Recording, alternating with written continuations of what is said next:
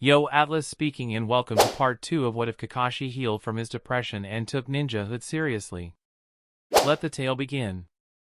Chapter 11, Genin vs. Genin. The first names displayed Dosa Kinyuta vs. Temari. Kakashi was curious on the abilities of the Oto Nin. The fight proved to be fairly straightforward and not very interesting. Temari kept her distance against a shinobi with potentially unknown abilities. Dosu tried to close the distance, however Temari used her futon elemental release to drive him back. Dosu became desperate and tried to push forward anyway and was blown clear across the arena and smashed into the wall. A smashed rib punctured his lung and he coughed up blood. Hey, called the match before the sound Nin died of blood loss. Sakura shook her head and whispered, "Wow, she doesn't mess around." Kakashi wasn't surprised that the Kazekage's daughter was impressive. I still would place my chips on this team against the Sand siblings, but it would be a close battle. She is definitely Chunin material. While Kakashi mapped out what a potential battle would look like in his head, he watched the electronic board as a new set of names appeared. It turned out to be Yoroi Akato vs. Shikamaru Nara. The two opponents walked to the center of the arena. The fight began with Yoroi attempting to get in close. Sasuke had been disappointed by the first fight and hoped some new jutsu would be thrown out. It was not to be. Yoroi tried to close in to absorb the Nara's chakra. Shikamaru countered by backing up and throwing a kunai with an explosive tag attached to it at the ground. Yoroi was able to dodge away, but the blast still lifted him upwards. With Yoroi airborne, it was impossible for him to change his trajectory. Shikamaru simply let his shadow extend and grabbed the older genin. Kabuto's teammate was trapped and now prone on the ground. Shikamaru pulled a kunai from his shin, a place most shinobi would not place a kunai. He then hefted it and made ready to throw. With Yoroi completely paralyzed and mimicking his opponent's moves, he would have no way to counter the attack. He tried to break free of the cage main no jutsu, but he wouldn't have time. Shikamaru announced, "Either you forfeit or this kunai hits you in the neck." His voice had a cold tone that Naruto was not used to. Did something happen in the Forest of Death? Naruto wondered. Akato had no choice but to surrender and Shikamaru passed on to the next round. Sasuke was rather frustrated at the lack of jutsu being used. The cage main no jutsu was a result of a bloodline and therefore was not something he could copy. He kept his face impassive as he watched the billboard light up with two new names. Niji Hyuga vs. Kin Tsuchi. Kin looked sour at the matchup while Niji looked confident. Guy shouted, "Niji, showcase the power of your youth." Niji suppressed a sigh as he made ready to advance. Sasuke was very interested in Niji's capabilities. Again, he was disappointed in the match. The completely lopsided combat did prove Niji as worthy of a Chunin promotion, at least in terms of ability, but he had not needed to push himself. Projectiles were useless with Niji's dojutsu, and with Kin being a Senbon user, the outcome truly was foreordained. After toying with his opponent for a few minutes, he went in close and finished Kin off with his clan's gentle fist fighting style. Kin collapsed on the ground, her chakra points closed and her body bleeding internally. She cursed Niji and then forfeited. Naruto turned to Kakashi. "That was pretty dumb of him, wasn't it?" Kakashi quirked his eyebrow and then nodded. Yes, he flaunted his ability when the match could have been decided in seconds. "When you take your exams one day, I expect none of you to needlessly showboat." Sasuke was irritated that he had not been able to see the full extent of the genius of the class, his senior. The speed Niji had wasn't at Sasuke's level, but he had no idea if Niji had been holding back against his outclassed opponent. His musings were interrupted by the announcement of the next fight.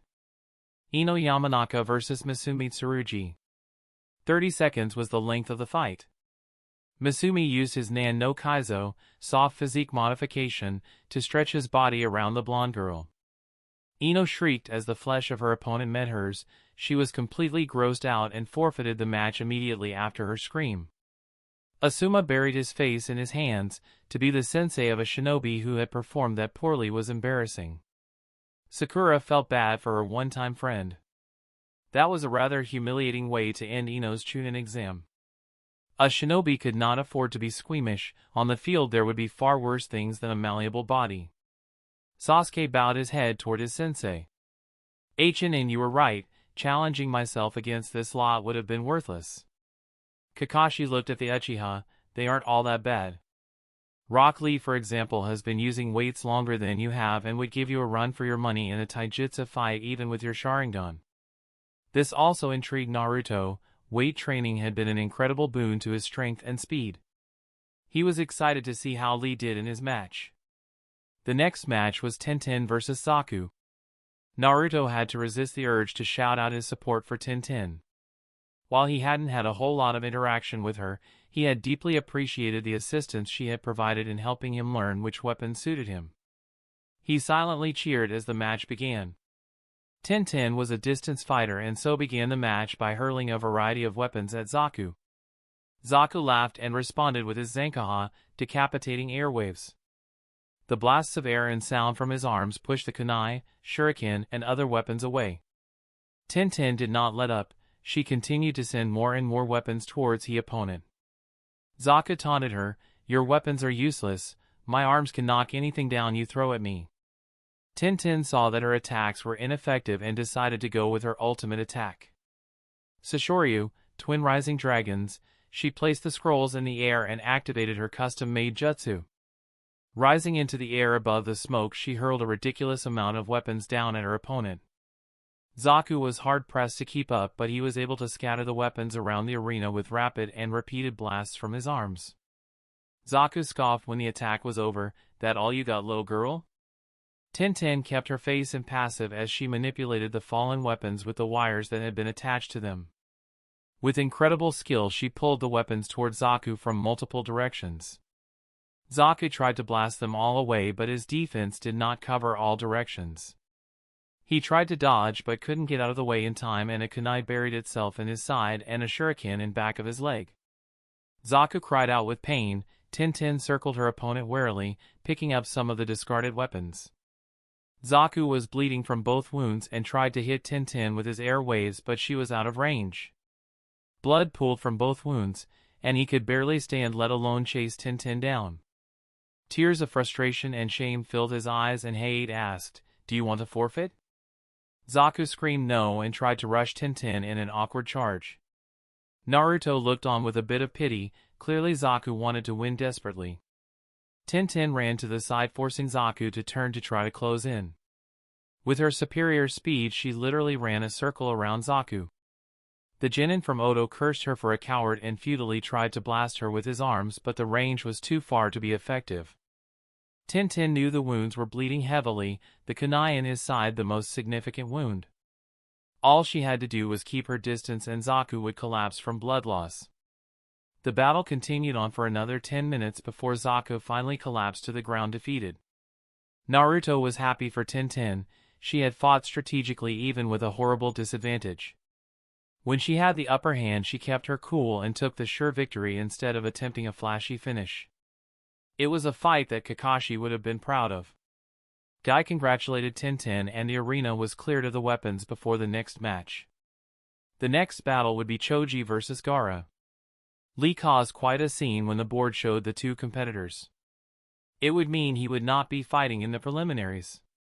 Guy tried to console his student, promising that he would be able to show his youth in the final part of the Chunin exams. With the disruption ended, the match could start. Naruto was anxious as he watched the two make their way to the center. Gaara was bad news, he felt it in his bones. Kakashi was also concerned.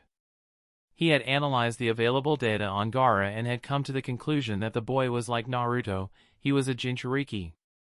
Unlike Naruto, Gaara had little control and was psychotic. The information Konoha had on the missions Gaara completed for Suna showed that he reveled in killing. Choji was a bit unsteady entering the arena. His sensei had promised him barbecue if he had done well, but the boy in front of him unnerved him. Shikamaru had told him not to mess around and to forfeit the instant it was looking bad. He had never seen his laid-back friend so intently serious before, and that was the reason for his nerves. The battle began with Choji using his Baika no Jutsu, multi-size technique. The jutsu expanded Choji's body, which allowed him to better utilize Nikuden Sensha, human bullet tank. Choji turned into a ball and rushed forward, hoping to smash the smaller genin with one attack. Gaara didn't even move. His sand erupted in front of him, stopping the momentum cold. Choji rolled backwards, trying to get even more speed to smash through the sand. Again Gaara made no move, he didn't even blink as the ball smashed into the sand. Pathetic, your blood won't please mother, but I will still take it, Gaara announced as the sand whipped about him in a frenzy. Choji was a bit disoriented from the two failed attacks and tried to hastily back away from the sand. With his disorientated, he fell backwards and the sand surged toward him. I forfeit, he screamed. Gaara ignored the announcement and said, Sabaku Soso, sand waterfall funereal. The sand that covered Choji instantly tried to implode the young genin. Guy dashed forward along with Height, smashing the bulk of the sand away from Choji, however some of the sand was still able to complete the attack. Sand crushed Choji's left leg at knee height. Choji screamed in pain and Height angrily said, the match is over, stand down or be disqualified.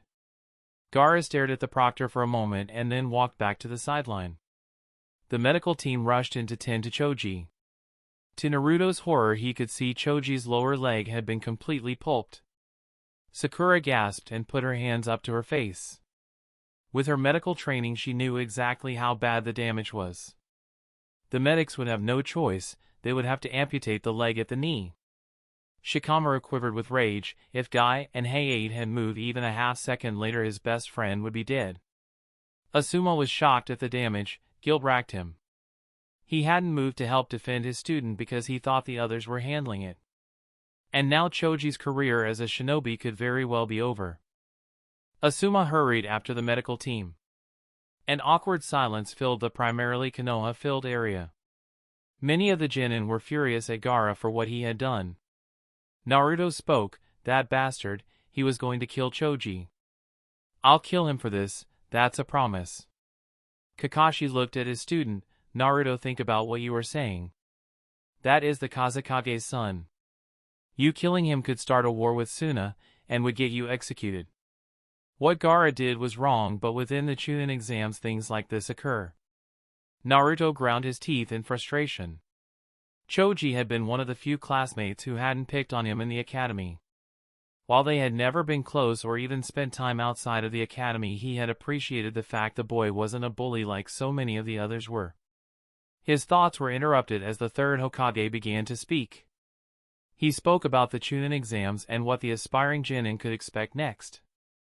There would be a 1-month delay before the Chunin exams continued. Everyone would know who they would be fighting next, as part of being a Chunin meant researching your opponents and planning ahead. Naruto shook his head in sympathy as Lee cried giant anime tears at not being able to showcase his youth for another full month. The names were called out. In the top half of the bracket, the first match would be Temari versus Neji. The second match would be Gaara versus Misumi. The winner of the first and second match would face each other in the semifinals after the lower bracket completed their 2 matches. In the second bracket, it was Tenten versus Lee. And then Kankuro versus Shikamaru. The winner of these 2 matches would face each other in the semifinals. The reactions were mixed. Neji and Temari eyed each other but remained impassive. Misumi looked scared while Gaara looked at him with contempt. Tenten and Lee were disappointed that they would have to fight each other. Shikamaru barely paid attention to who he was facing. He was worried about his childhood friend. Up above the second tier of the arena, Sasuke was curious to see how the matches would go. Both Temari and Neji were dominant in their battles and it would be a good match. Gaara versus Misumi would be a joke. Lee versus Tenten would be an interesting bout since Lee was all about close-range taijutsu while Tenten favored long-range attacks. Sasuke had little interest in the match between Shikamaru and Kankuro. One favored clan jutsu that Sasuke couldn't copy and the other was a puppeteer, a shinobi art that Sasuke had no interest in. As the genin below them filed out, Kakashi looked at his team. This marks the end of the preliminary matches. How do you think you stack up compared to these? Naruto answered, I don't have enough information to be sure, but I would be confident against most of them. Tenten is great, but my futon, Rapusho, wind release, gale palm, has 360 degrees of protections. Shikamaru doesn't have any area jutsu that I'm aware of, so my clones would defeat him. I didn't see Kankuro or Lee, so I can't say one way or the other.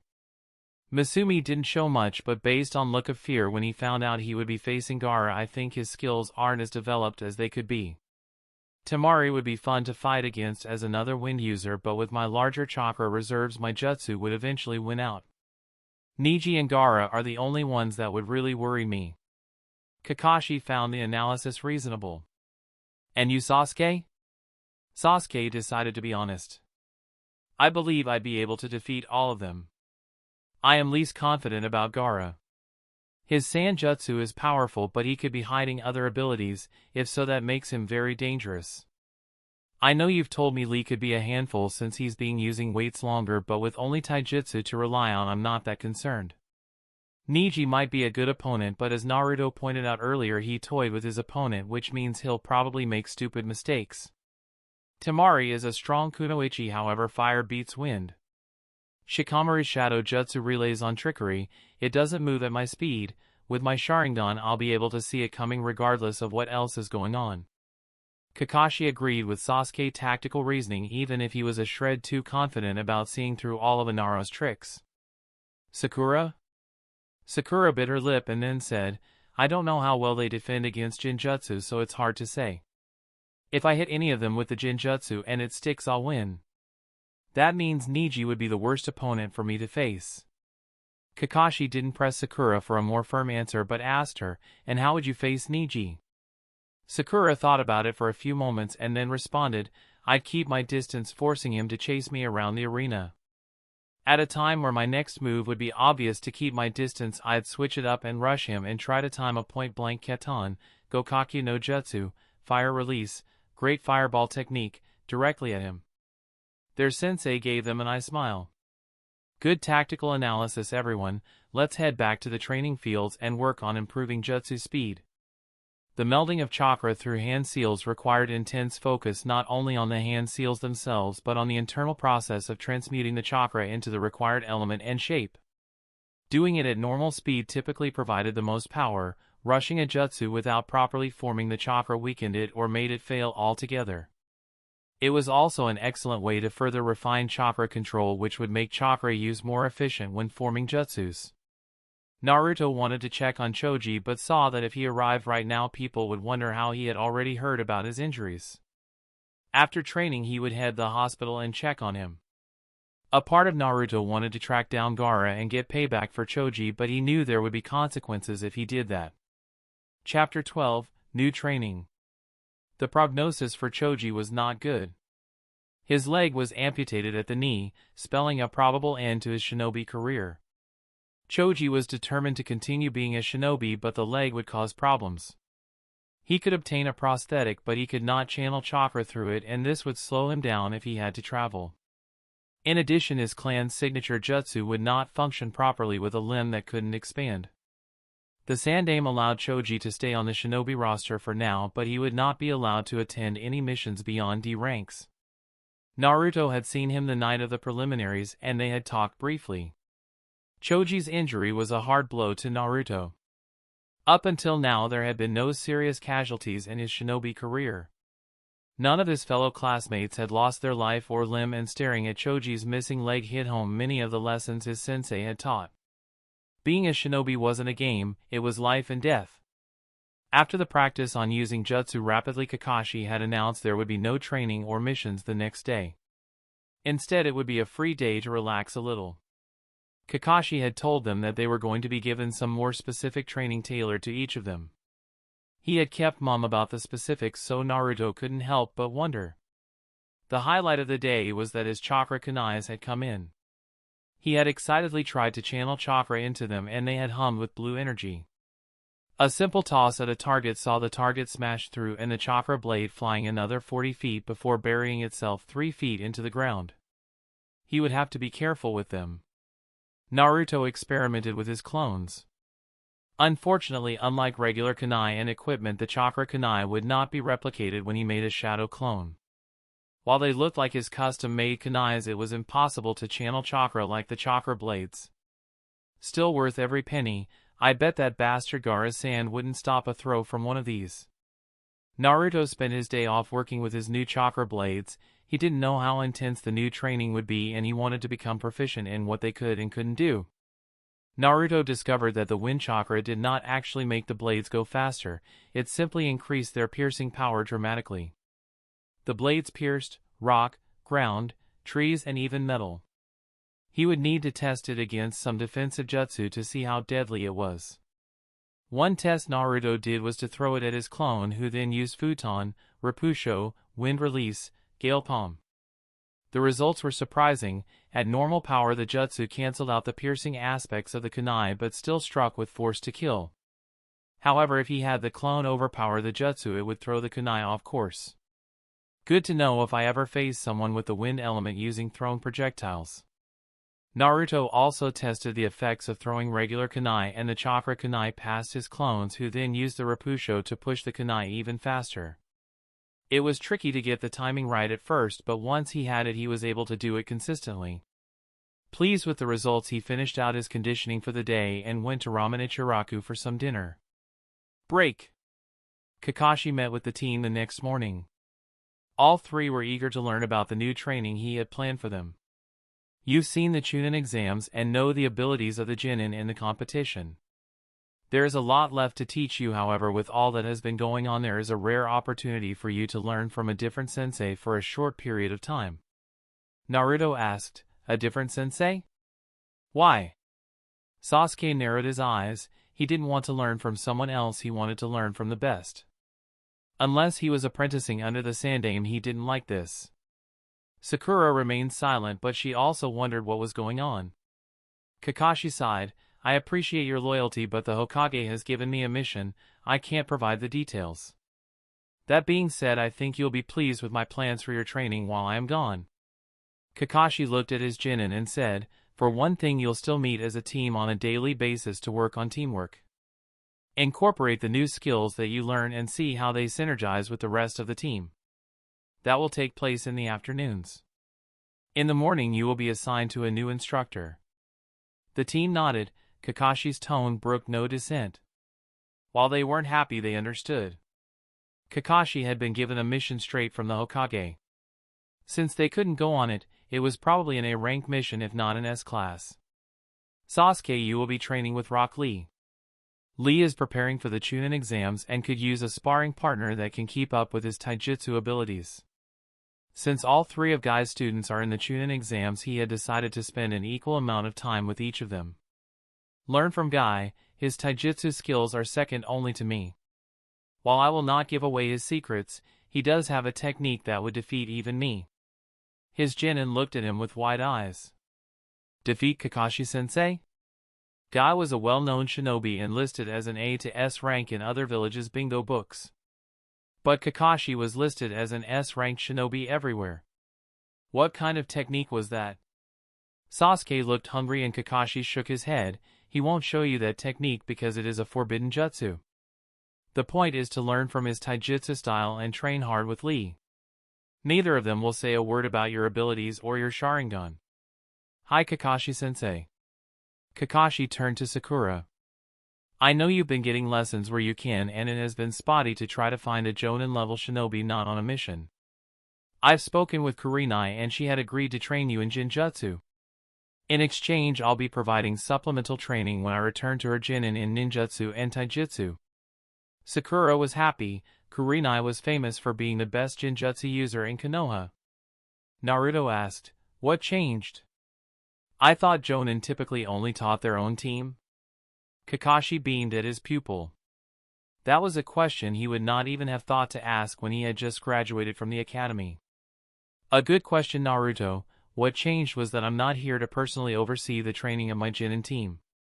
While the Hokage has the final say, I did barter a bit with him.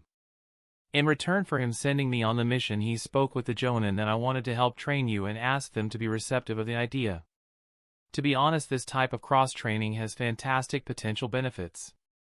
It's really only tradition that stopped us before. That makes sense, Kakashi-sensei. So who am I training with? Is it Asuma? I know he has the same elemental affinity as I do. I bet he could teach me a lot of jutsu. Kakashi gave his pupil an eye smile. It was a good guess. No Naruto, you get to be trained by one of Konoha's very own legends. Naruto was positively drooling while he wondered who it could be. Jiraiya of the Sannin. Naruto's eyes grew big. He's the one who taught the fourth Hokage, and the fourth Hokage taught you. Kakashi nodded, pleased to see his student had continued his reading. Sasuke was jealous of Naruto's opportunity, however two things stopped him from speaking up. First and foremost, he knew it would just cause him problems with Kakashi. It would be stupid to irritate the man. Secondly, he was actually looking forward to working with Lee. This would be a real chance to test how strong he was against a competent genin.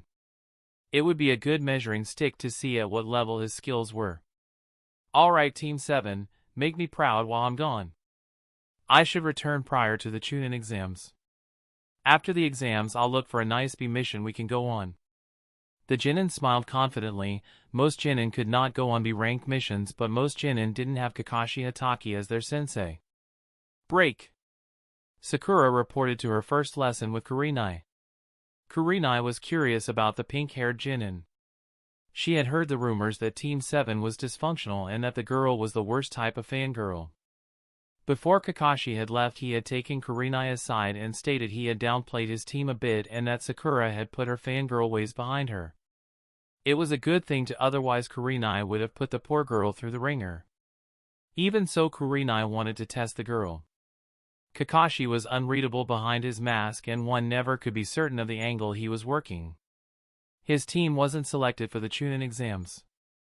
That meant something, and she hoped it didn't mean she would have to waste her time with a talentless slacker mooning over a boy who wouldn't return her affections. Sakura arrived 10 minutes early. 1 point in her favor, the red-eyed Jonin thought. Sakura presented herself properly and inclined her head. Thank you for agreeing to teach me, Kurenai-sensei. Respectful too, but let's see how strong of a shinobi she is. Kurenai silently and subtly placed a genjutsu on her charge. She was shocked when within a second Sakura clapped her hands together. Kai. The genjutsu had not been a powerful one, so it was disrupted by Sakura's chakra release. Kurenai was impressed. Being able to detect a genjutsu like that was impressive.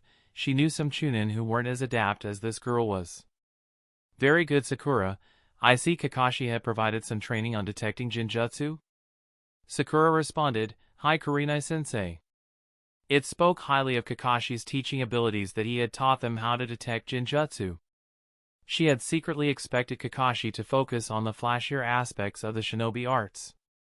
She had often thought with a 1000 jutsus Kakashi's only response to a problem would be to throw a ninjutsu at it. While Kurenai was primarily there to learn genjutsu, she wanted to test her other abilities. Sakura, we are going to spar, keep it to taijutsu. Sakura immediately raised her hands into an academy fighting stance.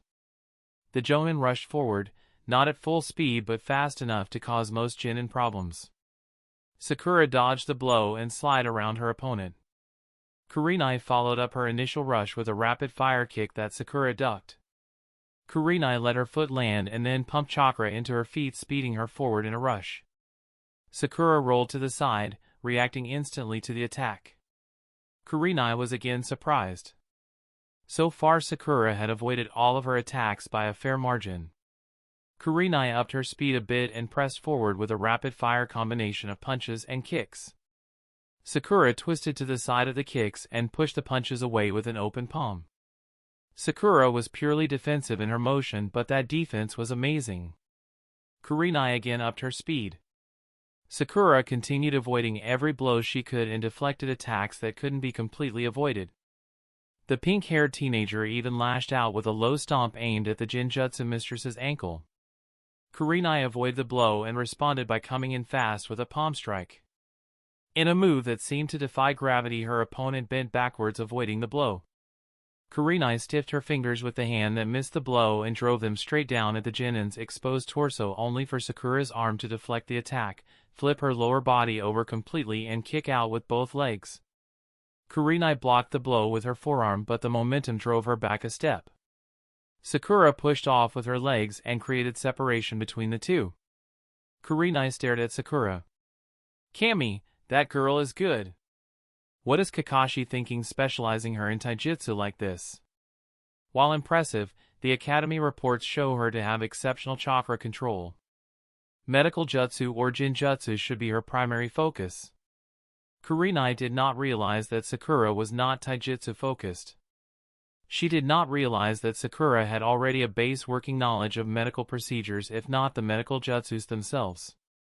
She did not realize Sakura already had mastered 2 separate jinjutsu and an offensive elemental ninjutsu.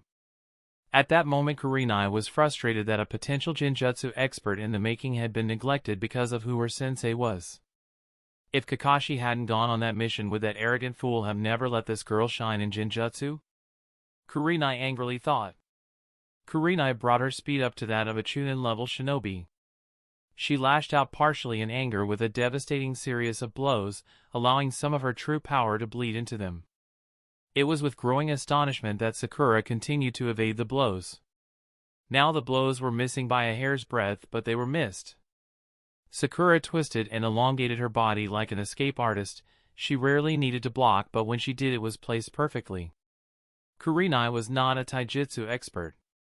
In a pure taijutsu conflict, there wasn't a jonin in the leaf that wasn't her superior. That being said, she was still upper Chunin level in her taijutsu abilities. Sakura was making a mockery of that fact, however. Granted, Sakura had been focused almost purely on defense, less than a handful of offensive strikes were shown. But when it came to pure dodging ability, the girl was massively ahead of Kurenai's own team. Kurenai finally had enough and moved to her maximum level of speed. Sakura managed to continue dodging for another 30 seconds before the jonin managed to get in a good palm strike to the chest, knocking her down. Kurenai had broken a sweat and was actually breathing a bit heavily. In a moment of shock, Kurenai realized that Sakura wasn't any more winded than she was. I'm still angry at Kakashi for not focusing the girl on an appropriate shinobi path that could use her excellent level of chakra control, but this is ridiculous.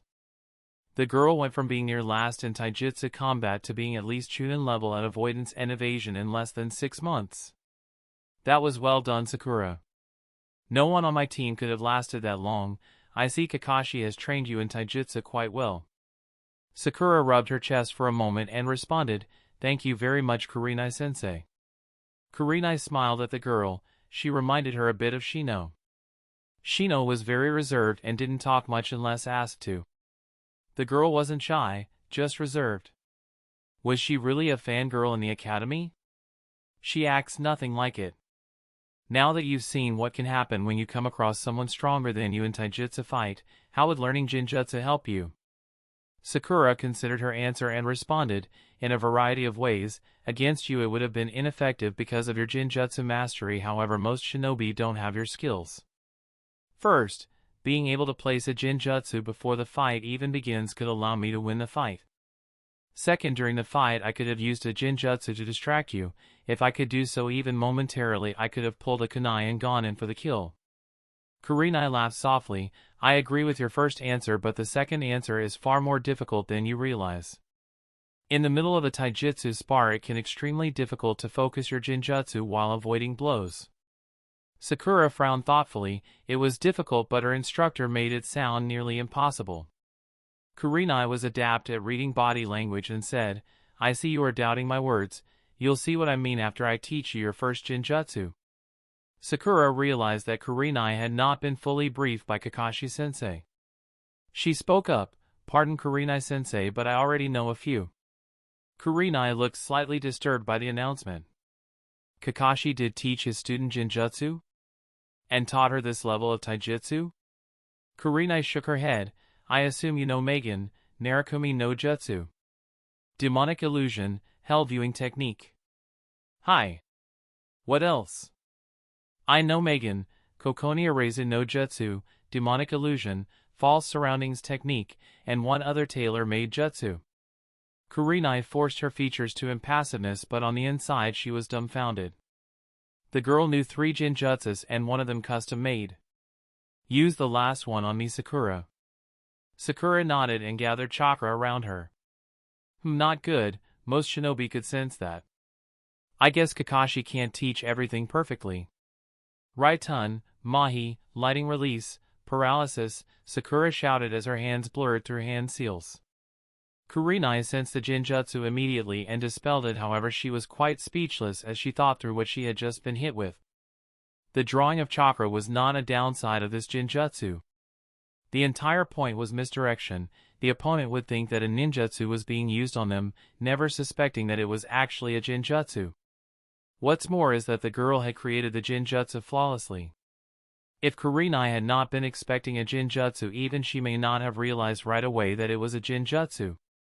The attack was genius and the girl had mastered it. Mastered it, not just functionally used it but actually mastered it.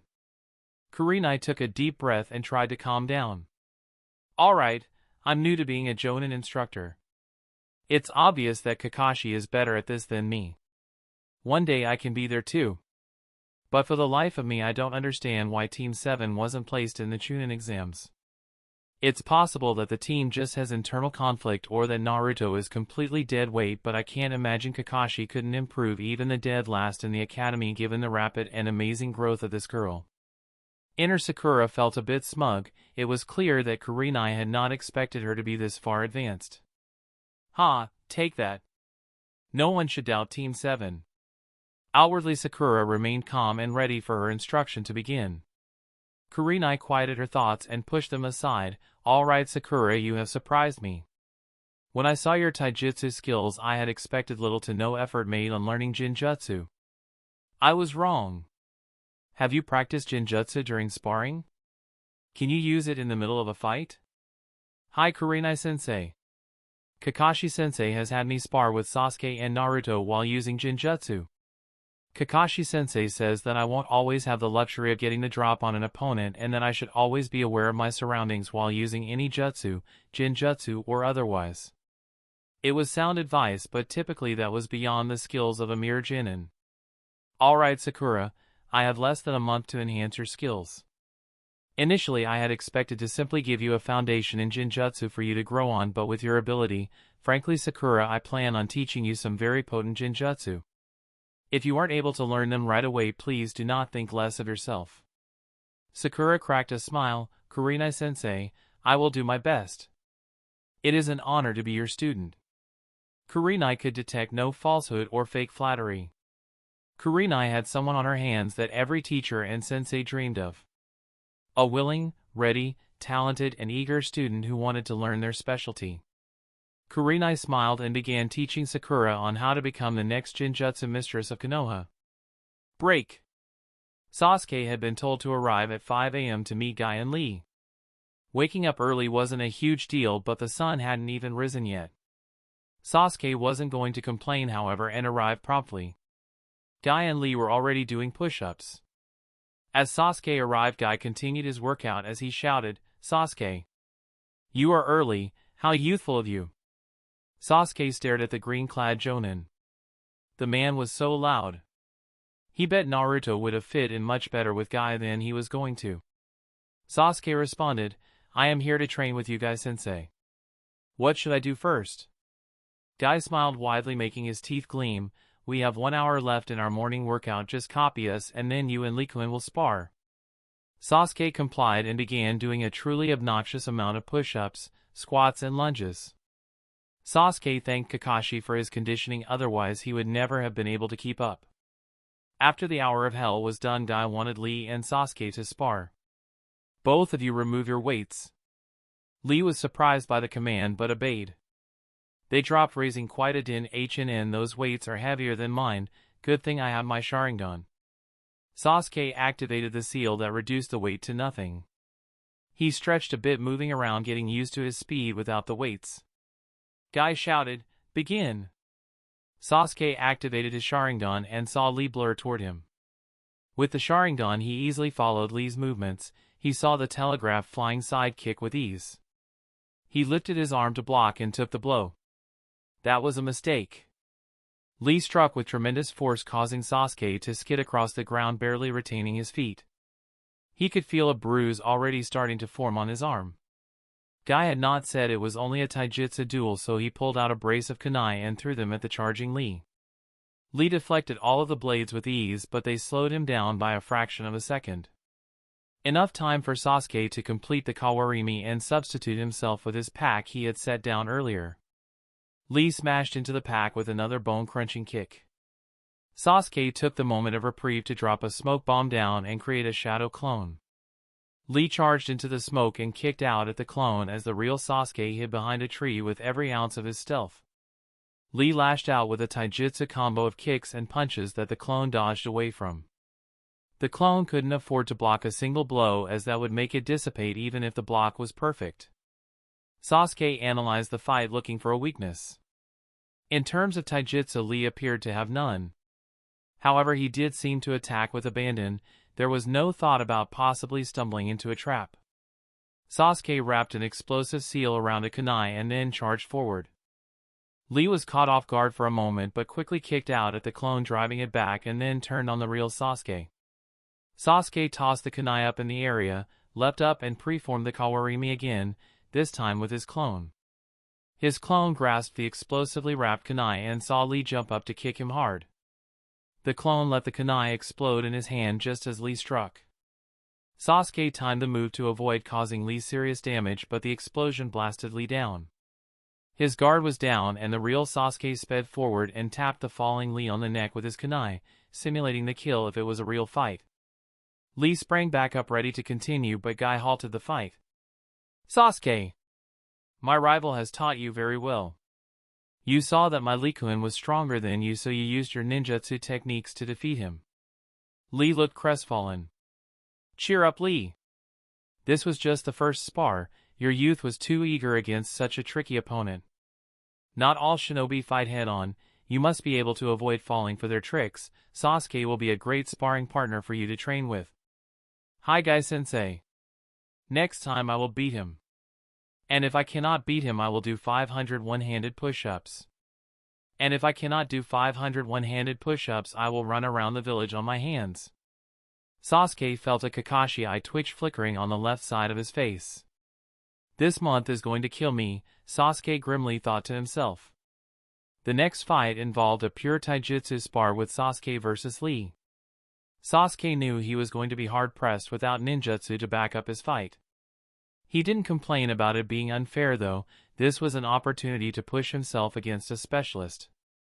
Lee came in with another blistering fast and powerful kick.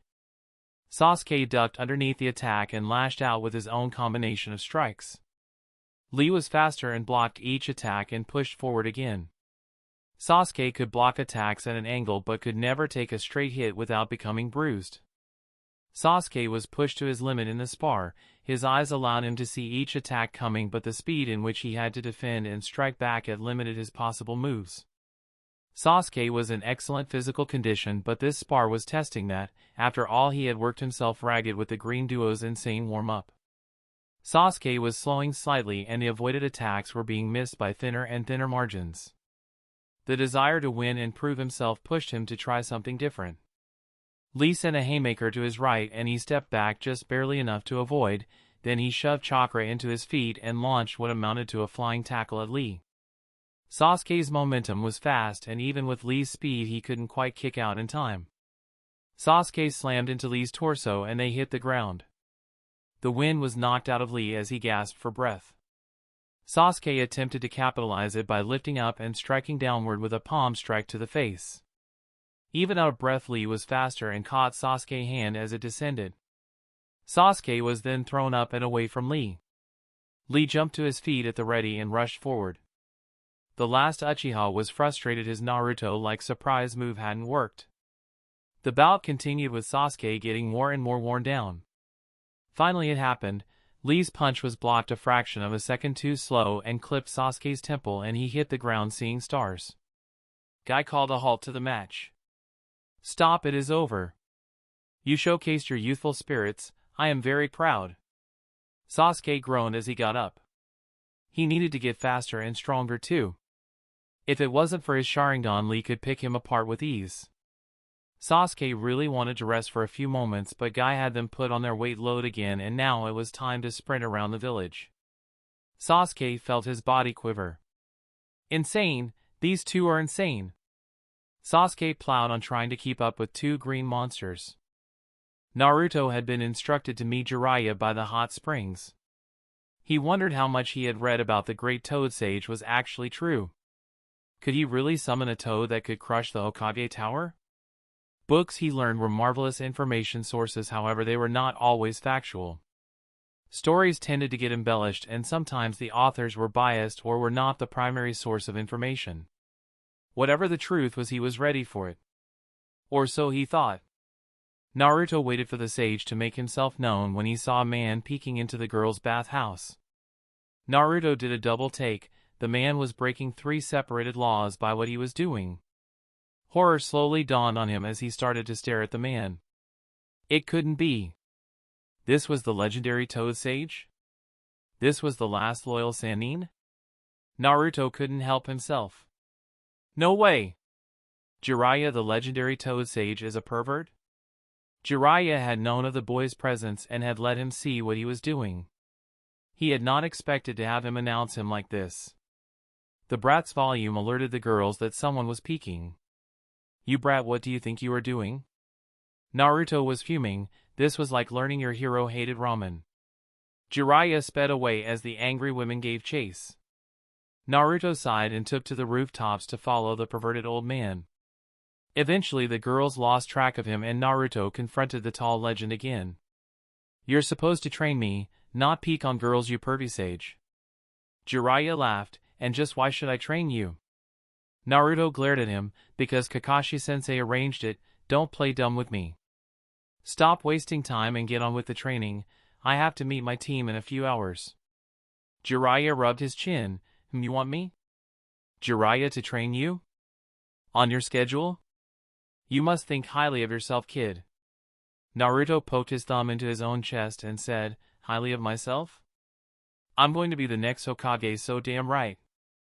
Now what are you going to train me in first? Jiraiya scoffed, kid, and it is an if I train you it is going to be on my schedule. You can play with your little friends later. Naruto shook his head. My sensei gave us instructions, and those aren't changing regardless of what you say. Jiraiya turned around. By then. Naruto shrugged. He wasn't changing his mind. He suspected he was being tested, but if he wasn't it didn't matter. His team was more important than training with the old pervert. To Jiraiya's shock, Naruto kept walking. Kakashi, that's pretty impressive loyalty you've got in that kid. Either that or he's a complete idiot not realizing what he is missing. The white-haired spy master decided to follow the boy discreetly. The blonde went to a training ground and summoned 24 clones. The clones spread out and worked on a number of things.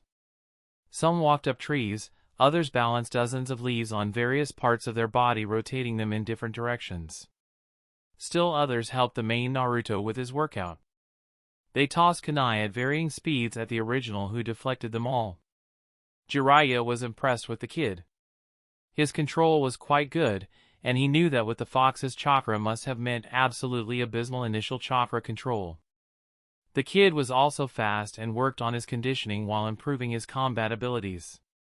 Jiraiya made himself known and instantly Naruto was on guard as were the rest of his clones. Again Jiraiya was impressed as Naruto had preformed an almost undetectable Kawarimi with one of his clones. If he had been assassin or opponent he would have targeted what he thought was the original. Kakashi, your paranoia passes on to another generation. Naruto looked at the sage and said, I thought you weren't going to train me. I like your spunk, brat, but don't get carried away. If I am to train you I expect appropriate respect. Training that had been ingrained in him leapt to the fore. Hi Jiraiya-sensei. Jiraiya blinked. Shaking himself he said, alright, I'm going to teach you an ace jutsu. Jiraiya told Naruto he was going to teach him to summon toads. He was surprised when Naruto knew instantly what he was talking about. I thought he was supposed to barely be able to read, but he knows all about the various summons of the world. Jiraiya wondered if Kakashi had gotten his mitts on the boy while he was in the academy. It would explain his knowledge base and skill level. Jiraiya went through the summoning and summoned a toad and presented the contract to Naruto. Naruto was all smiles and gratefully signed his name in blood on the contract. Alright kid, before you summon anything I want to talk to you about your chakra. Jiraiya asked if he ever felt another chakra source available to him during certain times. No, but I've avoided trying to tap into the nine-tailed fox's chakra. What? How? Did Kakashi tell you about this? Naruto shook his head. No, Jiraiya-sensei, I read that a Jinchuriki can tap into the power of the demon they have sealed inside of themselves. However, not being a seal master and knowing the Nine Tails' fearsome reputation, I thought it best not to even try. Jiraiya was a bit put out at not being able to explain anything to his godson. Well, I am seal master, so go ahead and give it a try. Naruto assumed a meditative pose and turned his sight inward. His chakra surrounded his body and he tried to feel it, looking for any sign of chakra that was different. After several minutes he opened his eyes. I'm not sure how. All of my chakra feels the same. Jiraiya gave a theatrical sigh. Exhaust yourself of chakra almost to the point of chakra exhaustion and then try the summoning jutsu. Naruto responded with a "Hi Jiraiya-sensei" and sprang into action. He created 50 clones and had them all fire a futon, Daitapa, wind release, great breakthrough, into the sky. Jiraiya was impressed by the kid's chakra reserves. They surpassed even his estimation. The kid's not bad with control, but the way he is using the jutsu is very ineffective. Jiraiya had not yet realized that Naruto was deliberately overpowering the jutsu in a wasteful manner to better exhaust his reserves. Finally Naruto stopped and panted, my chakra reserves are really low, can I try the summoning jutsu now? The Toad Sage nodded, go ahead, and if you feel another chakra source latch onto it and use it. Naruto took a deep breath, bit his thumb and went through the hand seals. Kuchiyos no Jutsu. Summoning Technique. Chapter 13, Toad and Fox. Naruto slammed his hand onto the ground and a poof of smoke obscured view for a few moments. As the smoke cleared, Naruto saw that he had successfully summoned a toad, however the size of the creature was a bit sad. The small orange toad waved and said, yo.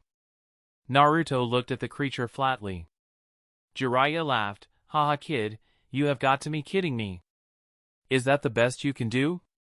Naruto glared at his temporary sensei and said, if I hadn't had all my chakra drained I would have done much better. Jiraiya snorted, if you had harnessed the Kyuubi chakra like I told you to it wouldn't be an issue. Gamakichi looked at the two shinobi and interrupted, hey, why did you summon me? And do you have any snacks? Naruto took a deep breath trying to suppress his frustration. He inclined his head to the summoned toad. Hello Gamakichi-san, I was attempting to try the Kuchiyos no Jutsu, summoning technique, for the first time and you arrived. Gamakichi looked at the boy and did a shrug, or at least the miniature toad equivalent of one. So, snacks? Naruto shook his head in apology. I am sorry Gamakichi-san, next time I summon you I will have snacks. Gamakichi sighed, be seeing you then, and with that he returned to the land of toads. The legendary Sannin shook his head, you're still using your own chakra.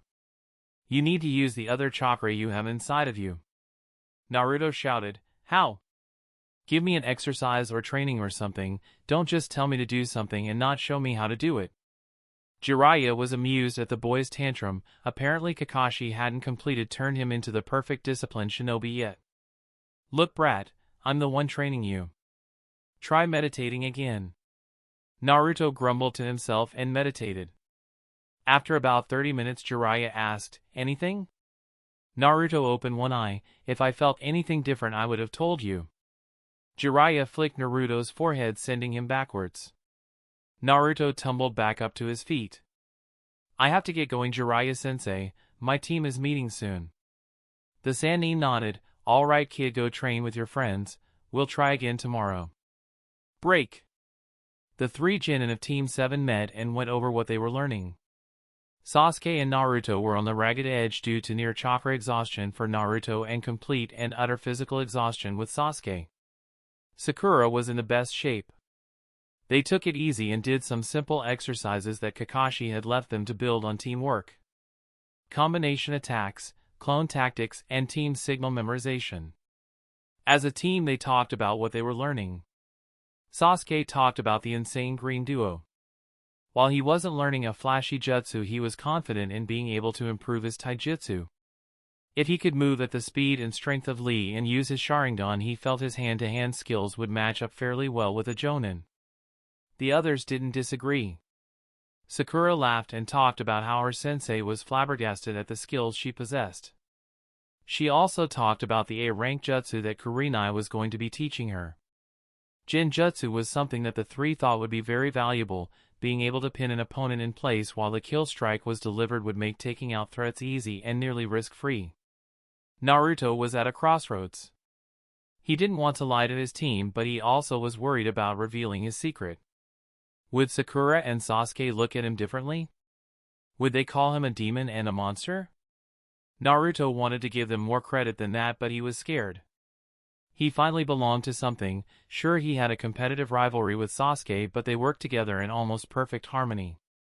And even though Sakura-chan hadn't agreed to go on a date, she had stopped hitting him and actually seemed to enjoy his company. Could he risk all of that by telling them about the damn demon in his belly? Sakura looked at Naruto, who was strangely silent and contemplative. Naruto, what's on your mind? Aren't you going to tell us about your training? Naruto trembled and remained silent. Sakura looked unworriedly. Naruto? Naruto! What is the matter with you? Sasuke activated his Sharingan to double-check that Naruto was Naruto. Seeing that he was in fact Naruto, he remained silent. Guys, I'm really glad to be on your team. Sasuke quirked an eyebrow. Where was Naruto going with this? Naruto took a deep breath.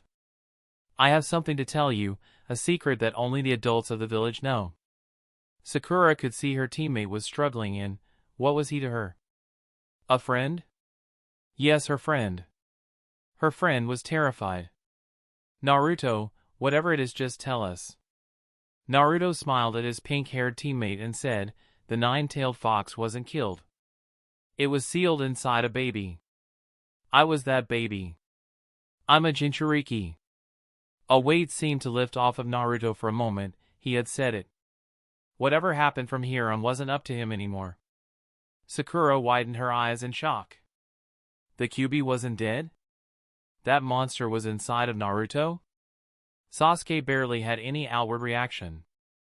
Instead he said, what are you worried about?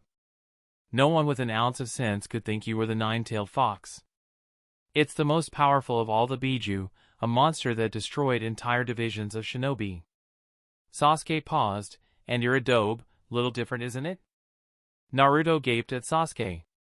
Then he laughed. Tears welled in Naruto's eyes. Sasuke didn't care if he was a demon container. He looked at Sakura, who smiled at their antics. Naruto, you're our teammate. If you were evil, do you think the Hokage would let you become a shinobi? Naruto rubbed his eyes. I guess I've been worried about nothing then. His two teammates nodded.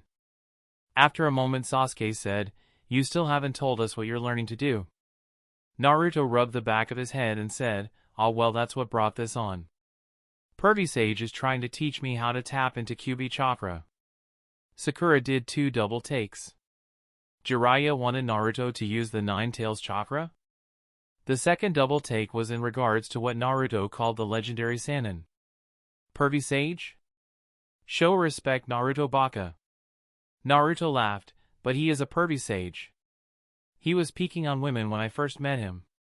Sakura rolled her eyes. Naruto, you go from sharing a deep dark secret to making bad jokes.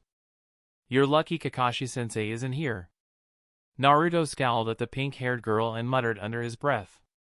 The three started working on some of their combination attacks.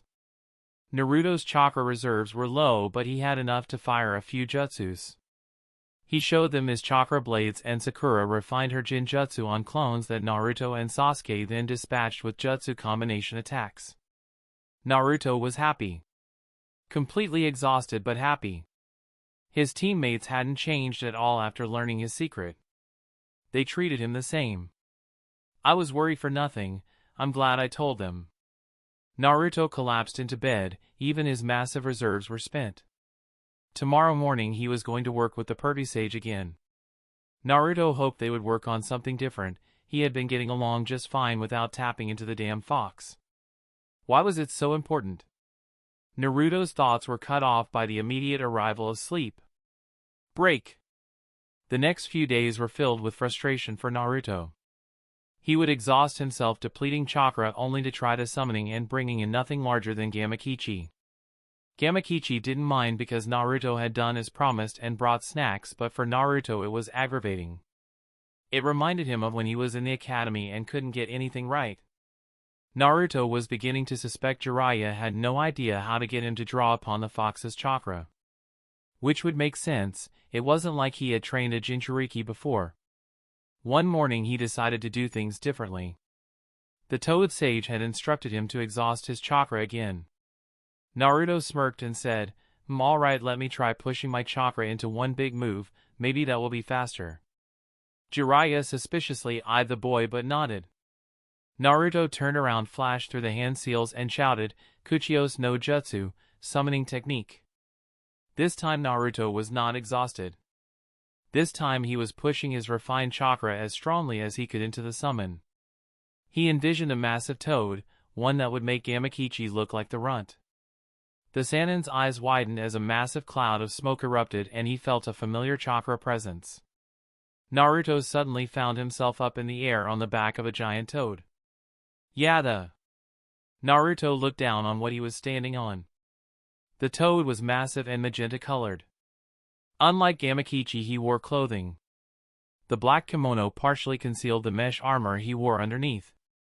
In his hands he had a Sasumina and across his back was a shield that looked almost like a plate. The young Jinchuriki was ecstatic about the size of the summon. The large toad rumbled underneath him, Jiraiya, did you summon me? Jiraiya shook his head, no Gamakin-san, that was my apprentice on your head who summoned you. The massive toad responded with another deep rumble, I did not see him, how clumsy of me. You must be Naruto. Naruto laughed again, no big deal, it's great to meet you Gamakin-san. The toad nodded his head slowly, likewise Naruto-san. Why did you summon me? Naruto explained that he wanted to try summoning larger toads than just Gamakichi and that if he tired it when he was well rested and had full access to his chakra he thought he could do it. Jiraiya interjected, Naruto. The purpose was to use the Kyuubi chakra and not bother important toads. You shouldn't call a battle toad unless it is truly needed. Gamakin rumbled, I'm not that important. Jiraiya smacked his face with his palm, he would have liked it if his trusted battle ally had backed him up. Naruto huffed, what is your problem, Purdy Sage? Just because I didn't use Kyuubi chakra doesn't mean his isn't an incredibly powerful ability. You taught me something that will let me take out Jonin level threats. Stop calling me that. One day you'll need to tap into that chakra, and you'll need to control it. The Yondaime designed that seal so that you could use that Kyuubi chakra. You insult his legacy by not using that power. Naruto sobered a bit. While still very happy with the result of his jutsu, he didn't want to denigrate the legacy of the greatest shinobi Konoha has ever produced.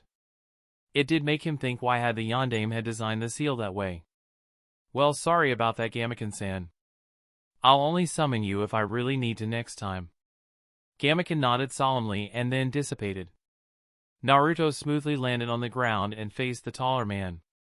Jiraiya-sensei, what I'm doing currently isn't working. What else can I try?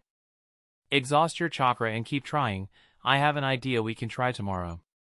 Naruto created his shadow clones and began to deplete all of his chakra. Time for extreme measures, kid, Jiraiya thought. Since Naruto had used a large amount of chakra summoning Gamakin, it didn't take too long between shadow clones and ninjutsu for his chakra reserves to fall lower. Jiraiya saw that the boy was winded and walked next to the panting Jinchuriki and flicked his forehead protector with a heavy dose of power. Naruto sailed into the nearby chasm. Now you'll have to us the demon chakra or you'll die.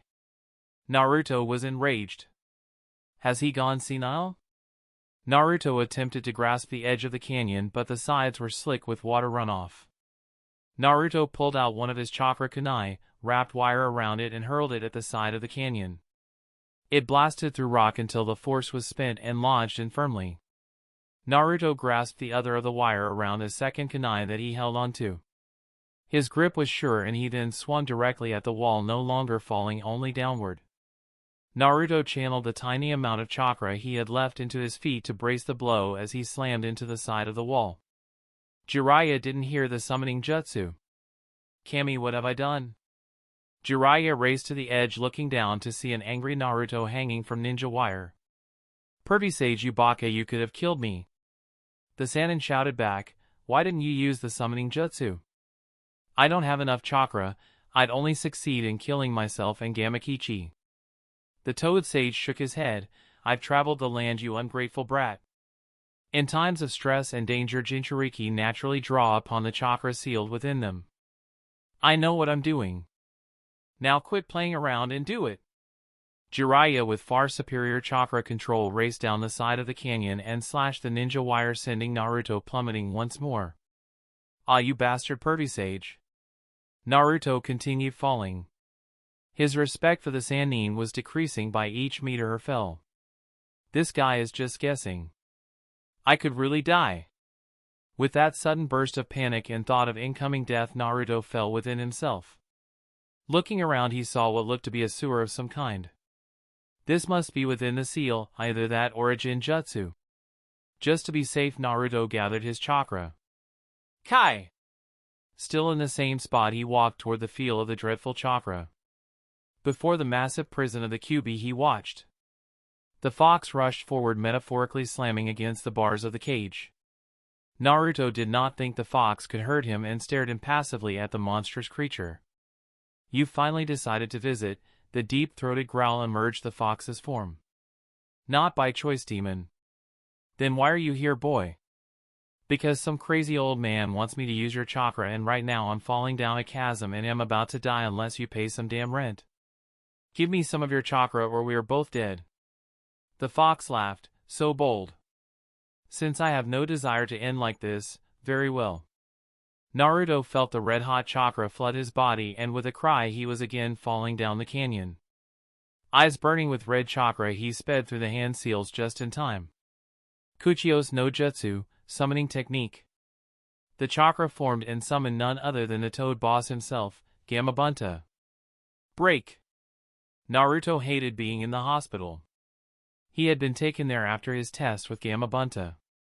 The sour old toad was just as bad as Jiraiya. Both of them were insane. He wouldn't be surprised if their past was littered with dead apprentices who hadn't succeeded one of their little initiation trials. Naruto supposed that wasn't fully fair, but at the moment he didn't care. He was in one of the worst places in Konoha. The hospital. I'll make my escape soon, Naruto promised. Naruto decided as he was resting and recovering from the exhaustion and wounds he had endured trying to cling to Gamabunta that he wouldn't be summoning the Chief Toad very often. If he needed assistance in the form of a giant toad, he'd go with the more accommodating Gamakin. While he was a bit taciturn, he didn't try to throw him to his death. Naruto also hated not being there for team practice. It felt like he was letting his team down, which really chafed because both of his teammates had been completely accepting of his status as a Jinchuriki. Naruto forced himself to get a little bit more rest. He would not miss the meeting time on the next day. Closing his eyes, he wondered if the Pervy Sage had any other training planned and if it would be any more reasonable. Break! The month continued to pass with all three genin improving. Sakura's practical knowledge of Jinjutsu was quickly making her one of the most dangerous kind of opponents. The kind that can kill you before you even realize you were in danger. Even Sasuke's Sharingan wasn't proof against her new Jinjutsu techniques. Sasuke and Naruto's ability to detect and break Jinjutsu also rose as a byproduct of Sakura's new abilities. Sasuke had thought Kakashi's training was intense. Guy and Lee continued to run him ragged. It was only thanks to his Sharingan and his own natural grace that prevented some kind of serious injury to Sasuke. But with the intense training along with the increasing weight, Sasuke's taijutsu skills were approaching near Jonin levels. His speed and strength alone weren't enough to put him at that skill tier, but when combined with the predictive power of the Sharingan, it was doubtful any Chunin in the village could match him in taijutsu. Naruto actually fell a bit behind Sasuke in taijutsu. While his greater stamina continued to make his strength and speed superior to Sasuke, the intense practice Sasuke received combined with the Sharingan meant he was flat out better than Naruto in taijutsu. This spurred Naruto to train even harder. Naruto's time with Jiraiya was not spent on taijutsu at all. Jiraiya decided that Naruto had made enough progress with accessing the Kyuubi chakra for now. The next time on the training agenda was something that he figured would take Naruto a long time to learn. The Rasengan. However, much to the Toad Sage's surprise, Naruto quickly learned the technique. The Kagebunshin allowed Naruto to quickly pick up the beginning steps of the training. A dozen Naruto's training allowed for the total number of training hours to effectively multiply his efforts by a factor of 10. In addition, all of the hard work Kakashi had pushed for from Naruto on chakra control was paying dividends. Within just 1 week, Naruto had formed the Rasengan and could use it in a fight. Jiraiya often looked on as Team 7 trained after their morning exercises with their various temporary senseis. The genin actually put genjutsu and minor non-lethal traps around their secluded training area, but for one of Jiraiya's skills it was child's play to avoid them. Watching them was a treat for him. Their teamwork was remarkable, and the degree of advancement they had in comparison to the academy reports was mind-boggling. The clay may have been of extremely high quality, but none could deny Kakashi being the master potter. Jiraiya knew that barring something terrible happening, he was looking upon the next Sannin. My hope is that they don't end in tragedy like we did. Break. Kakashi returned from his S-class mission and reported immediately to the Sandaime. Hiruzen asked for the report. It is as we feared, Orochimaru is either leading or helping Oto Geikure. Hiruzen took a poof on his pipe. Why did he put Oto Genin through the Chunin exams? Kakashi responded, unknown. Nothing of their plans was written outside of research notes, and those were fit only for burning.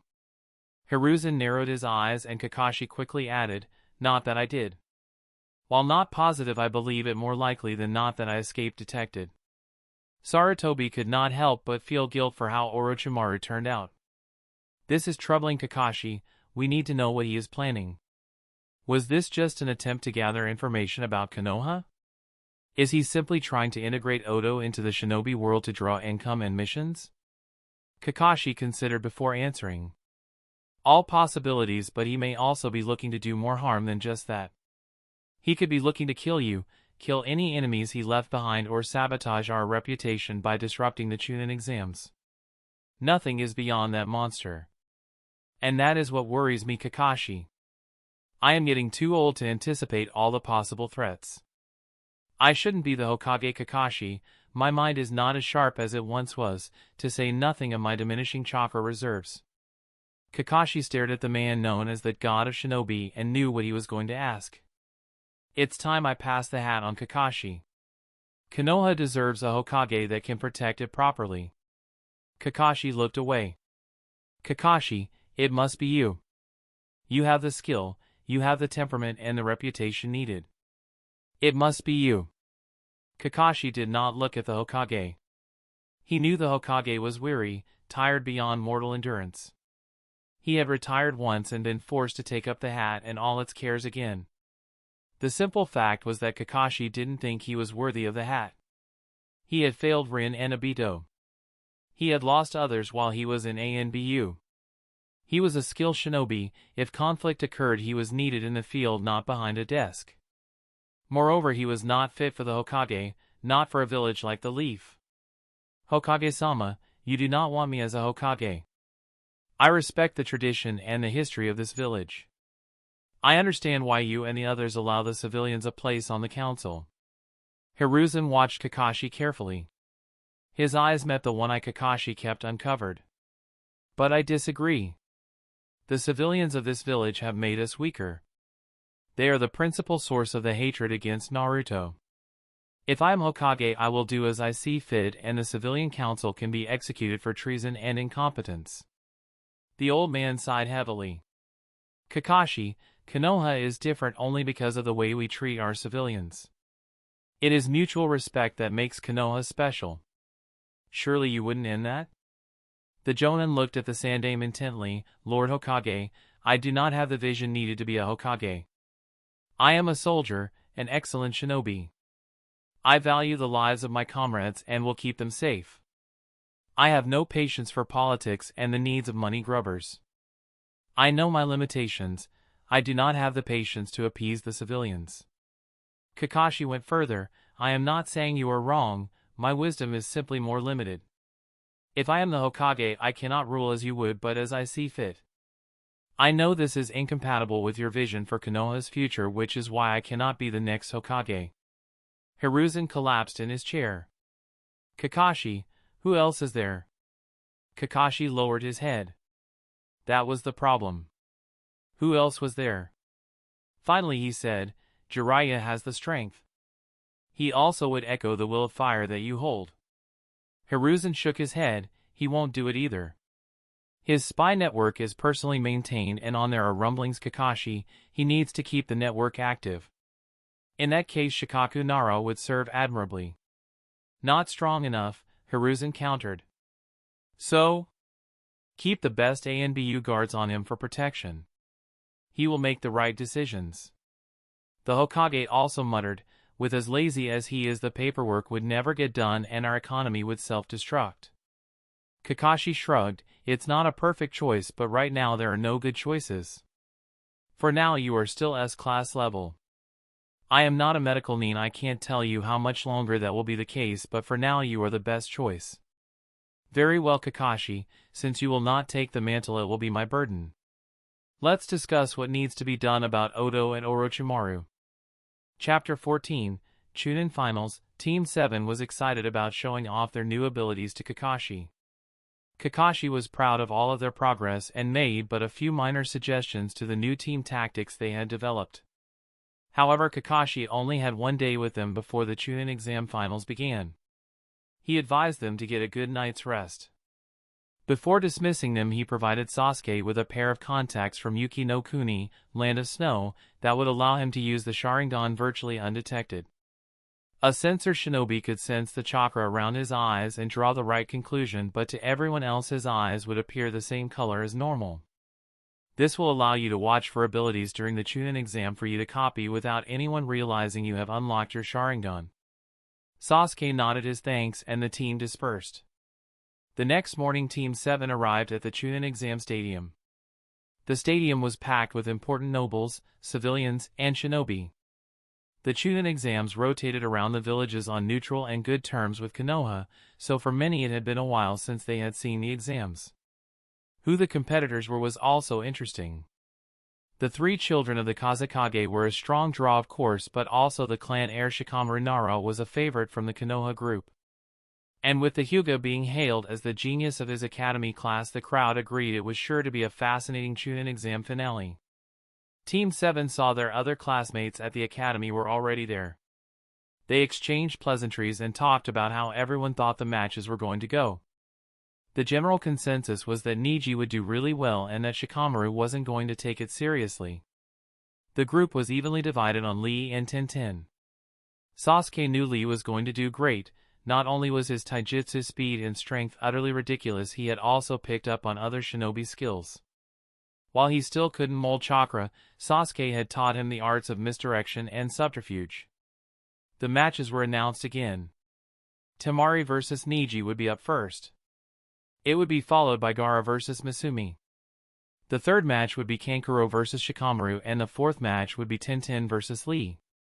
Then the winners in the top bracket, the winners of match 1 and 2 would fight. Then the winners of match 3 and 4 would fight. Then the last two remaining competitors would battle. Winning didn't guarantee a Chunin promotion but in all but the rarest situation it did result in a Chunin promotion.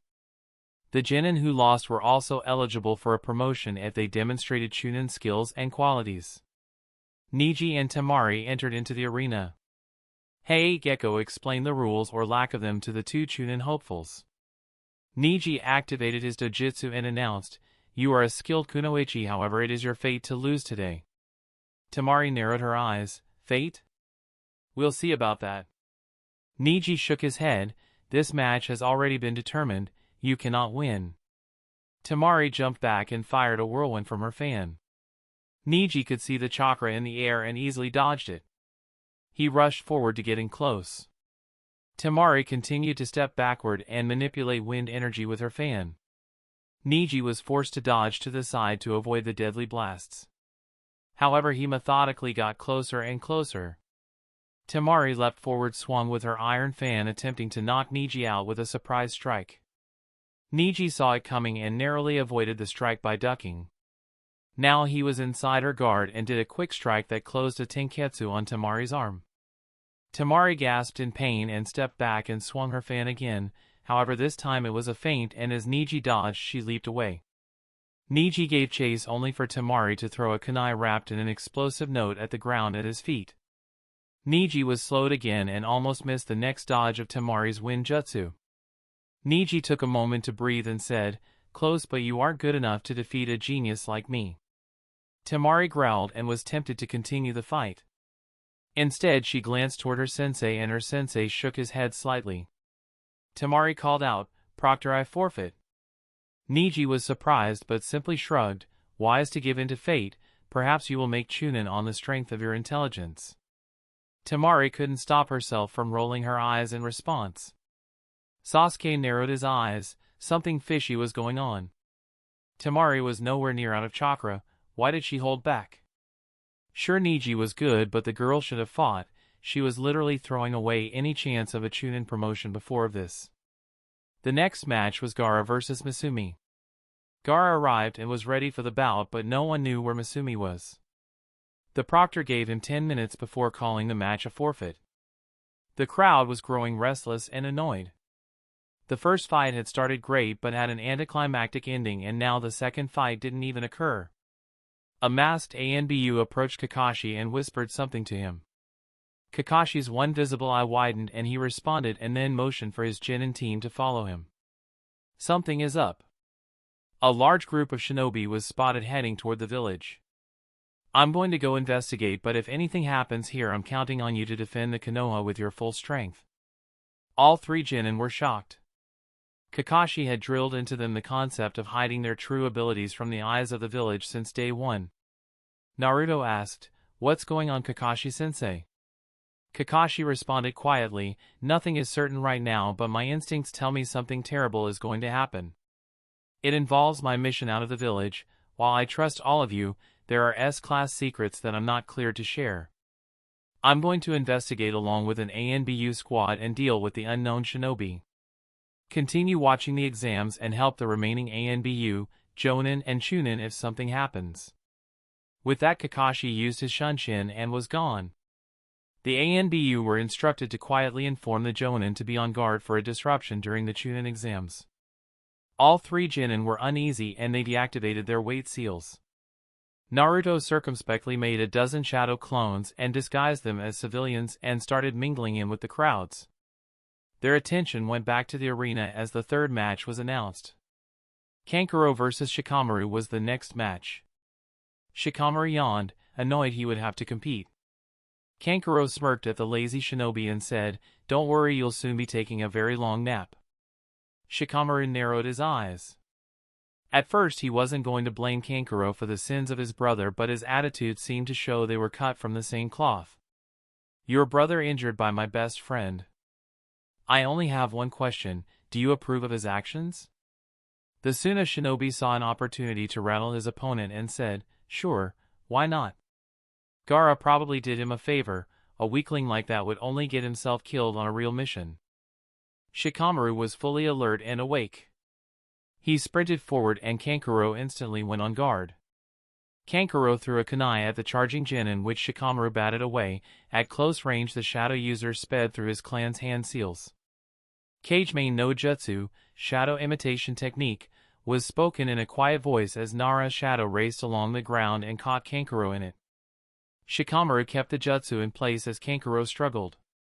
Shikamaru grabbed at his shin kunai holster and pulled out a kunai prepared with an explosive tag. Kankuro mimicked the action but had no kunai to draw from there, so his hand was empty. He activated the tag and threw it directly at Kankuro's leg. The blade slashed into the leg and exploded, ripping the leg off. Naruto saw this and whistled, "Remind me never to get Shikamaru mad." He did exactly what was done to Choji. Sasuke shook his head, "That's only his puppet." Naruto did a double take, but sure enough, instead of blood and gore the smoke cleared to show splintered leg pieces of the Tsunade's puppet. The real Kankuro was on the ground and sprang up out of the bandages and threw a poison-tipped kunai at Shikamaru. Shikamaru released his jutsu and deflected the kunai with his own. Kankuro sneered, "I guess you Konoha shinobi are out for revenge, huh? Too bad you released your jutsu." His puppet crow was no longer held by the technique and instantly sprang into action against Shikamaru. Shikamaru cursed and leapt back. He was on the run as poison, kunai, and other puppet attacks hounded him. How troublesome, I regret not training harder now. Shikamaru led the puppet back around toward Kankuro and initiated his jutsu, this time having the shadows seek out 2 targets. Kankuro saw the tactic and moved away with both the puppet and himself at the same time in opposite directions. As soon as they started to do this, the Nara clan air sped towards Kankuro. Shikamaru needed to get his jutsu off on the puppet master, not the puppet, since the puppet master still had to manipulate chakra strings. Once he was caught, Crow would be done for as well. Now it was a race as Shikamaru rushed to get within range before Crow caught up to him. Nara did the calculations in his head and saw a small window of opportunity and again flashed through the hand signs for the Kage main no jutsu, shadow imitation technique. Kankuro couldn't quite outrun it due to being close to the wall and having to move perpendicular to the racing shadow. He sped Crow faster and faster, and then the shadow reached him. Sasuke sighed, Shikamaru just lost.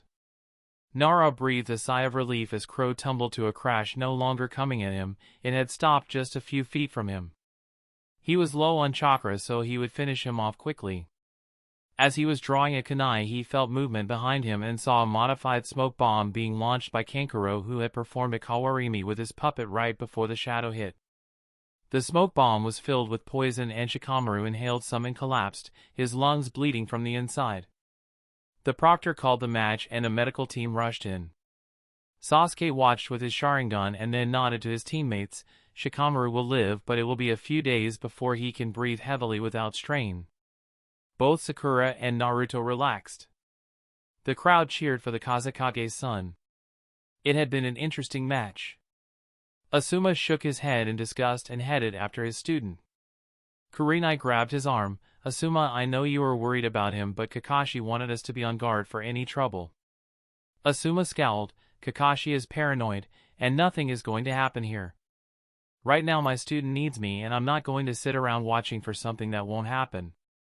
Asuma had hoped that Shikamaru would have taught the Tsunade a lesson.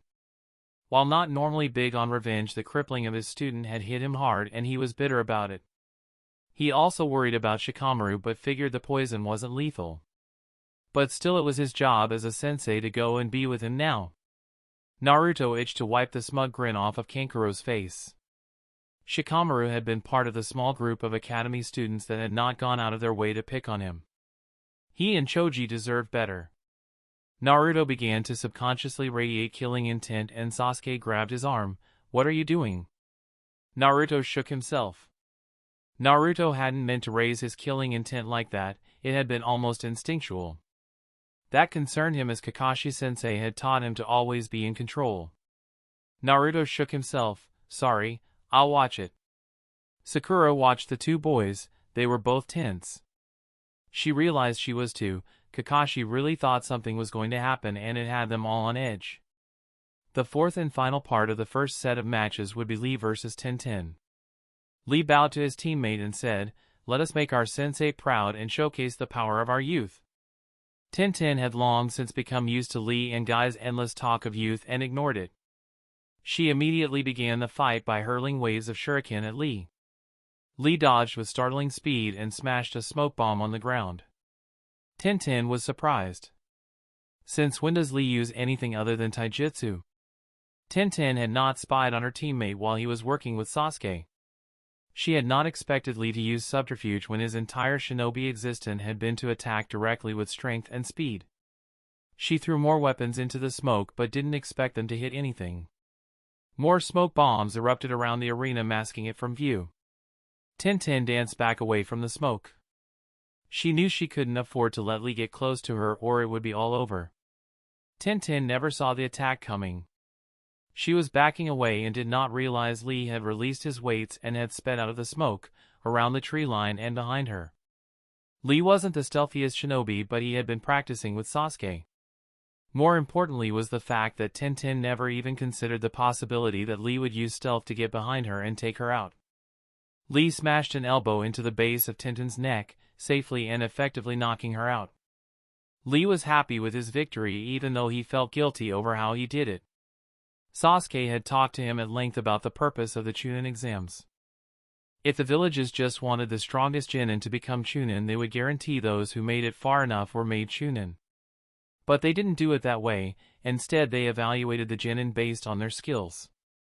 Lee was fantastic in a fight, but outside of that he lacked any shinobi arts. If he wanted a promotion, he would need to show the judges that he could plan and outthink his opponent as well as outfight them. His flawless victory, even without the use of chakra, would be a powerful point in his favor. Lee gave a discreet nod to the stands, a bit away from where Sasuke stood. Sasuke was actually proud of his comrade. The boy was annoying and half mad, but he was eager to learn and had taught Sasuke a lot about taijutsu. Kakashi had made another correct choice with Sasuke's training. Sasuke continued to be impressed with the foresight of his sensei. The next match would be Neji versus Gaara. However, before the contestants arrived, an anbu approached the third Hokage and whispered an urgent message. Orochimaru, who had the senses to hear the whispered message, cursed and began the invasion earlier than planned. Signaling Kabuto to begin his genjutsu, Orochimaru and the sound for then acted. Sasuke watched in horror as the Hokage was taken captive and pushed to the roof and was then cut off by a barrier created by 4 unknown shinobi.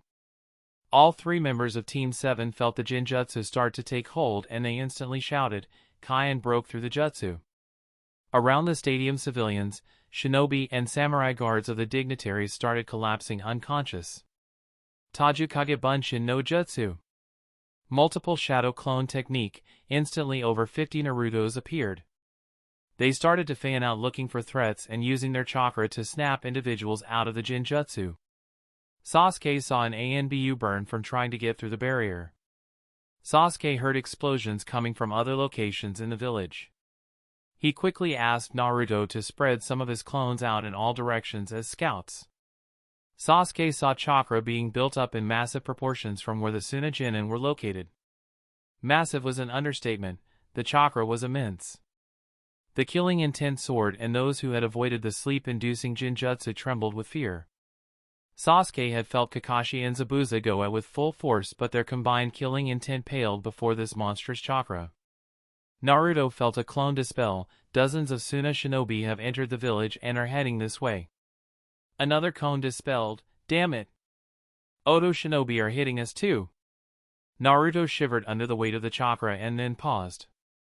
The chakra was different but familiar. Familiar as in similar to the Kyuubi chakra. Guys, we need to evacuate this place. It's a biju. Sasuke's eyes snapped to Naruto. What? Naruto rapidly explained.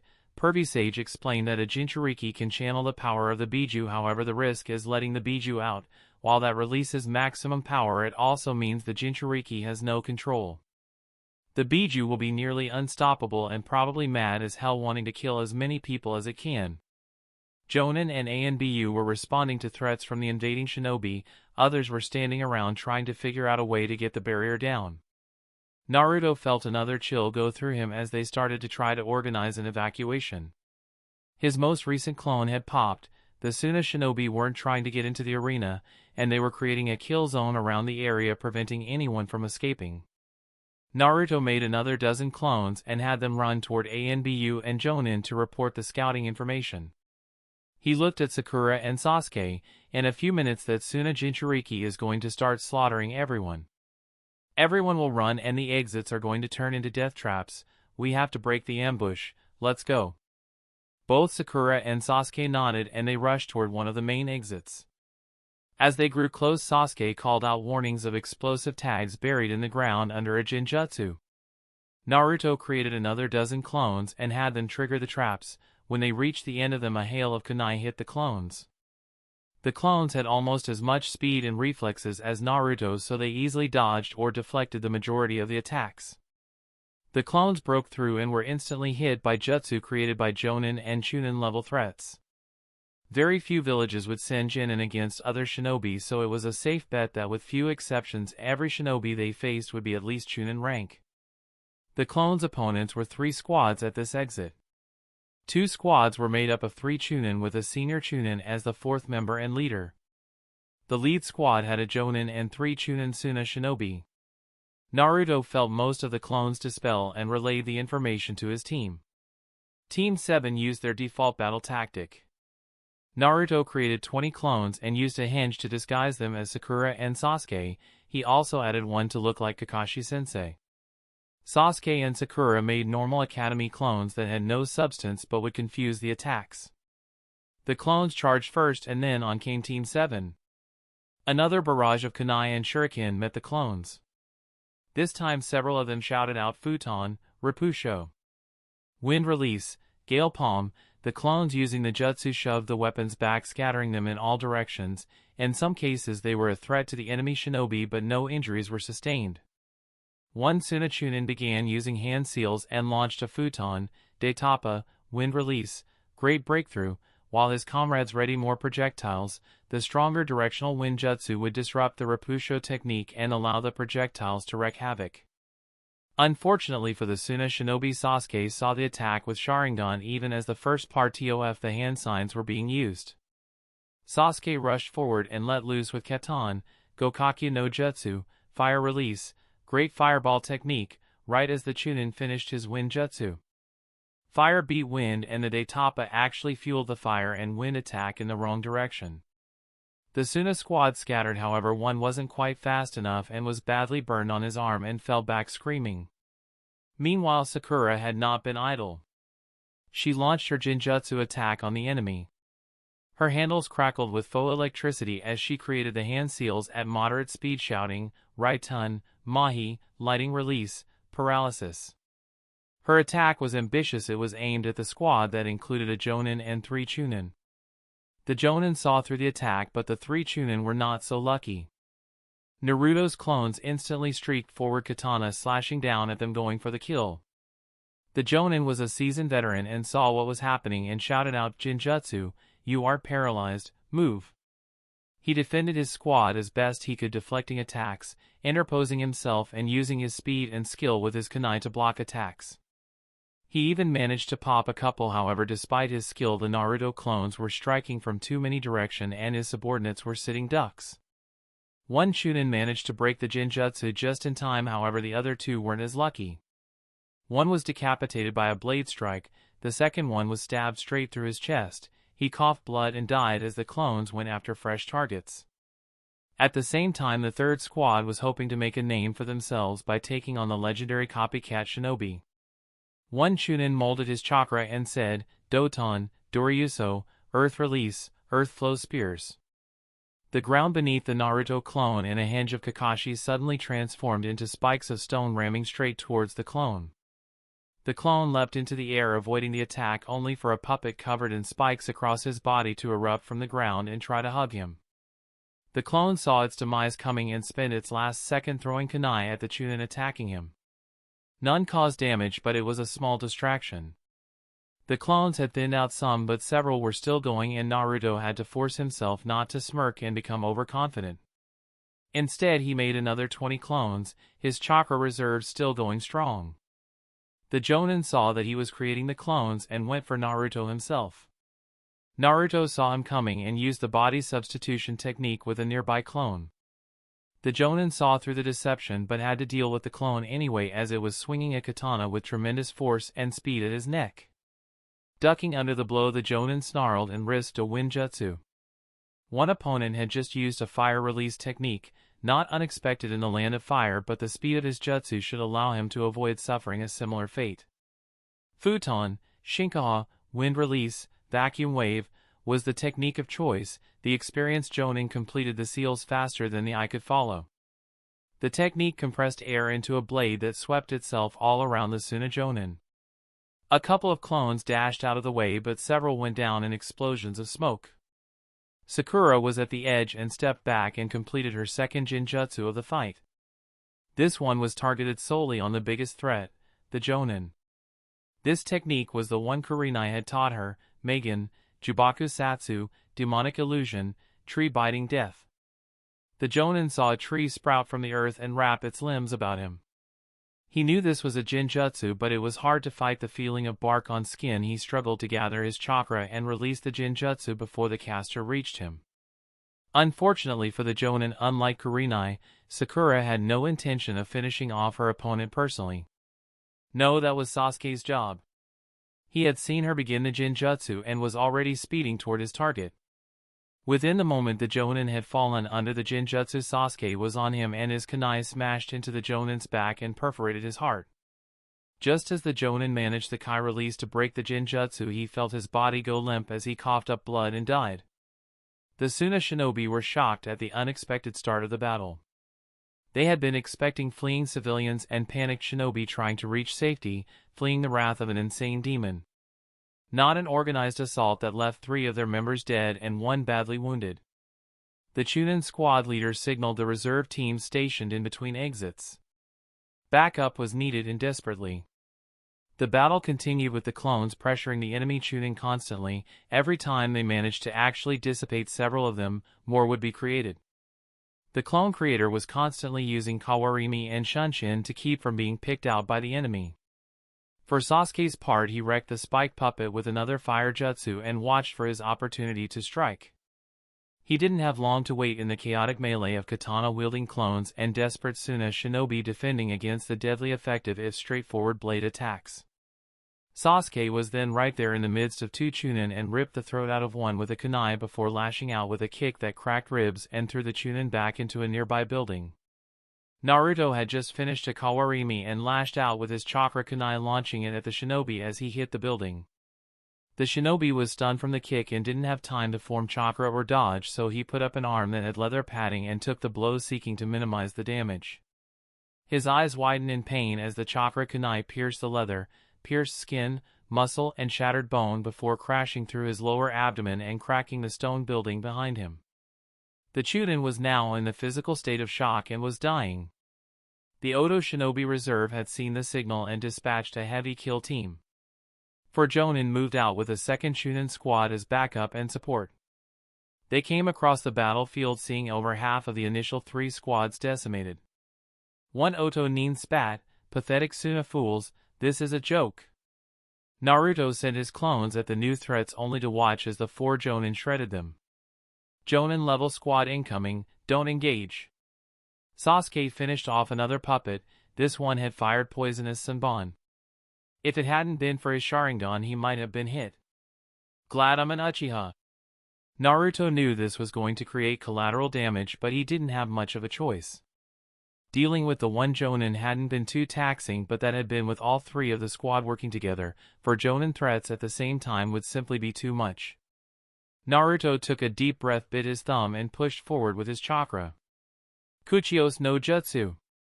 Summoning Technique. Chapter 15, Invasion of Konoha. Kakashi raced back to the village proper. He and the ANBU squad had come across 20 shinobi preparing a large summon. Intention clearly not good. Kakashi immediately attacked. Kakashi and the ANBU squad ripped into the 20 shinobi. Kakashi was feared as an S-ranked shinobi for a reason. His speed and strength were among the best in the shinobi world, combining his own innate skill and genius with the Sharingan made taijutsu battles child's play. Kakashi was also known for his ninjutsu, allowing him to pull the right jutsu at the right time. Needless to say, the enemy didn't know what hit them between an elite ANBU squad and Sharingan no Kakashi. The would-be Konoha attackers were decimated. Kakashi made sure one was alive to be interrogated. He told the ANBU squad, "There have to be others, split up and locate the threats." The ANBU squad scattered. Kakashi was glad he had convinced the Hokage to increase the guards around Konoha. Kakashi sensed a dreadful chakra fill the air as he raced back to the village. Oh no, it's the Suna Jinchuriki, it's being released inside the village. It was nearly impossible to stop a transformed Biju. Kakashi increased his speed and hoped his students would survive. Break! Inside of the arena, the ANBU squad had not been able to breach the barrier around the Hokage. They stopped trying when Gaara completed his transformation into Shikaku.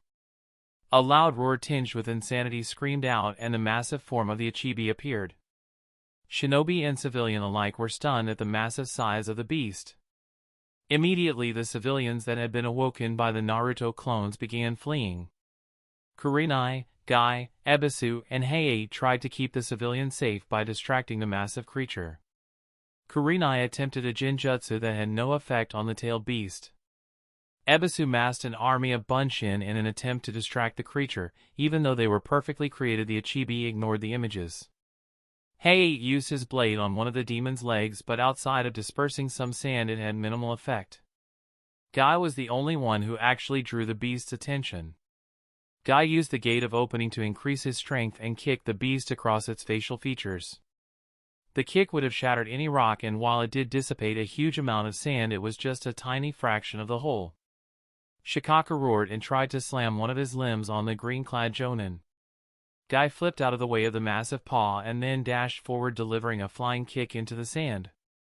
The great beast was momentarily distracted as it shouted out, "I'm going to crush you like a bug." Guy was now the focus on its attention, which even for a taijutsu master like Mato Guy was not something that could be endured for long.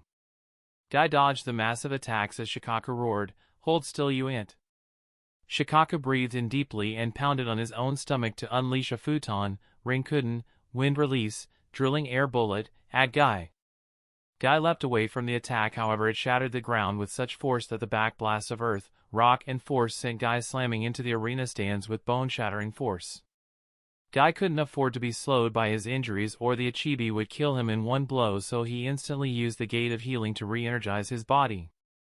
The Achibi liked the destruction it had caused with his futon, Rinkuden, wind release, drilling air bullet, and this time did it again, firing indiscriminately all around the stands. The death and destruction were immense, and the screaming cacophony added to the confusion. The civilians, samurai guards, dignitaries, and genin trying to escape the monstrous attacks. They raced for the exits. Team 7 had cleared the way of the buried explosive tags in one of the main exits, but in the others death awaited them. The first group who reached the exit died from explosions. The ones right behind them tried to stop, only to be trampled by the others behind them. A band of Chunin tried to get out in front and deal with the enemy shinobi blocking the path, but the civilians were in the way. It was a slaughterhouse. Guy sprang back at the demon, determined to keep it from killing any more civilians. Ebisu for his part used smoke bombs and aimed them at the head of the monster, trying to blind it. Heiei yelled at Kurenai, "We have to clear the exits of the enemy forces or all the civilians are going to die." Kurenai rushed toward one of the exits. In the stands there were shinobi who had training and skill, and they also began to fight back at the blockades held by the Suna and Oto Nin. One of those individuals was Hayashi Hyuga, who had acted as soon as the Genjutsu started. He had grabbed Hanabi and rushed over to where the genin had congregated to watch the fight and ordered Hinata to follow him. At the exit he chose, he saw the civilians rush in and trigger the explosive tags. He rushed to the front, and when the Suna shinobi unleashed Winjutsu and projectiles, he responded with Kaiten spinning and knocking all of the attacks aside. Knowing his two daughters were on the line, he rushed forward, determined to annihilate all that stood in his path. Meanwhile, Guy's students tried to also help distract the Biju. Tenten unleashed her most powerful attack, Sashoryu, twin rising dragons, at Shikaku. Much to her chagrin, the monster seemed utterly unfazed. Lee opened up the first gate and, like his sensei, led with a powerful kick that displaced sand. Like his teammates' results, it failed to attract much attention. Niji chose a dangerous course of action and ran up the great tail and then unleashed Kaiten right at what appeared to be a sandy joint. "Get off of me!" It turned in a circle, slamming his tail in a wide arc. Niji was thrown off and was hanging in the air, about to be struck down, when his sensei leapt and grabbed him away from the tail that had just completed its rotation.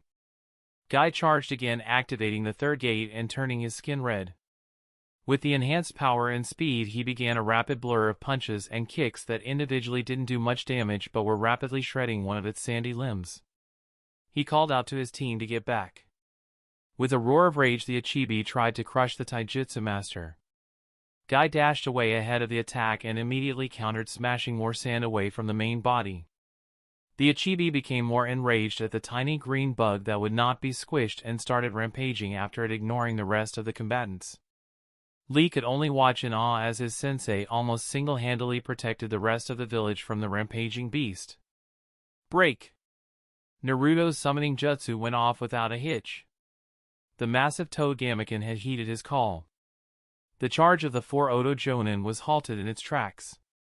Their instant thought was that the legendary Sannin Jiraiya was nearby, about to attack from hiding. Their hesitation gave Naruto a few moments to explain what was happening to Gamaken. I'll do my best," the giant toad rumbled and swept his Sasumina at the Odo shinobi. Despite Gamaken's earlier protests of being clumsy, it was far from the truth. The speed and power of the blow were impressive, however these were Jonin threats and they were able to dodge. At least the first strike they were able to dodge. Gamaken shoved his weapon again and again at them. Because of its size, at times the Jonin would have to become airborne. That's when Gamaken struck with true killing power. One Jonin was smashed in the chest, instantly killing him. Another one was clipped hard on the shoulder, causing it to be ripped out of its socket painfully. Naruto atop Gamaken's head created a batch of 10 clones. At this point his chakra reserves were starting to deplete after repeated uses of the Kagebunshin and the massive amounts spent on Gamaken. However, the clones were a deadly distraction to the 2 remaining healthy Jonin. The Jonin unleashed a lighting jutsu that Naruto instantly reacted with a powerful futon, Daitapa, wind release, great breakthrough. Though the Jonin's attack was of higher rank than Naruto's C-rank jutsu, the wind jutsu was the natural counter to lighting and the attack was ended before it could be a threat. The other Jonin attacked Gamaken with explosive tags attached to a brace kunai thrown at the toad's feet. Gamaken leapt into the air avoiding the attack and came crashing down on the middle of the Chunin support squad. 3 of the Chunin were able to get away, but the 4th was crushed by the debris that flew in all directions from the landing. Sasuke saw his opportunity and signaled Sakura. They and 2 of Naruto's clones headed toward where the Chunin support squad had scattered to. The 2 Jonin were not sure how to take on such a large opponent. Even if they had hit with their jutsu and exploding tags, it likely would have only dealt minor injuries. As they tried to formulate a plan, they were harassed by the Naruto clones who were throwing kunai, dashing forward with katana strikes and generally making life difficult. They couldn't take the time to properly deal with the clones as the massive Sasumina twirled and moved like it was alive, seeking to end their existence. Sakura again used Megan, Genkaku Mahi, demonic illusion, illusionary paralysis. Since these opponents were fresh, they thought it was a lightning attack and failed to detect it was a Jinjutsu. Sasuke buried a kunai in each of their throats and turned to the last one who had rushed forward with a taijutsu attack. Sasuke wasn't able to resist the temptation like Naruto had.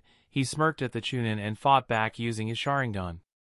The Chunin would have been outclassed even without the Sharingan thanks to Sasuke's near-flawless taijutsu forms and his incredible speed and strength. With the Sharingan included, the fight lasted seconds and ended with Sasuke snapping his opponent's neck. Sasuke and Sakura sprang back toward the exit of the arena and away from the 2 remaining Jonin who were being driven away by Gamaken and Naruto. At that moment, a mass of people rushed out of the exit. Unlike the other exits that had turned into death traps, this one was clear and the people were swiftly running away. The 2 Jonin didn't even try to carry on with the plan. It was useless, they wouldn't be able to beat the summon.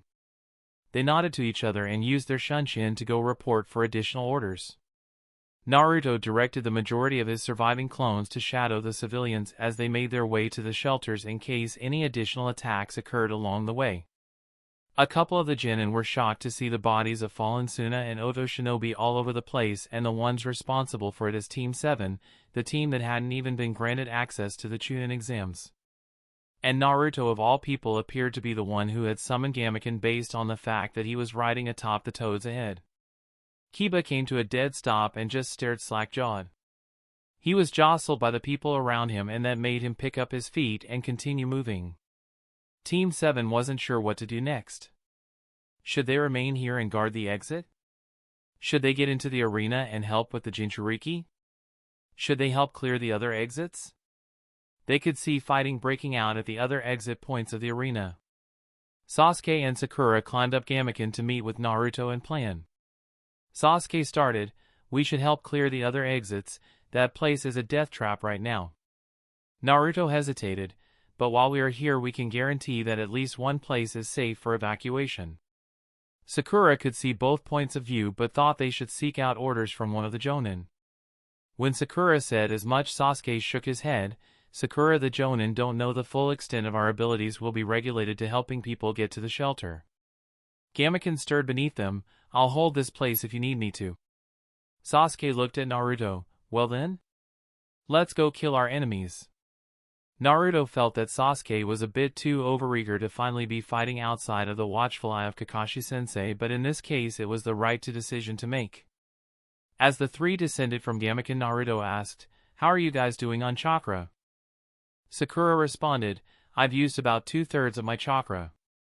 Sasuke shrugged, "I haven't used much ninjutsu, I'm fine." Naruto said, "I'm not doing well on chakra myself. I can probably create one more batch of clones and get off one more jutsu and then I'm on empty." Gamaken eats up a lot. Team 7 raced toward an entrance with heavy fighting. That entrance happened to be the one where Hayashi was attempting to clear by himself. The Hyuga clan head had made a good start killing several of the Chunin threats, however his Jonin opponent had picked up on his desire to keep his family safe and was directing attacks in their direction. The crowd itself kept trying to push forward despite the battle, which put his daughters in danger. Several times he had to put himself in the path of an attack and rely on Kaiten instead of taking out threats. The rapid use of Kaiten over and over was badly winding him, and the Suna and Odo squad sensed blood in the air. Hinata was doing her best to keep the crowd back and her sister safe. Normally she had crippling shyness, but if she didn't stop the crowd they would die horribly. She found her courage and shouted at them to stop and physically pushed back some of them who still tried to come on. Hanabi screamed as a fire jutsu roared at her, only for Hayashi once more interposed himself. This time his Kaiten was a fraction too slow to begin and his arm was scorched. Hinata was convinced she was about to watch her father die when Team 7 arrived. At first Hinata wanted to scream at Naruto to get away, but the one Naruto turned into a dozen and Sasuke and Sakura streamed in behind him. Half of the remaining Chunin turned to face the new threat. The Naruto clones dashed forward and threw kunai ahead of them. Then they drew the katana and sliced forward faster than expected.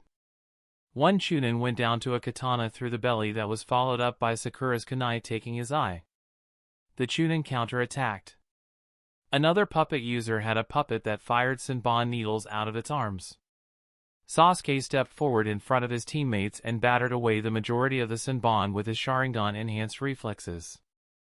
A couple of clones dissipated into smoke, but the rest got revenge on the puppet and tore it to shreds with their blades. Naruto dodged away from a Chunin with a scimitar. With his chakra depleted he pulled out his katana and desperately blocked the lightning-fast strikes. Here Naruto's lack of skill with the blade was impacting him. It was only his superior speed and defensive approach that kept him alive. However, Naruto had the advantage of a team that worked together. Sakura saw Naruto's difficulty and immediately blocked the descending scimitar with her kunai. Naruto had seen her move and knew his next action instinctually. Instead of trying to block the scimitar racing for his chest, he ignored it and launched his own attack. The enemy shinobi's blade was blocked by Sakura's kunai and he wouldn't be able to use it to defend himself. Instead, Naruto's blade nearly skewered him if it wasn't for his quick sidestep. As it was, the unexpected attack caused him to be on his back foot and Naruto pressed his advantage, clanging down with superior strength. The Suna shinobi felt his arm growing numb and tried to escape the fight, but Sakura had moved around opposite of him. He called out for help from his companions, but they busy dealing with the clones, the Hyuga clan head and Sasuke. Caught between the two of them, the shinobi tried to rush through a kawarimi, but at the last instant Naruto's katana sliced open his torso. He appeared 15 feet away with a gash across his chest and promptly keeled over, bleeding out. Sasuke shouted, "Katan, Karyo Enden, Fire Release, Fire Dragon Flame Bullet," and unleashed a Katan jutsu which allowed him to direct the flames towards multiple opponents. While only one Chunin was burned, all of them and the Jonin had to move to avoid it. This gave the Hyuga clan head a much-needed opportunity to drive forward and go to work with his gentle fist style. Hinata was amazed at what she was seeing. Team 7 had struck forcefully and the tide had been turned in less than a minute. The idea that another genin team could have such an impact was shocking. The enemy squads called in for backup, not realizing that their backup had already been called to the other exit Team 7 had just come from. The Suna Jonin cursed and beat a retreat as he saw another two Chunin under his command have their internal organs liquefied by the Hyuga. With no reinforcements in the vicinity, it was a lost cause. Break! Elsewhere in the village, the leaf was beginning to strike back. The famous Ino-Shikacho combination of the previous generation had reunited and wreaked havoc on the invading forces. Jiraiya had summoned his own massive toad atop the one snake summon that had been successfully unleashed. Chunin squads were beginning to take back control over the breached areas and pressured the Oto and Suna invading forces. While other shinobi villages talked about teamwork, Konoha lived it. The only area of concern was what was happening in the arena. The Hokage was still trapped by the barrier jutsu, and there was a rampaging Biju who was turning the arena into a wasteland. The Leaf forces had just now managed to break the stranglehold on the exits around the arena, but the casualties for the civilians who had tried to flee were horrendous. The Ichibi was focused on crushing the green fly, who kept stinging him with brutal kicks and punches that would have turned a normal beast into a broken mess. The Ichibi was a demon, and the sand continually reformed any wounded appendages. Guy pushed his body further and opened the gate of limit, the fifth gate. Guy had to be careful of the destructive energies the gates would do to his body. Guy's strikes were tearing through the sand in massive bursts, and the Ichibi was becoming more and more enraged and more desperate to squash the green bug. It began gathering black and white chakra to use the Baijidama, tailed beast ball, that would literally obliterate the ground beneath his feet and obliterate the fly. Guy was desperate to stop the attack. While the evacuation now going well, it was not complete, and the blast would surely kill everyone and destroy everything nearby. Guy opened up the sixth gate, the Gate of View. Guy's skin rippled with energy, and he dashed up one of the limbs of the great beast and unleashed Asakajaku, Morning Peacock. A blistering barrage of punches smashed into the Ichibi. Flames fanned into the air from the sheer friction of the attack as sand parted like water before a tornado. The Biju stumbled back from the explosive force, and the black and white chakra dissipated. But the beast was not yet defeated. The fearsome aspect of the Ichibi is that it repaired damage swiftly. Guy had pushed his body to the brink and kept on going, but soon the damage to his skin and flesh would take him out of the fight. No one else in the arena had the power or the strength to deal with this threat. Guy contemplated making the ultimate sacrifice and opening up the last two gates. Before he could do that, Kakashi arrived on the scene. Kakashi had done his research ever since Naruto had spotted Gaara in the village prior to the Chunin exams. He knew that the Jinchuriki of the desert unleashed the full Biju power by going to sleep. By attacking the host, the demon could be defeated. Kakashi rushed next to Guy and said, "Keep him busy a little longer, I'll put it down." Kakashi then used the Shunshin to move away from Guy and the smashing sand appendage that was aimed at him. Guy dodged and gave Kakashi a big thumbs up and a nice guy grin before returning his full attention to staying alive. Kakashi raced along the body of the Ichibi. Kakashi's focus was intense, but he almost missed his opportunity as he saw the barrier dissipate and a wounded Orochimaru flee the scene. The third Hokage lay still and unmoving on the roof, but Kakashi suppressed his horror and raced toward the red-headed boy from Suna. Shikaku was still focusing on smashing the green pest, whose attacks had started to pain it so much that he ignored the threat of another ant crawling up his body. That proved to be a pivotal mistake as Kakashi pulled in chakra into his palm and unleashed his Raikiri, lightning blade, think Chidori but better, into Gaara's skull. The blade had pierced the sand around the boy like it wasn't even there. The violent assassination jutsu did its job and obliterated Gaara's head. Shikaku screamed in frustration and then dissipated. Death was not final for Biju, but it would take years for the creature to reform. After dealing with the Jinchuriki, Kakashi rushed to where the Hokage has fallen. Kakashi checked for signs of life and saw that there were none. Kakashi wanted to mourn his fallen leader. He was a man who he didn't always agree with, but one that he could not help but admire. But he had to make sure his team was safe, that his village was safe. Only then could he mourn. Murder flashed within his eyes. Orochimaru was gone, but the Suna and Oto shinobi were still in the village, and surrender wasn't going to be an option when Kakashi got to them. Chapter 16, Aftermath. The damage to Konohagakure was great. Chief among the dead was the beloved third Hokage Hiruzen Sarutobi. The legendary god of shinobi was a stable rock that the Leaf had taken comfort in. And now that rock had been shattered. All of the Leaf mourned. Some cried, some became depressed, and some were angry. It had been one of their own who had done the deed, Orochimaru. The list of casualties was quite long. Primarily it had been civilians both foreign and domestic who had died in the arena, but the shinobi causalities also affected the leaf. Primarily it had been genin and chunin who had suffered, but a couple of jonin had also died. Others had their shinobi careers ended due to injuries. Ebisu had been severely injured, but with time he would return to the active duty roster. His face, however, would always be scarred from taking the point-blank fire jutsu. The immediate need was to select a new Hokage. Since Hiruzen did not leave a chosen successor, it would be up to the Greater Konoha Council to select one. Technically speaking, the Fire Daimyo would appoint someone based on their recommendation, but the true power in the Land of Fire were its shinobi. And even with the Fire Daimyo's recommendation, it had to be ratified by the village jonin. The Fire Daimyo was not without ability to manipulate the shinobi. Withholding funds and missions were within his power, but the Land of Fire had a cordial relationship between the daimyo and the hidden village, so this was unlikely. Put simply, whoever the Konoha Council chose, assuming the jonin would ratify him, would be selected. The council had a few choices. Some were in favor of Danzo, primarily the old guard.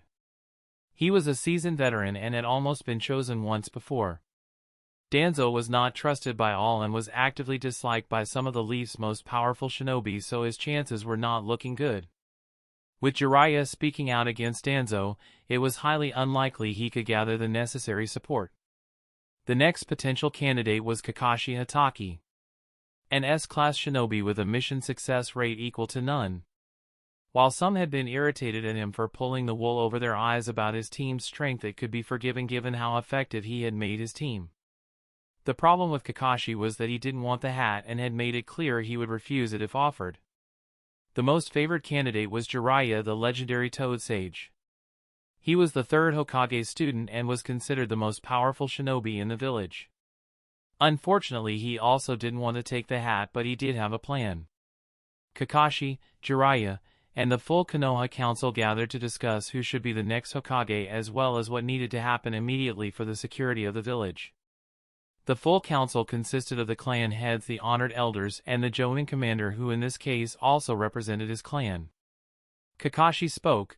Selecting a Hokage is of critical importance, however in the interim we need to deal with has occurred. Our village was assaulted by Otogakure and Tsunade. It has weakened us and makes us a tempting target for Kumo and IWA. Shikaku Nara, the jonin commander, responded, "We have tightened security as much as we can. Jonin are regularly joining the normal Chunin patrols. Any aggression will be detected immediately." Kakashi inclined his head. "Good, but something more must be done. We must teach our enemies that Konoha cannot be attacked with impunity. Destroy Oto and make Suna pay for its betrayal." Tsum Inazuka, the clan head of the Inazuka, growled in agreement. "I'll support that. Are you campaigning for my vote, Kakashi?" Kakashi glowered at her briefly. "I told everyone earlier I should not be the Hokage. I am needed in the field and I have my students to train." Sensing another potential derailment, Jiraiya spoke up. "We are in no position to strike back. If IWA or Kumo decide to take advantage of our current state, it would be fatal if we had shinobi en route to fight another village." "And why Suna?" "They were tricked by Orochimaru." "Because they attacked us," Kakashi retorted. "They raised that monster and used it on our village. The plan was bloodthirsty. It was designed to cause maximum death, not simply defeat and conquer us, but to massacre as many people as possible. Their willing contribution demands retaliation." Shikaku shook his head. "Even if you're right, Kakashi-san, we still don't have the manpower to make that a reality. I'm not talking about invasion. Send me and my team to Suna and give us free reign. Suna won't recover for a generation." The council murmured at this. Kakashi sounded confident and more than a little cold. Jiraiya looked concerned. He would have expected such bloodthirsty talk from Danzo, not from Kakashi. Jiraiya stood from his chair. "Kakashi, enough. All of us are angry at Suna, but they aren't a threat at this time. Sound could be, and Kumo and IWA may be. We need to focus on defense first." Kakashi looked Jiraiya dead in the eye. "Punishing Tsunade will act as a deterrent to the other hidden villages. If we have a strong Hokage, that could deter threats as well, but if we dawdle in our selection..." Jiraiya's eyes widened. "That convening little brat, he wants to force me to take the hat. I never should have told him about my plan to bring back Tsunade.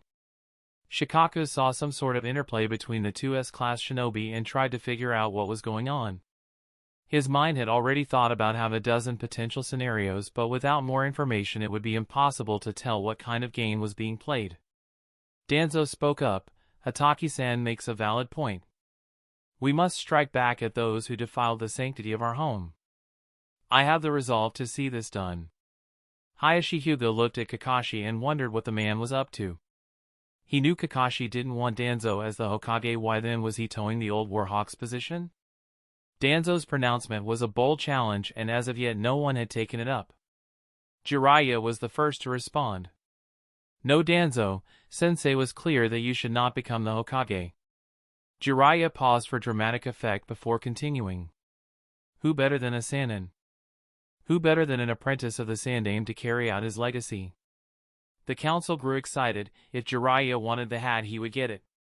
Jiraiya stared out steadily at the council. Who better than the granddaughter of the first Hokage? Tsunade Senju. Koharu, one of Hiruzen's honored advisors, raised her voice. She abandoned the village. She is not fit to be Hokage. The assembled clan heads were of mixed opinion. The name Senju was highly regarded. Even if Tsunade had not assisted the Leaf in the last decade, she had served honorably in the last great shinobi war. And none doubted her strength. Jiraiya stared down Koharu. Tsunade is the world's best medical nin. Her power in a fight is my equal. Our enemies would not dare attack a village with two of the Sannin in it. He glanced over to Kakashi. There is your deterrent against further action. Kakashi snorted. Pretty speech, Jiraiya-sama, but if they dared attack when the third Hokage, you, myself and Guy were here, adding Tsunade as a replacement for the Sandaime is hardly convincing. Jiraiya ground his teeth in frustration. Kakashi was messing with plan. What Kakashi said made sense, but he could have convinced the clan council with the passion of his words. Kakashi's cold logic and calculated derision of his statement had shattered the momentum he had been building. Jiraiya sensed a trap but couldn't help it. Then what do you suggest, Kakashi? Kakashi gave him an eye smile. I'm willing to have Tsunade lead us, but she's been away for a decade. There is no guarantee she will accept, and then we will back to where we started. He looked around the council. Select a Hokage now in case Tsunade does not return. Whoever that candidate will be Hokage if Tsunade doesn't return in a predetermined time. Jiraiya blinked. And who are you recommending, Kakashi? Kakashi looked at his sensei's sensei and spoke. I think you said it best. Who better than a Sannin? Either you or Tsunade. Jiraiya grumbled to himself and looked around the room. He supposed he had gotten what he wanted. With Kakashi's backing he would bring in much of the Jonin support. If he could convince Tsunade to come home and take the hat, all would be well. However, if Tsunade refused, it would have to be him. Very well, I will be the Hokage if I cannot convince Tsunade to return. But he was going to have words with Kakashi afterwards. Break. The few survivors of the Suna contingent had almost made it back to Sunagakure. They had learned of the fate of Gaara and had also learned that very few of their comrades had been taken prisoner. Baki led the dispirited group. They had been tricked by Orochimaru, their Kazekage was dead and their best shinobi killed. His student Temari was taking everything particularly hard. Her brother tried to cheer her up. Temari, I know losing father and so many of our comrades is hard, but at least we don't have to worry about Gaara anymore. Temari snapped her head around and looked at Kankuro. Rage filled her eyes, followed by hot tears. He was our brother. None of this was his fault. He was driven insane by that demon and you don't care. And now he's dead and he will always be remembered as a monster. And you're happy about that? You're the monster. Kankuro wasn't sure what surprised him more. That his sister's calm and confident self-control had been so utterly shattered, or her impassioned defense of Gaara. Gaara had been a monster, he had threatened them with death countless times, and they had lived in terror of his wrath. Regardless of who deserved the blame, the simple fact was that his reign of terror over them had ended. Kankuro turned away from his sister. She wasn't going to listen to reason at this moment. Temari knelt down and sobbed. He was our baby brother and we couldn't protect him. He didn't deserve his life. No one could deserve the hell he was put through. Kankuro snapped, and we didn't deserve the hell our lives have been because of him. Damn it, Temari, you want me to feel sorry for him? How many people did he kill without thinking twice? Temari shuddered and wrapped her arms around herself. Just leave me be. Let me mourn my brother. Kankuro snarled. He had been trying to do just that. He stalked away, leaving his sister alone. Baki kept the column moving but stopped a half-mile away, giving Temari privacy but allowing her to catch up easily once she regained control. The weathered jonin could give her that much at least. Break! Orochimaru hissed with pain, cursing his useless arms. He was angry that he had suffered such an injury at the hands of his sensei. He was furious that Konoha had withstood his attack. He was enraged that Kabuto had utterly failed his function as a spy. Kabuto! You told me that Sasuke was an inferior specimen.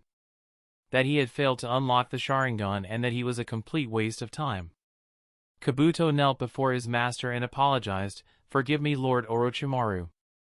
Kakashi was able to trick me and all of Konoha about Sasuke's abilities. Orochimaru wanted to kill his foolish servant for failing so completely, but he knew that he needed him. And despite his failure, he was still very useful to him. Orochimaru subsided for the moment. I want Sasuke. I need his Sharingan. Lord Orochimaru, that will be difficult. Sharingan no Kakashi can defeat me, and without your arms he may be a threat to you.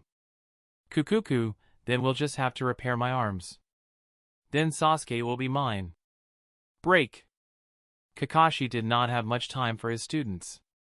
He informed Naruto to help as much as he could with the repairs with his Kagebunshin and then to train with the rest of his team. Part of the training was to analyze each of the battles they faced and look at what worked and what could have been more efficient.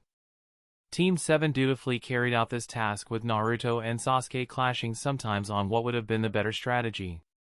Sakura had to struggle not to roll her eyes. Boys, she thought to herself. Sakura was called on to be a tiebreaker. That at least was nice. Sakura understood why Kakashi was having them do this, but in reality she was still in awe of what they had accomplished. As genin they had taken on a dozen shinobi more experienced than they were. Then they helped face an additional 8 shinobi, half of which were jonin in rank. After driving them back, they went on into another fight and saved the Hyuga clan head and his daughters. As genin, Sakura shivered. The village were talking about them in odd whispers. They were being heralded as this generation Sannin. Was she worthy of their respect? Could she ever compare herself to Tsunade as a kunoichi? Sakura focused back on the discussion/debate that was occurring between Naruto and Sasuke. Sakura put her foot down. All right. Kakashi asked us to analyze the battle, and we've done it twice now. Are you ready to actually get some training in, or are you all secretly part of the Nara clan? Naruto laughed and Sasuke responded with a H&N.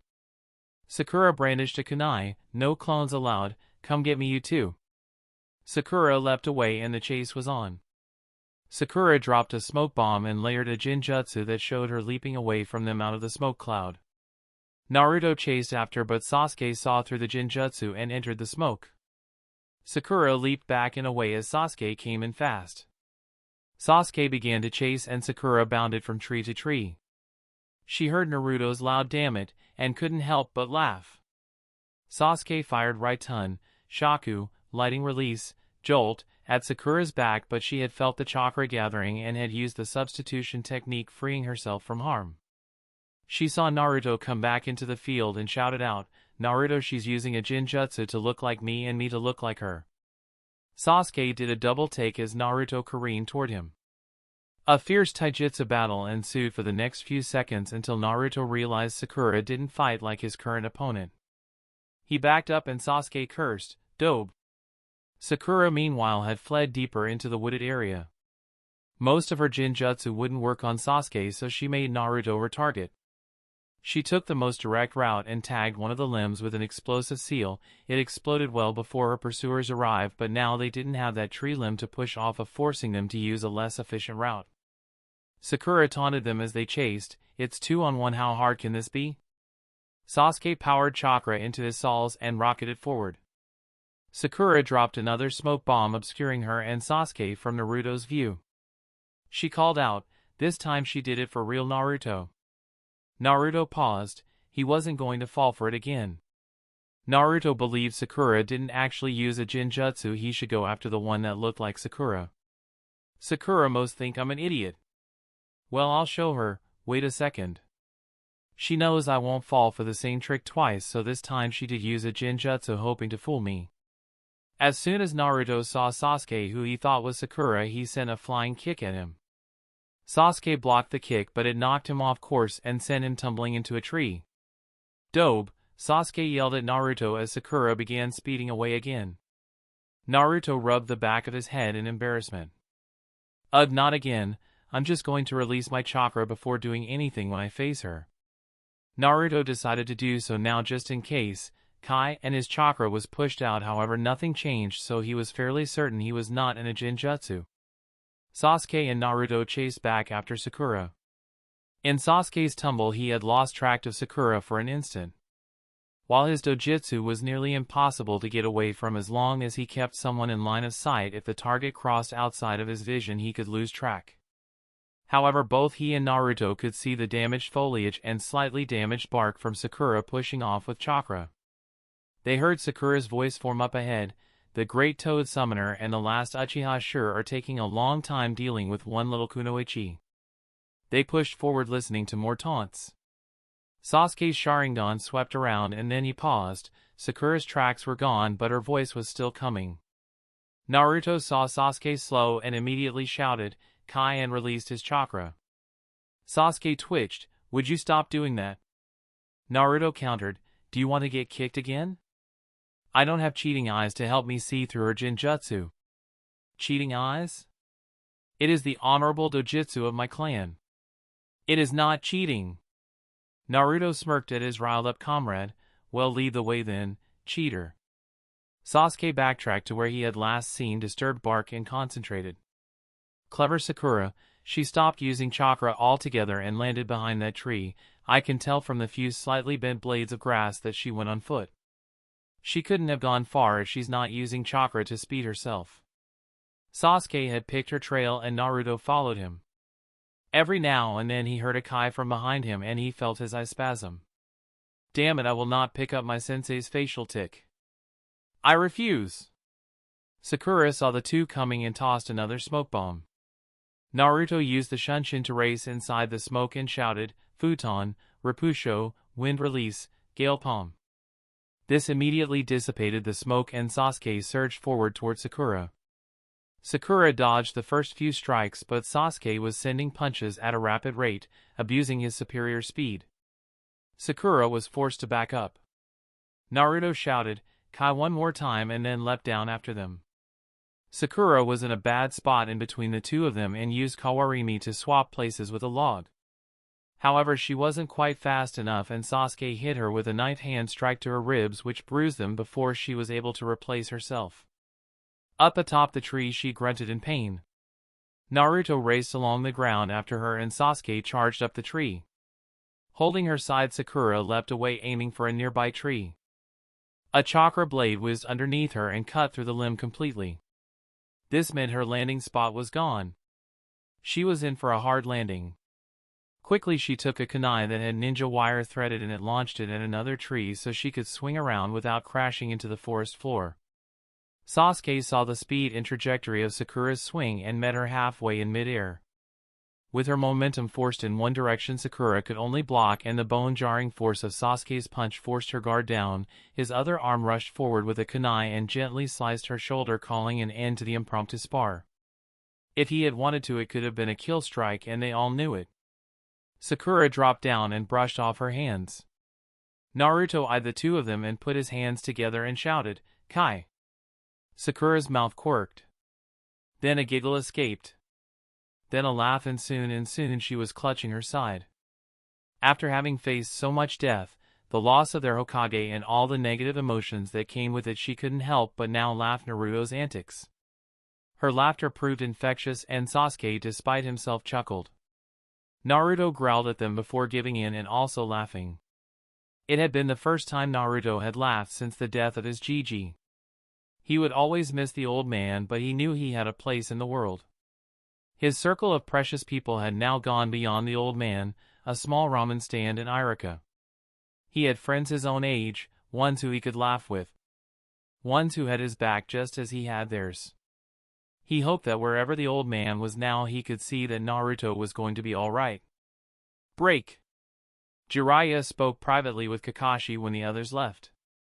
What the hell was that?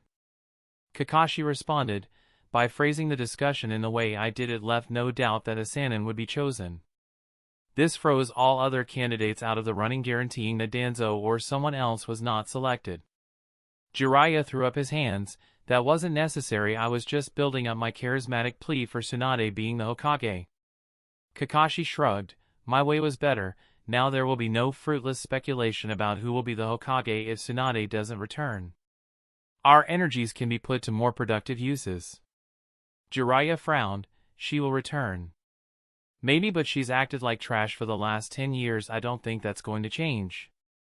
Watch it, boy. Tsunade is my teammate and I won't listen to you badmouth her. Kakashi sighed.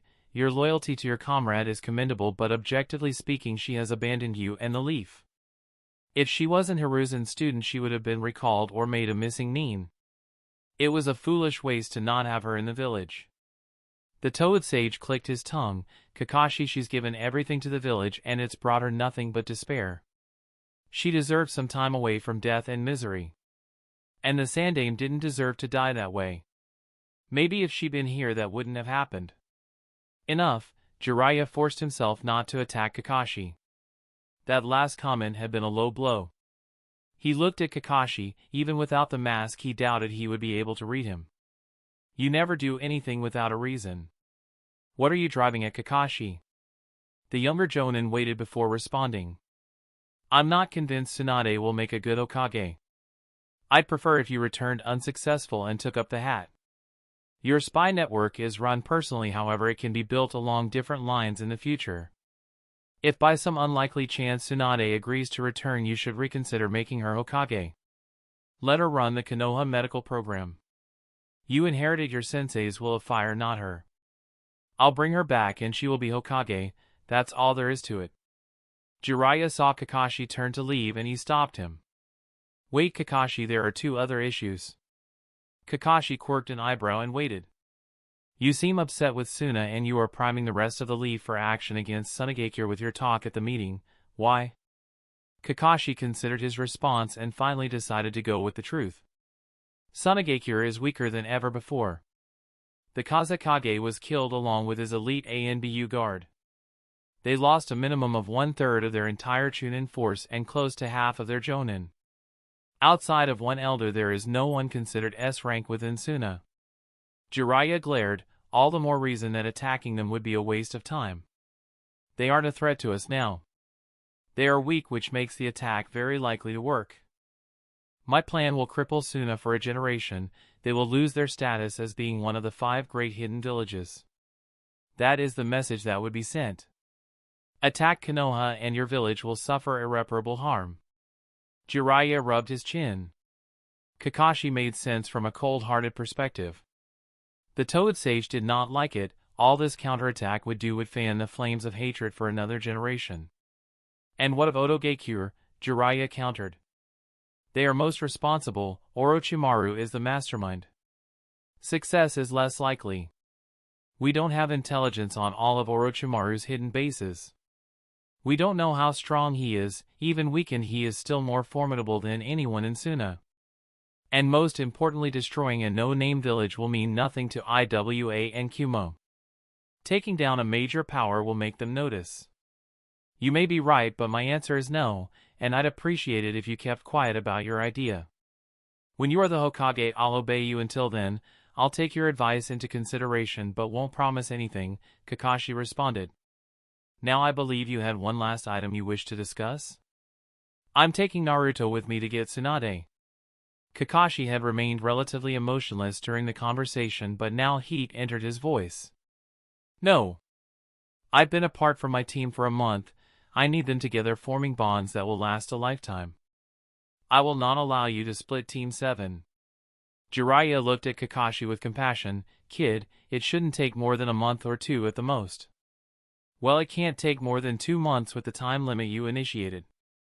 Kakashi retorted, it will ruin their teamwork. Even while I was gone, I ensured any new skills they learned were incorporated in their battle strategies. This is a critical stage in their development. 2 months is too long, they must remain together. Jiraiya frowned. I had intended to only take Naruto, but if need be I don't mind taking the other two along as well. Kakashi paused at the offer and then responded, then let me go with you. It won't be long before the world knows of Naruto's parentage. Between the two of us he will be safe. And Konoha will not be safe if we both leave Kakashi. And why are you worried about people finding out about Naruto's father? Kakashi blinked. Isn't it obvious, he thought to himself. He has blonde hair and blue eyes. He has a similar build as his father. He apprenticed under you for a month. His sensei's own sensei is Minato. He has signed the Toa contract. You've taught him the Rasengan as well, it should be easy for anyone to piece together who his father is. Jiraiya laughed. Kakashi, you're a bright kid, but you are still inexperienced. Kakashi was in his 20s, so he considered it fair for Jiraiya, who was twice his age, to call him a kid. There would be a time when he would have been angry at the statement. His pride would have made him react instead of sitting back and actually listening to potential wisdom. Pride killed, and Kakashi refused to ever bow to pride again. In what way? You would piece it together, but most of the world doesn't have your mind. It is wise to never underestimate your opponent, but at times you overestimate the intelligence of the shinobi world. Based on my travels, I can virtually guarantee you that no one will piece together the clues and determine Naruto is the son of Minato. Kakashi considered the sage's response. Had he been overly worried? Possibly. After all, much of the shinobi in the world did act with a high degree of foolishness. Boastful taunting, explaining abilities in the middle of a fight, and other idiocy was rampant among shinobi from all of the villages. It had been shocking to Kakashi while he was in AnBu that there were no detailed after-action analysis on where shinobi could have made different decisions in battle. In fact, when he had introduced the concept as a new AnBu captain, his squad had felt attacked and belittled by the exercise. Insanity, who wouldn't want to have their mistakes uncovered? By knowing those mistakes and examining the cause of them, they could prevent them in future battles. It would keep themselves and their comrades alive. It had been an exercise in frustration for Kakashi. This was the reason he had pounded self-analysis and acceptance of critique into the heads of his young genin team. Perhaps you are correct, however it is still a risk and other threats could seek to harm them. Sasuke is an Uchiha. Many villages would love to have the heir of the Uchiha clan, not to mention Itachi might want to finally finish the job he started. Kakashi did not know that Itachi was loyal to the Leaf. That was a closely guarded secret that only Jiraiya, Danzo, Koharu, and Hamaru were privy to. Jiraiya briefly considered letting Kakashi know but chose not to. Hiruzen had made that decision before, and he didn't feel it was his place to speak without giving the matter more thought. Instead, Jiraiya responded, I will protect them, Kakashi. I am the great Toad Sage, one of the legendary Sannin. Nothing is going to happen on my watch. Kakashi knew that Jiraiya had more pull than he did. His team was going with him outside of drastic action that Kakashi wasn't prepared to take. Furthermore, sending both of the Leaf's best shinobi out of the village during this dangerous time was an unconscionable risk. I'll hold you to that, Jiraiya.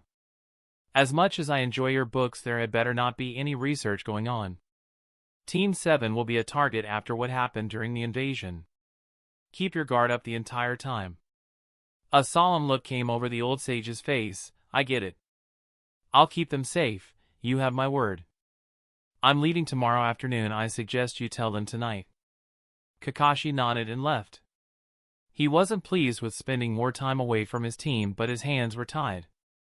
Perhaps being away from the village would be good for the three of them. Since they were now the talk of the village, it could cause them to get swelled heads and allow their egos to grow. You had better keep your promise, Jiraiya. Break. Shadowy figures discussed recent events. A voice broke over the group of dangerous S-class missing mean. The Ichibi host is dead, and the One Tail will not reform for another 3 years. Do not make any moves against any Jinchuriki until the Ichibi rises. A voice responded, What we'll do in the meantime? Preparations will be made, orders will come shortly. The impromptu astral meeting ended and the Akatsuki members awaited further instructions. Chapter 17, Fuinjutsu. Kakashi met up with his team that afternoon.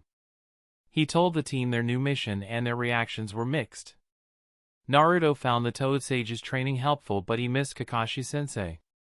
Sasuke knew Jiraiya was considered the most dangerous shinobi in Konoha but Kakashi had proven to be an excellent sensei beyond his wildest expectations. Sakura, however, was thrilled. Not that she disliked Kakashi, not it was the mission itself she was in love with. To actually meet Tsunade-sama, the strongest kunoichi Konoha had ever produced, it was an amazing opportunity. Kakashi was talking again, bringing her out of her daydream. I know you will be with Jiraiya-sama, but stay on your guard. Konoha has suffered greatly and our enemies will likely be sniffing for weakness. Stay alert at all times, understood? Hi Kakashi-sensei, the three genin responded. Kakashi sparred with them and was impressed with their progress.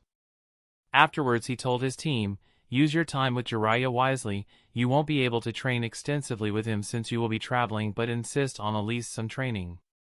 Kakashi looked from Naruto to Sasuke and then to Sakura. Jiraiya is a seal master. It would be wise if someone on the team learned the art of Fuinjutsu. Sakura asked, who should it be? Kakashi replied, I suggest all of you try your hand at it and whoever does the best should work on it. Fuinjutsu is annoying to me since it's more art than science. I have a basic understanding of all of the basic seals but the more complex ones are beyond me. Kakashi elaborated, the higher order formula require more than a logical understanding of the process, you have to have the right touch as my sensei described it. It had been a maddening experience for Kakashi who had mastered everything else he tried to learn as a shinobi. Advanced Fuinjutsu didn't behave logically to Kakashi and he had been unable to become a seal master. He often wondered if it was latent bloodline ability like a Kekkei Jinkai, and those who didn't have the bloodline could only progress so far. It would explain why certain people were simply seal geniuses, if it's true Naruto will do well. The team agreed that it made sense for them each to learn it. Even if they didn't master it, knowing how to fight a Fuinjutsu specialist was important. While it wasn't used in battle often, it could be very effective. Most shinobi were only familiar with seals because they held Jinchuriki in check and that they were used in the creation of explosive tags.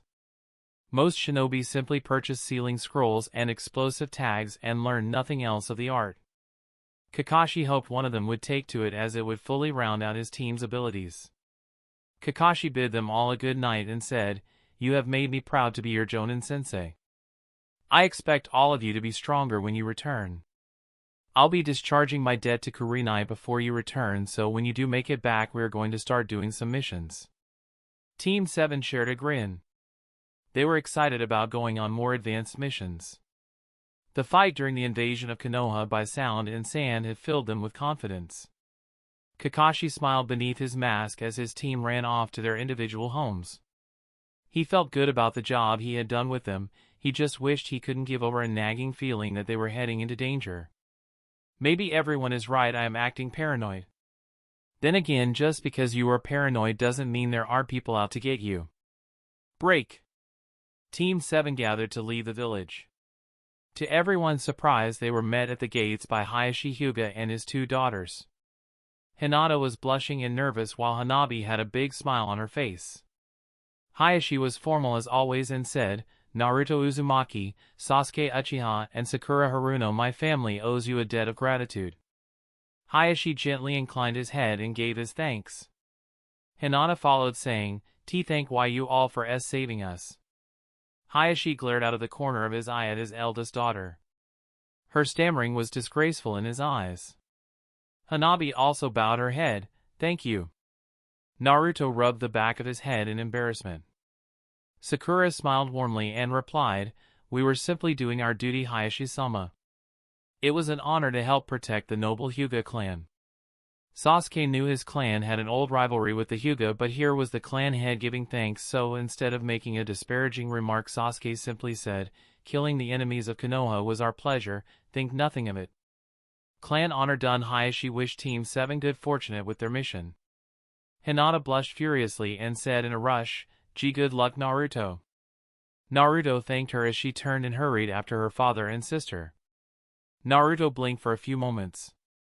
Naruto had studied the village with a pair of clones all day, and every day he was in Konoha since joining Team 7.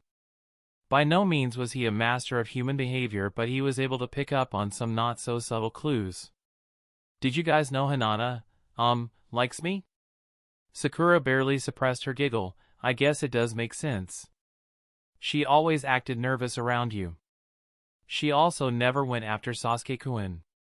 Sasuke absolutely did not want to get into a conversation about what girls liked which guys. He had enough of girls and their endless matchmaking. There is Jiraiya-sama, let's go." Sakura didn't want to aggravate Sasuke, so she kept silent. However, she was absolutely going to be talking to Naruto about Hinata later. Jiraiya couldn't help himself. He clapped Naruto on the back. "Alright, got a fan, huh? I'll make sure you teach you exactly how to keep the ladies coming." Sakura blinked.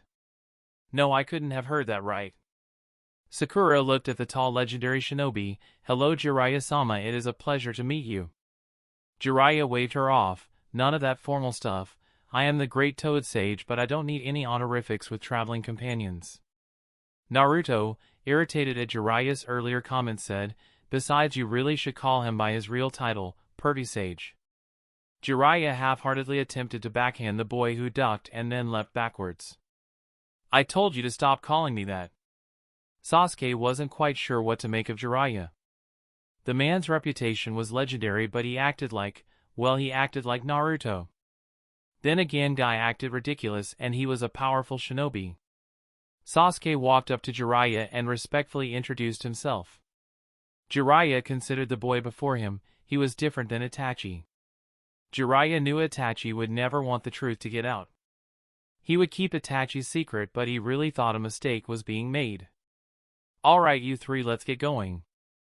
I have a few likely places where Tsunade might be and daylight is wasting." Naruto used the Kagebunshin to create a dozen clones and had them fan out around the group. Jiraiya wanted to sigh. They had barely left the gates of Konoha, and Kakashi's pupils were already preparing for the ridiculously unlikely prospect of being attacked. He let them do as they pleased, not wanting an argument from the many Kakashi clones. Naruto was the first to break the silence along their path. "Pervy Sage, we wanted to ask you about Fuinjutsu. We want you to teach us." Jiraiya was surprised by this. Fuinjutsu was a rare art and a difficult one to master. "All of you?" Sakura and Sasuke nodded. "Why?" Sakura answered the question. "Kakashi-sensei thought it would enhance our team's strength. If all of us learn the basics, we can figure out who is best suited for it, and they can focus on it and then add it to the team's arsenal." Jiraiya looked at the three of them skeptically, a bit advanced for genin. Sasuke simply answered, "We are not typical genin. We are going to be traveling. I won't have much time to teach, but I suppose I can go over the basics." Jiraiya pulled out a pair of books on Fuinjutsu. Each was quite weathered and worn. "I haven't had someone use these in quite a while. The first volume is theory and the second volume is examples of most basic forms of Fuinjutsu. If you have trouble with those, then don't even waste time trying to learn more." The team gave Sasuke first dibs on the book. With his Sharingan he could memorize the pages as he flipped them. Naruto gallantly offered Sakura the next go at it. As they traveled, Team 7 asked Jiraiya about the mission and what the plan was. Jiraiya told them that Tsunade enjoyed gambling, and so they were going to be visiting several casinos in the region where she had been spotted. He also gave them a description, one which caused Naruto to look at him quizzically. "She was your teammate. Why doesn't she look old like you?" Jiraiya laughed. "Well, when you are a powerful kunoichi, you have ways to keep up your youthful appearances." The three genin pestered Jiraiya about his battles, but unlike other shinobi their age who wanted to hear tales of epic victories and immerse themselves in the story, they kept interrupting to ask about specific battle tactics used. Why he used Onjutsu over another, questions on how fast someone was in comparison, how strong, what affinities. "Hey! I write books. I'd love to talk about my exploits, but you are taking all of the fun out of it." Naruto mocked. "You write pervy books, don't get a big head. And we are listening to your stories so we can become stronger." The toad sage let out a massive sigh. You need to live a little, not everything is about becoming stronger. Sasuke responded, yes it is.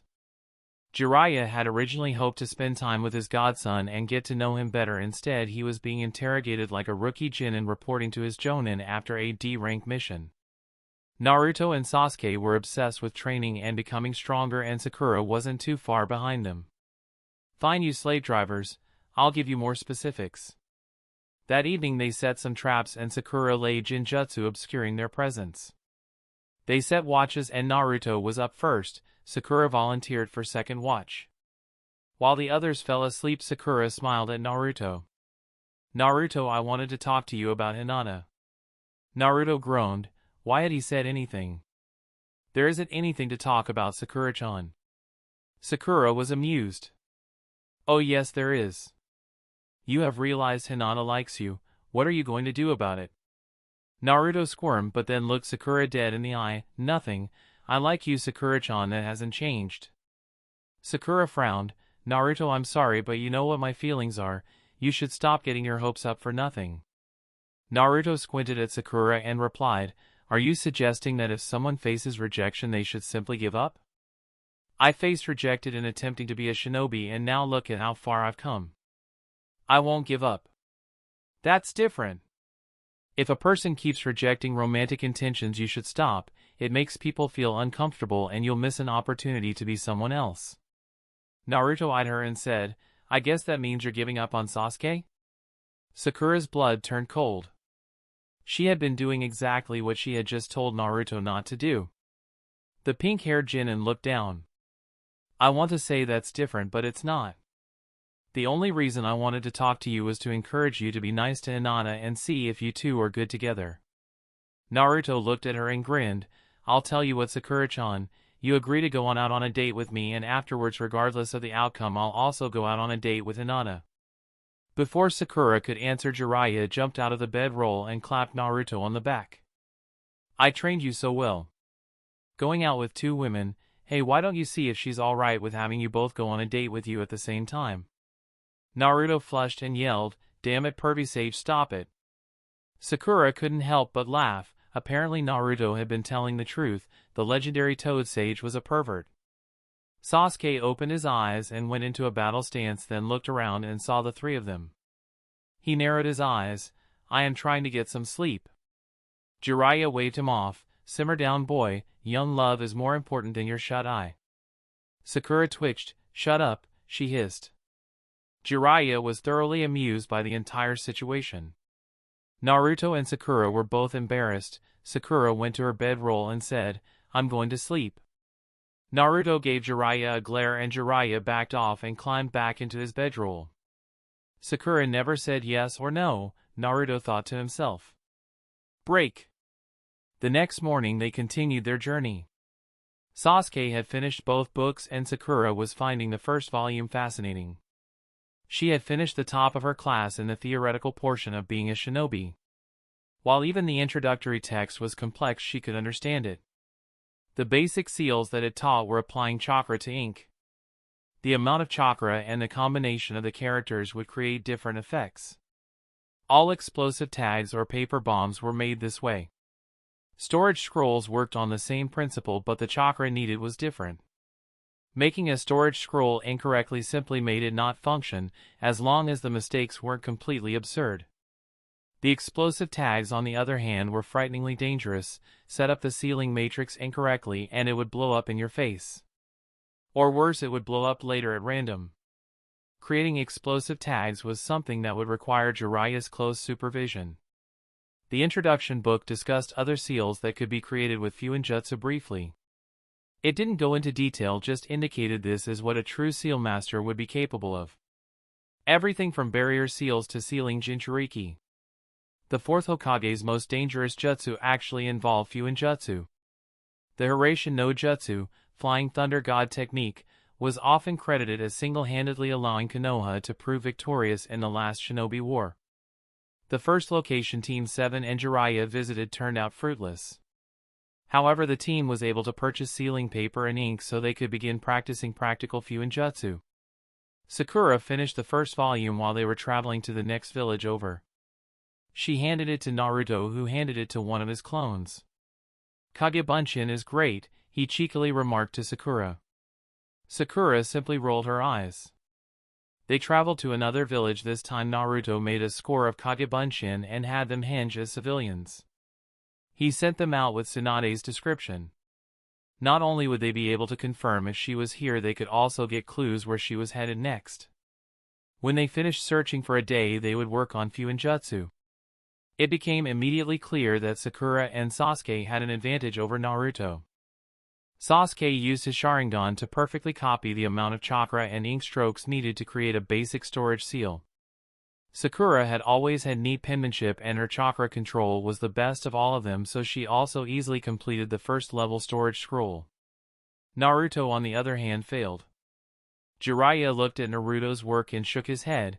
"Not bad, but your chakra control needs to improve or you'll never be able to make these types of seals work." Naruto ground his teeth. While the fox gave him incredible stamina, but it also made so many things difficult. Naruto kept trying for hours. However, he quickly ran out of supplies after several failures. "Crap, Perky Sage, can I go get more supplies?" Jiraiya shook his head. "This late? Everything is closed. You've been at it for a while, take a break, it's time to get some shut-eye." Naruto grumbled and complied. Naruto woke up early the next morning and sent a clone racing to the supply store to pick up more ink and scrolls. Team 7 and Jiraiya were off to yet another village. That evening Naruto worked on the first level storage scroll again. He improved, but he was still not shaping his chakra appropriately. Jiraiya had him keep working while he lectured and began the next level of storage seal. The first storage seal just stored a small amount of material placed into it. It is in effect simply expanding the current area you have within the environment. This means if it is a warm day when the item is stored, then the contents within the scroll will feel that warmth consistently throughout the duration they are stored. Sakura furrowed her brow, but storage scrolls can hold perishable goods and corpses without them decaying. "Right, you are Pinky." Jiraiya had taken to calling her Pinky when speaking with Sakura, which Sakura greatly disliked. The scrolls used by shinobi are more advanced, and while you don't have to be a seal master to make them, they are far more complex than the little seal you are working on right now. Stasis is fairly advanced. For now we are moving on to the next level scroll, which is designed to adjust the environment of the stored area. This seal will allow you to modify the temperature within the storage seal. Jiraiya continued the slightly more advanced level for those two, while Naruto continued to falter on the basic storage seal. Jiraiya was impressed with Sakura and Sasuke's efforts.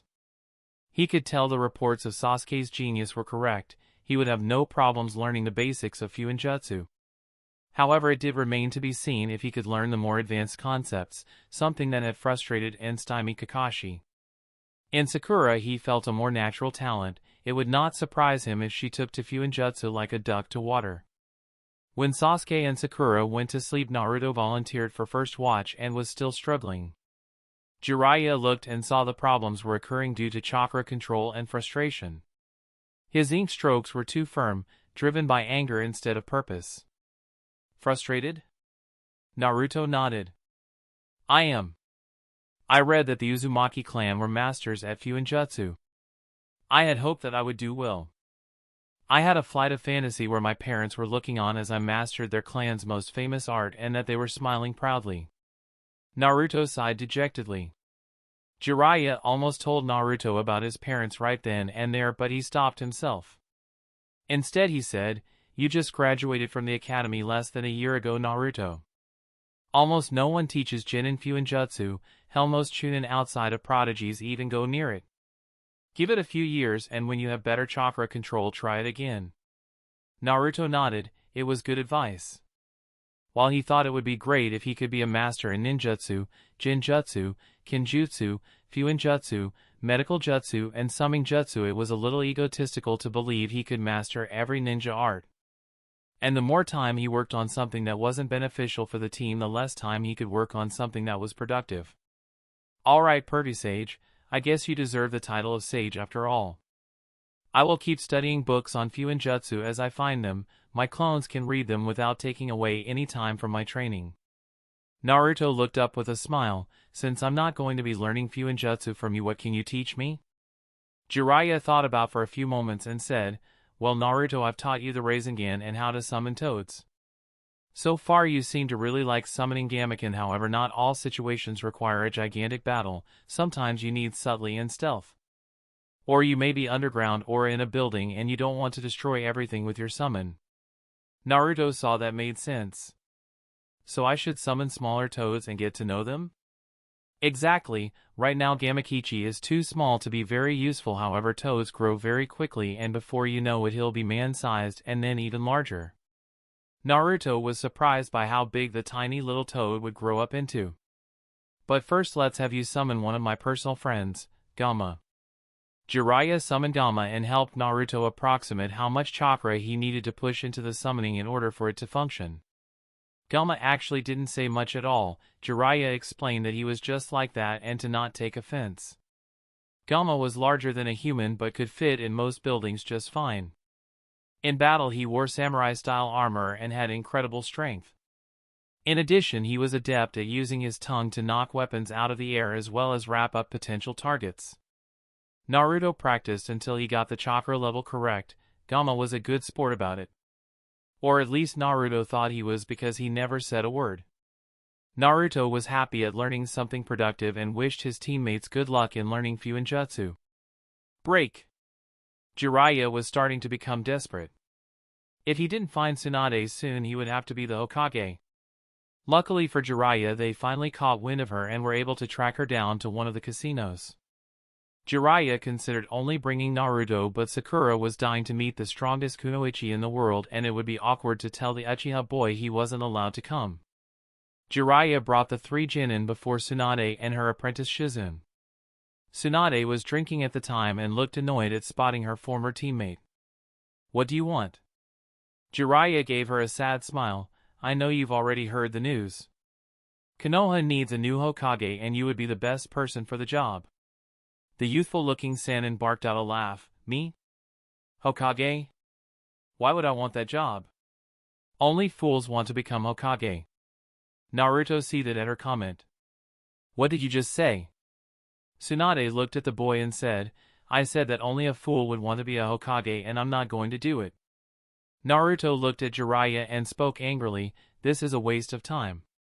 Why would we want trash like this to be our Hokage? Tsunade growled in anger, did you just call me trash? Naruto nodded, you bet I did, you old hag, how dare you insult Gigi? How dare you insult your sensei and your own grandfather? Tsunade clenched her fists, you little brat, I'm going to pound you. Jiraiya saw this escalating very quickly, now let's not get too carried away here. Tsunade, Naruto was very close to sensei so you just struck a nerve. Jiraiya was between the two of them and continued, now Naruto apologize and let's discuss this rationally. Sakura grabbed Naruto by the sleeve, stop ruining our chances of bringing Tsunade back. Sasuke didn't speak up very often. So it was surprising when he spoke. Kakashi-sensei says those that abandon their comrades are worse than trash. She's abandoned her comrades for over a decade. Leave her be, Jiraiya-sensei, and let's return to the leaf. Jiraiya cursed, this had not gone as planned at all. He never would have thought that Naruto and Sasuke would have gone off on someone with Tsunade's reputation. That's it, we are taking this outside where I'm going to teach you snot-nosed brats a lesson. Naruto looked at her disbelieving. Let me get this straight. You know you are worse than trash and you don't like hearing it, so you want to physically attack us? Why would we agree to fight you, one of the Sannin? We don't doubt your strength, we doubt your ability to honor your vow to protect and serve your village. Get them out of here before I kill them, Jiraiya, Tsunade said as her killing intent spiked to horrific levels. The casino staff ran away and the 3 genin trembled slightly, but only slightly. Kakashi had drilled into them how to resist killing intent. Jiraiya turned to Team 7, get out. I'll talk with her. Try to avoid getting into any more trouble. The 3 genin turned sharply and left, leading the Toad Sage with the now furious Slug Princess. Chapter 18, The Sannin. Jiraiya managed to prevent Tsunade from going on the warpath, but the prospects of making her Hokage were looking dim. Thankfully he had gotten her agreement to talk again after she calmed down. Jiraiya made his way back to where Team 7 was staying. When he arrived he shouted at them. "What is wrong with you?" Naruto responded, "We apologize Jiraiya-sensei, we should not have acted that way." Jiraiya was caught off guard. That wasn't the response he had been expecting. He did a double take and said, "What?" Naruto explained, "You are the team leader on the mission. It was obvious during the conversation that you wanted us to be more diplomatic. I should have suppressed my own thoughts and feelings and allowed you to take the lead." Jiraiya eyed him as he parsed the blonde's words. "So you still think she's trash and unfit to be Hokage? You just think it wasn't your place to say so because it contradicted your team leader's approach, do I have it right?" Naruto nodded. Jiraiya pulled up a chair. "You don't know the whole story. Let me explain, Tsunade wasn't always like this. She had a younger brother and—" Naruto interrupted, "Excuse me Jiraiya-sensei, but I know her history. Her little brother Nawaki was killed in the line of duty as a genin at the age of 12. Her lover Dan was also killed. After both of those deaths she left the village and Gigi did not recall her. She spent that time drinking and gambling. Do I have all of the facts, Jiraiya-sensei?" "Yes you do. So why don't you understand the position she is in? Kakashi-sensei lost his father, his sensei, and his entire team, and he has stayed loyal to Konoha and is in active service." Naruto gestured to his teammate. "Sasuke has lost his entire family and he has stayed loyal to Konoha and is in active service. And there are many more shinobi who have suffered but have remained loyal to the village. Kami, you are heartless. Kakashi might be a fantastic sensei when it comes to ninja arts, but all three of you need humanity." Naruto, Sasuke, and Sakura all narrowed their eyes in anger. Sakura spoke up, "We are not heartless. We talked about it while you were with her. You don't think we feel pity for what happened? All of us wish her life had been easier, but if we excuse her behavior and let someone like that become the Hokage, will more families suffer because of poor decisions she will make?" Naruto added in on top of her, "And what happens if she loses another precious person? What if Shizen dies? Will she then abandon the village again, leaving it leaderless at a horrible time? It is because we care about the village and the people in it that we want to have the best and strongest Hokage possible." Naruto took a breath and then went on, "And I've got several years to go before I'm even near strong enough to take the hat. Until then you Jiraiya are far better than Tsunade.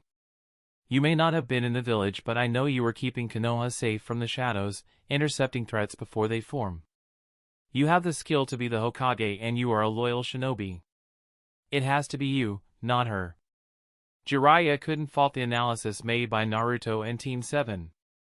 The Toad Sannin smiled at the corner of his mouth. "On paper that all sounds great. It's logical and represents what you think the best chance our village has to ensure peace and security." Jiraiya stood up from the chair and gestured with his hands. "But you are still missing the human element. Despite evidence to the contrary, I believe in Tsunade. I believe she will make a great Hokage and be an asset to the Leaf. I believe she will reconnect with the people of her home and have life enter her heart again." Sasuke spoke up, "That's irrational. You're basing your belief on what you want to happen, not what will happen." Jiraiya shook his head. "You may be right, but I don't care. A hero fights on even when it is hopeless.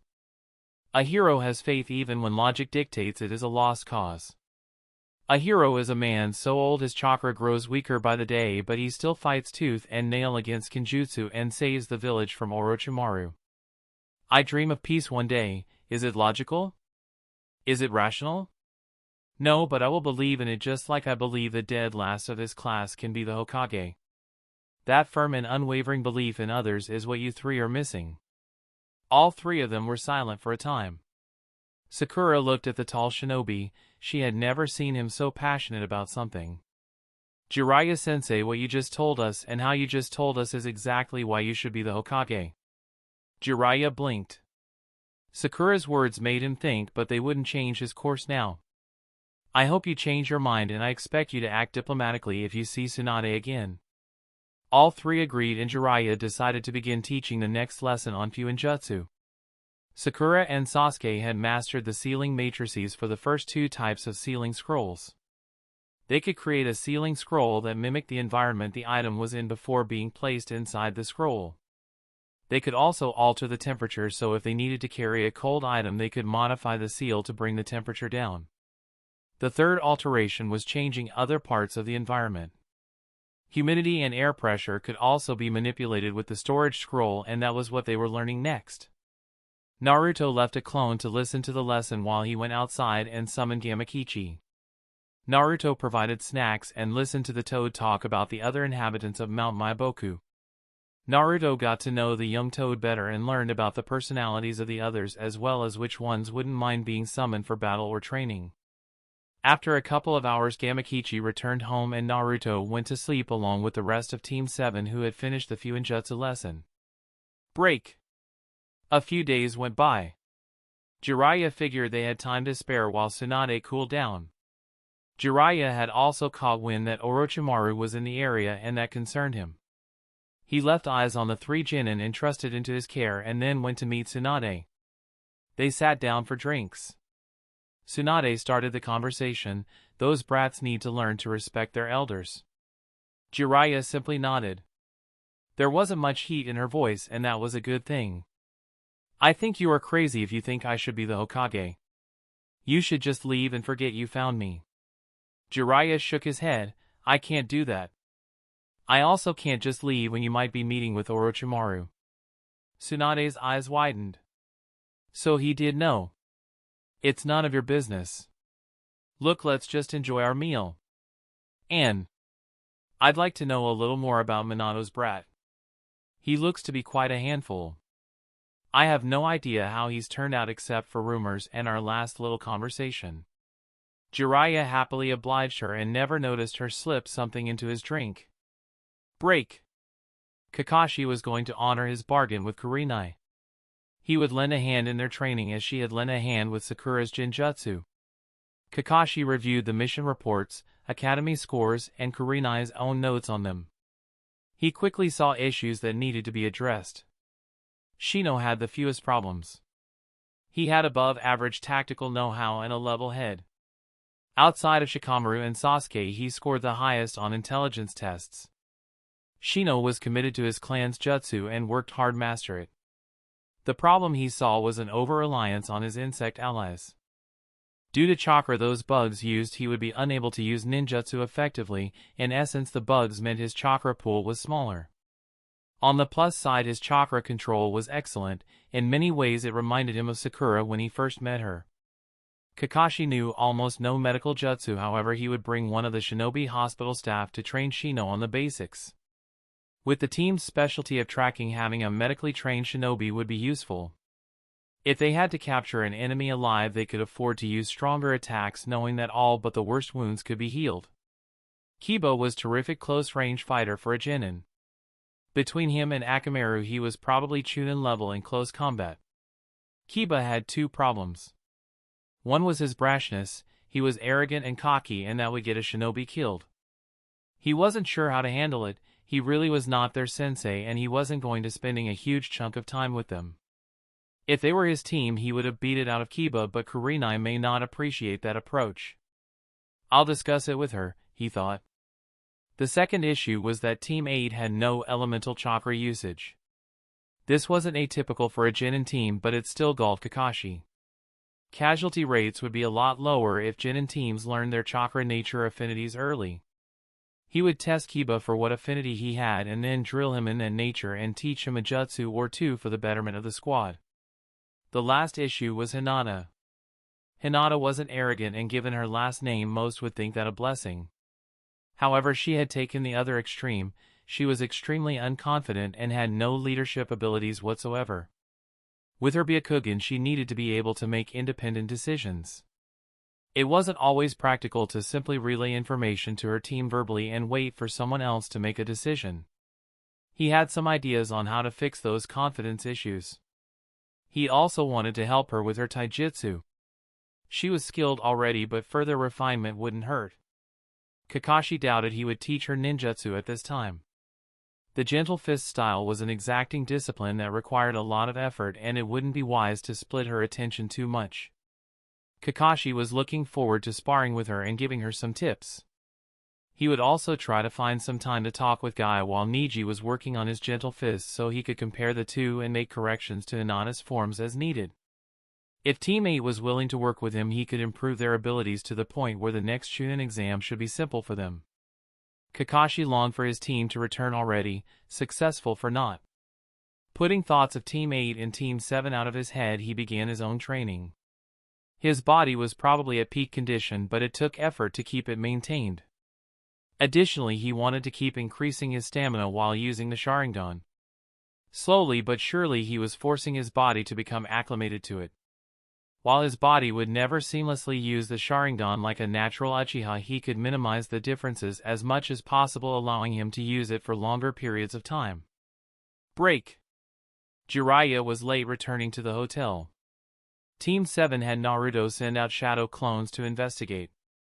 When one of the clones spotted him at a stand that served food and alcohol, it approached ready to give him an earful, only to see Jiraiya unconscious. The clone tried waking him but was unsuccessful.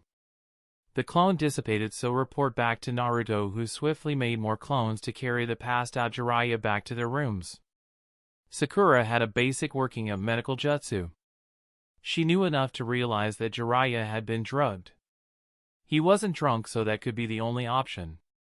His pulse was low but not dangerously slow, and his condition wasn't deteriorating, so the prognosis looked good.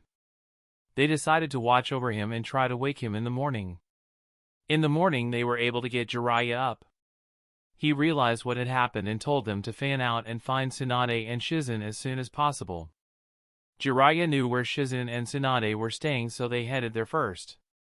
Shizen informed them of what had happened and they immediately began searching for the missing Sannin. "Tsunade, I came to bring you back. You had better not be siding with that traitor. I love you, but if you betray Konoha, I'll have no choice but to kill you." Break. One of Naruto's clones spotted smashed terrain in the distance and instantly popped, letting the real Naruto know. Team 7, Jiraiya and Shizen rushed to that location and soon heard the sounds of battle. Orochimaru was watching as Kabuto fought with Tsunade. As they arrived, Kabuto cut his hand and splattered blood all over Tsunade. Tsunade was stunned, paralyzed even, and didn't evade the Kabuto's next strike that sent her sailing. Shizen quickly caught her master and Team 7 sprang into action. Naruto began by creating 40 clones, half of which charged immediately. Kabuto had failed to accurately report the strength of Team 7, and it was his most comprehensive failure to date. Kabuto was angry and was going to wipe away his shame by destroying Team 7. He would keep Sasuke alive, but Sakura and Naruto were dead. Chakra scalpels appeared in his hands as the clones struck at him. He was surprised by the swiftness of the attack. The katanas screamed towards him with high Chunin level speed. Kabuto dodged skillfully and responded by slashing and killing several clones. Kabuto tried to make headway to get at the real Naruto as well as Sakura and Sasuke, but failed to do so. The clones simply did not allow him to proceed forward. They would slash and cut, blocking his path, while he could pop one or two, even that was getting harder. Kabuto was frustrated, especially considering Team 7 was simply calmly watching him struggle with the clones and not even doing anything. So they think they are safe over there, Kabuto thought. Kabuto used Oton, Shinjuzanshu no Jutsu, Earth Style, Headhunter Jutsu, to burrow into the ground and pop up behind Naruto and drag him part of the way into the earth, and then use a chakra scalpel to cut into his lungs. The clone dissipated, and then explosive tags that were on the clone exploded point blank in Kabuto's face. The explosion destroyed the clones of Sasuke and Sakura as well, who also had explosive tags on them.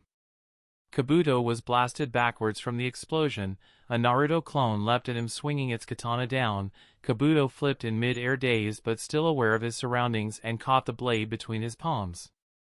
The strength of the attack was stopped, but Kabuto felt it in his arms.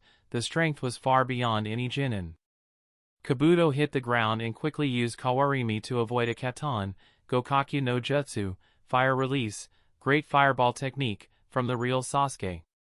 Kabuto was breathing heavily. What was happening? Trained by Orochimaru personally, he was extremely confident in his skills. Outside of Jiraiya, Kakashi, and Guy, he doubted any other lead shinobi would be a match. Kabuto had to take this more cautiously. He still wanted them dead, but he would need to start taking the fight more seriously. Jiraiya had intended Shizen to fight with Kabuto while he fought with Orochimaru. When he saw the Naruto clones race forward, he figured it would be fine since the real Team 7 would be safe while the clones did battle. Seeing the effectiveness in real combat firsthand was surprising. He had seen Team 7 train with them, but it hadn't prepared him to see this level of efficacy in real battle. Orochimaru smiled. Team 7 being this competent did pose a potential problem for today, however it also meant that Sasuke was strong enough to be his vessel.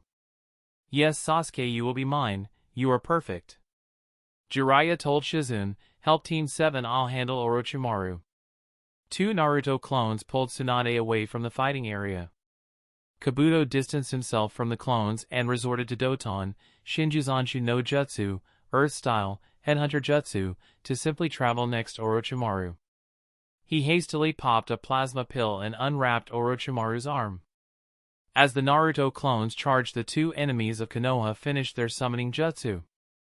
A giant two-headed snake appeared from the smoke. One clone dashed forward, accepting death, to slash with his katana to check the strength of the snake's scale. Unsurprising, the blade did not piercing the scale and the summon crushed the clone. Jiraiya responded with his own summon, finishing the jutsu revealed none other than Gamakichi. Jiraiya cursed. Tsunade's drug was still affecting his chakra control. Orochimaru laughed, still playing the fool, I see. The real Naruto saw the danger and immediately used Kuchio's no jutsu, summoning technique. Right as he was finishing, the hand seals Kabuto threw a flurry of scalpels at Naruto. Sakura deflected them as they traveled to their target. That done, Naruto was able to finish the summoning. Unlike Jiraiya's Gamakichi, Naruto was able to summon one of the great battle toads. Gamaken took in his surroundings and narrowed his eyes, seeing the two-headed snake. He twirled his Susumu and rumbled, dangerous, I am not too clumsy to deal with this snake. Jiraiya breathed a sigh of relief. Even though Gamaken could probably take the two-headed snake, there was no reason not to lend a helping hand. Doton, Yomi Numa, Earth Release, Swamp of the Underworld. The ground beneath the snake turned to mud. The jutsu did more than just that.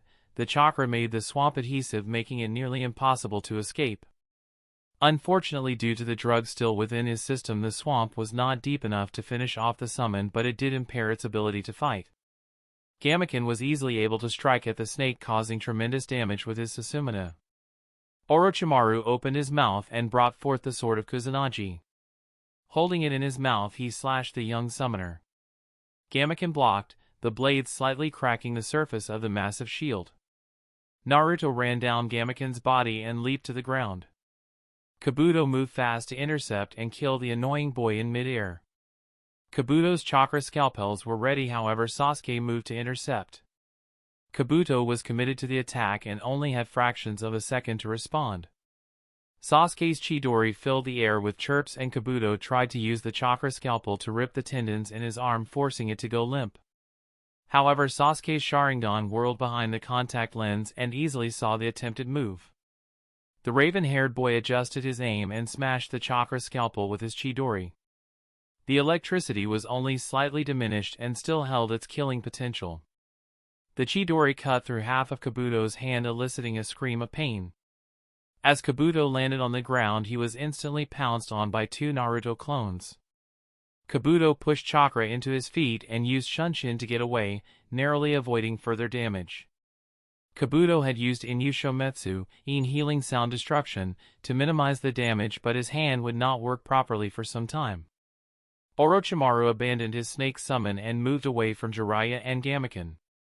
Seeing their summon outclassed, Orochimaru called to Kabuto and the two of them summoned Manda the Great Snake. Shizen, who had been ready to assist Team 7, rushed back to Tsunade. She believed they would need Tsunade to summon Katsuyu if they were going to stand a chance. Manda hissed, Orochimaru, why have you summoned me? Orochimaru promised 100 sacrifices if he were to kill all but Sasuke and Tsunade. Gamaken had just forced the giant snake to dissipate when he turned and faced a threat that outclassed him. He rumbled nervously but held his ground against the world's greatest serpent. Sasuke called out, "Kabuto has a regenerative ability." All of Team 7 knew what that meant. Don't assume he was down until he had been decapitated and burnt. Orochimaru rode on Manda's head as it bore down on Gamabunta.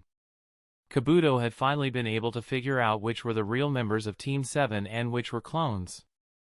The clones that were in a hinge acted slightly different in their movements. Kabuto used Shunshin to get close and the Academy-level Bunshin to confuse his enemies as he went for Sakura. He laughed as she completed hand signs and shouted, "Katan, Gokakyu no Jutsu, fire release, great fireball technique.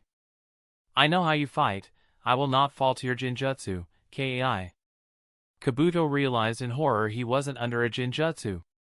Sakura had used ninjutsu on him. Shielding his face with his arms, he again used his healing ability to survive the worst of it. As the fire-raged clones shot kunai and shuriken at him, Kabuto clenched his jaw in frustration as his body became further damaged and used his Doton, Shinjuzanshu no Jutsu, Earth-style, Headhunter Jutsu, to escape underground. Gamabunta leapt aside as Manda smashed into the area he had vacated. Jiraiya was somewhat at a loss for what to do. Hoping to distract Manda, he used a chakra-infused jump to land on the Great Snake and began climbing towards Orochimaru. Orochimaru slashed down with Kuzenagi, carefully avoiding Manda's body. Jiraiya did a small jump and landed on the sword itself and then kicked out at Orochimaru, who dodged to the side easily. Naruto wasn't idle. He threw a kunai with an explosive tag attached to it and watched it bounce off Manda's incredibly strong scales, the explosion accomplishing nothing. Naruto grinned and swiftly attached another explosive tag onto his chakra kunai. Powering it with his wind chakra, he threw it at Manda's great body again, this time the wind-infused chakra blade piercing the scales and buried itself in the monstrous form. The paper bomb exploded from the inside of Manda. Manda writhed in pain and thrashed around. Both Sannin had used chakra on their souls to stay in contact with Manda while they fought, but this unexpected movement broke the connection and they fell. Manda was a massive serpent. The damage was nowhere near enough to kill him. It was akin to a human having a needle stuck in their calf and having it inject bleach into their body. Horrifically painful, but not enough kill. Gamabunta saw an opening and struck out with his weapon, denting some of the snake's scales under its jaw. "I'll crush you," the great snake threatened. Manda attempted to wrap itself around the gallant toad, but the self-proclaimed clumsy toad used his Susamana as a pole and vaulted over the snake's grasp. Jiraiya and Orochimaru landed safely and continued their battle. With Jiraiya's chakra still not under his full control, it was all he could do to avoid getting hit by his foe's dangerous blade. Naruto sent some clones to help, but they did little to stop the agile Sannin. The difference between a Sannin, even Saiyan's usable arms, and Kabuto was significant. Naruto launched his last chakra kunai at Manda. Manda cried out in rage and pain as he suffered another painful internal explosion. Shizen was desperately trying to get Tsunade to snap out of her hemophobia. Her eyes were distant, looking at some unknown horror, and were unresponsive. Shizen cried out, "Please Tsunade-sama, snap out it. Master Jiraiya needs you." The Naruto clones on guard shook their heads and continued to keep a sharp eye out if anything came their way. Kabuto's chakra was dropping to dangerous levels.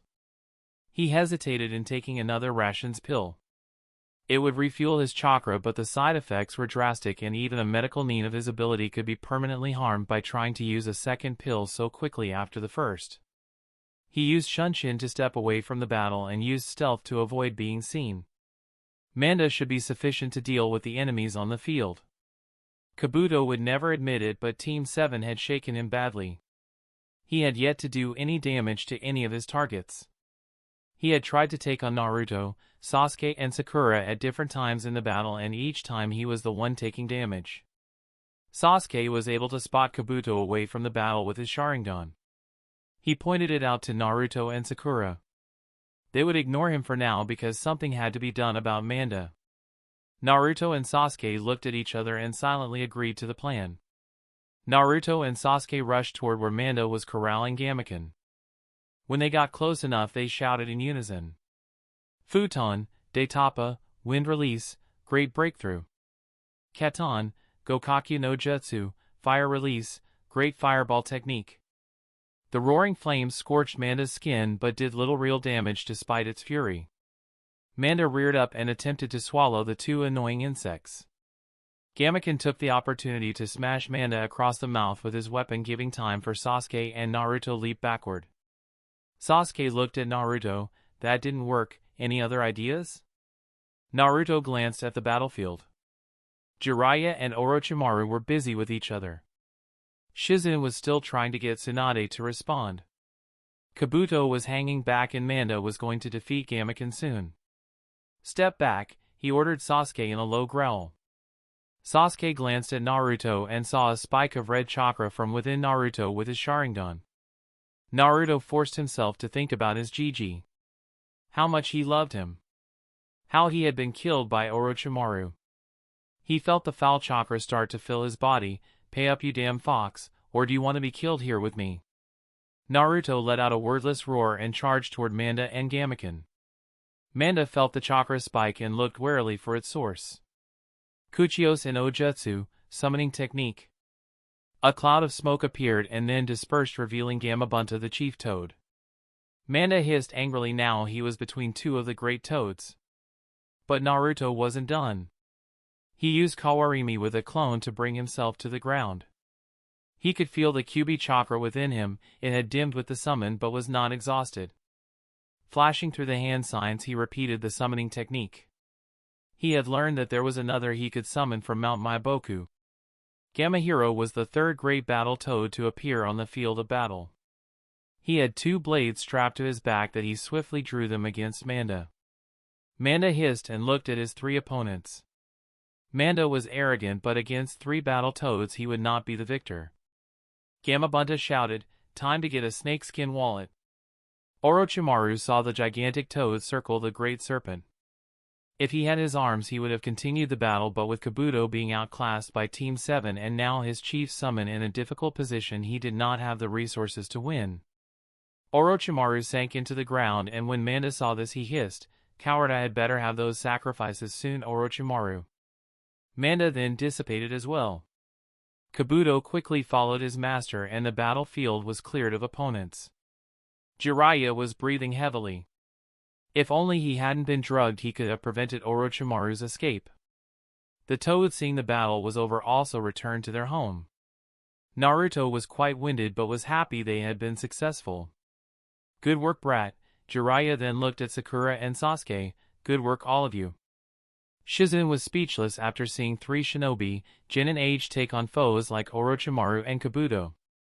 Naruto then cursed unexpectedly, "Damn it! That snake owes me 2 chakra blades." They looked at him quizzically. "I was hoping when he went back to wherever he came from my chakra blades would drop to the ground here." Sakura couldn't help but laugh. It wasn't that funny really, but she had just survived a battle that had involved the Sannin. Jiraiya simply shook his head. "Kid, I'll buy you a half dozen. You just saved all of our hides." The triumphant Team 7 got Tsunade cleaned up and took her to the hotel. Eventually the shock of seeing blood faded and Tsunade was able to recover. Seeing everyone around here, she looked away filled with shame. I'm sorry everyone. I shouldn't have drugged you, Jiraiya, and I shouldn't have hit you, Shizune. I don't know how I survived, but I'm sure I have you all to thank." Jiraiya gave her a lopsided grin. "Since you want to thank us, why don't you come back with us to Konoha and become the Hokage?" Tsunade looked down. "After all this, you still think I should be Hokage?" Jiraiya nodded. "Of course." Team 7 looked grim and Tsunade didn't miss their expressions. "Take me back to Konoha. I want to pay my respects to Sensei. Afterwards I'll let you know my decision." Jiraiya would have preferred a firm yes, but it was better than an outright no. Jiraiya gave a meaningful look to Team 7. The three genin knew that look meant they should not try to pressure Tsunade to pass the hat to Jiraiya.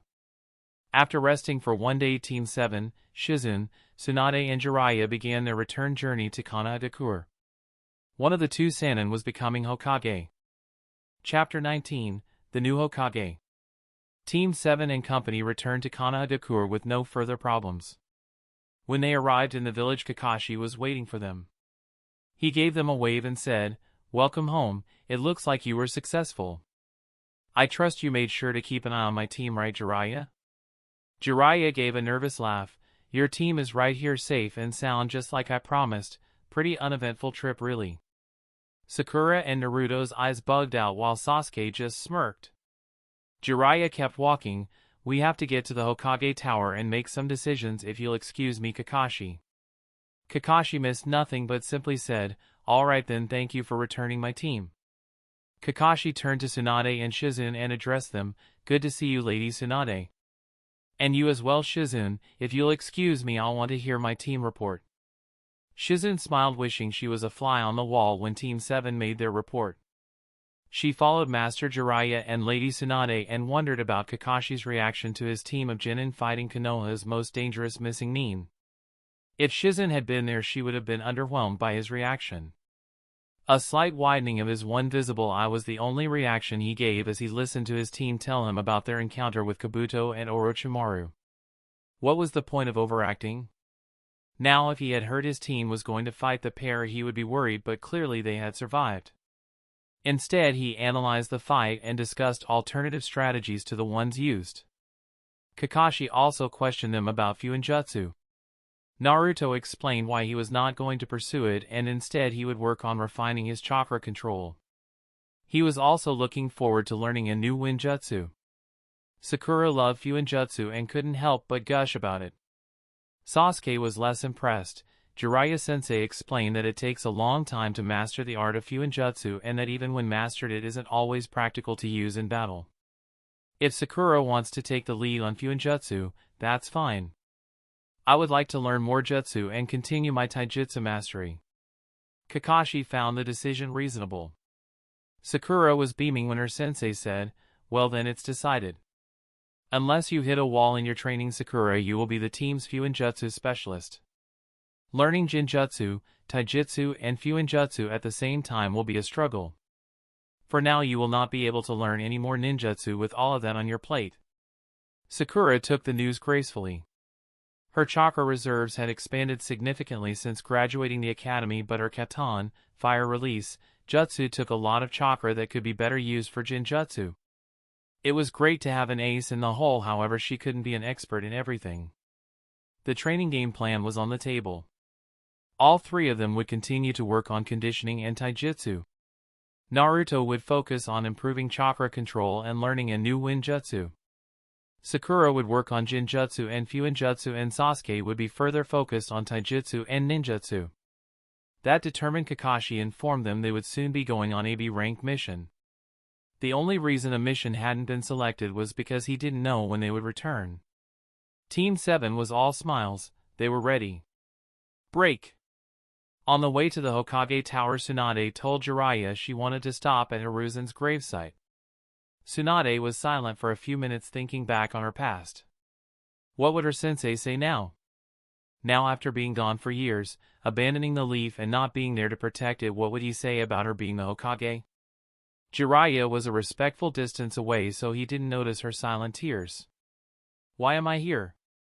Why did I go back to the place with so many horrible memories? Tsunade shivered. Nothing kept her here, but after returning she felt obligated to stay.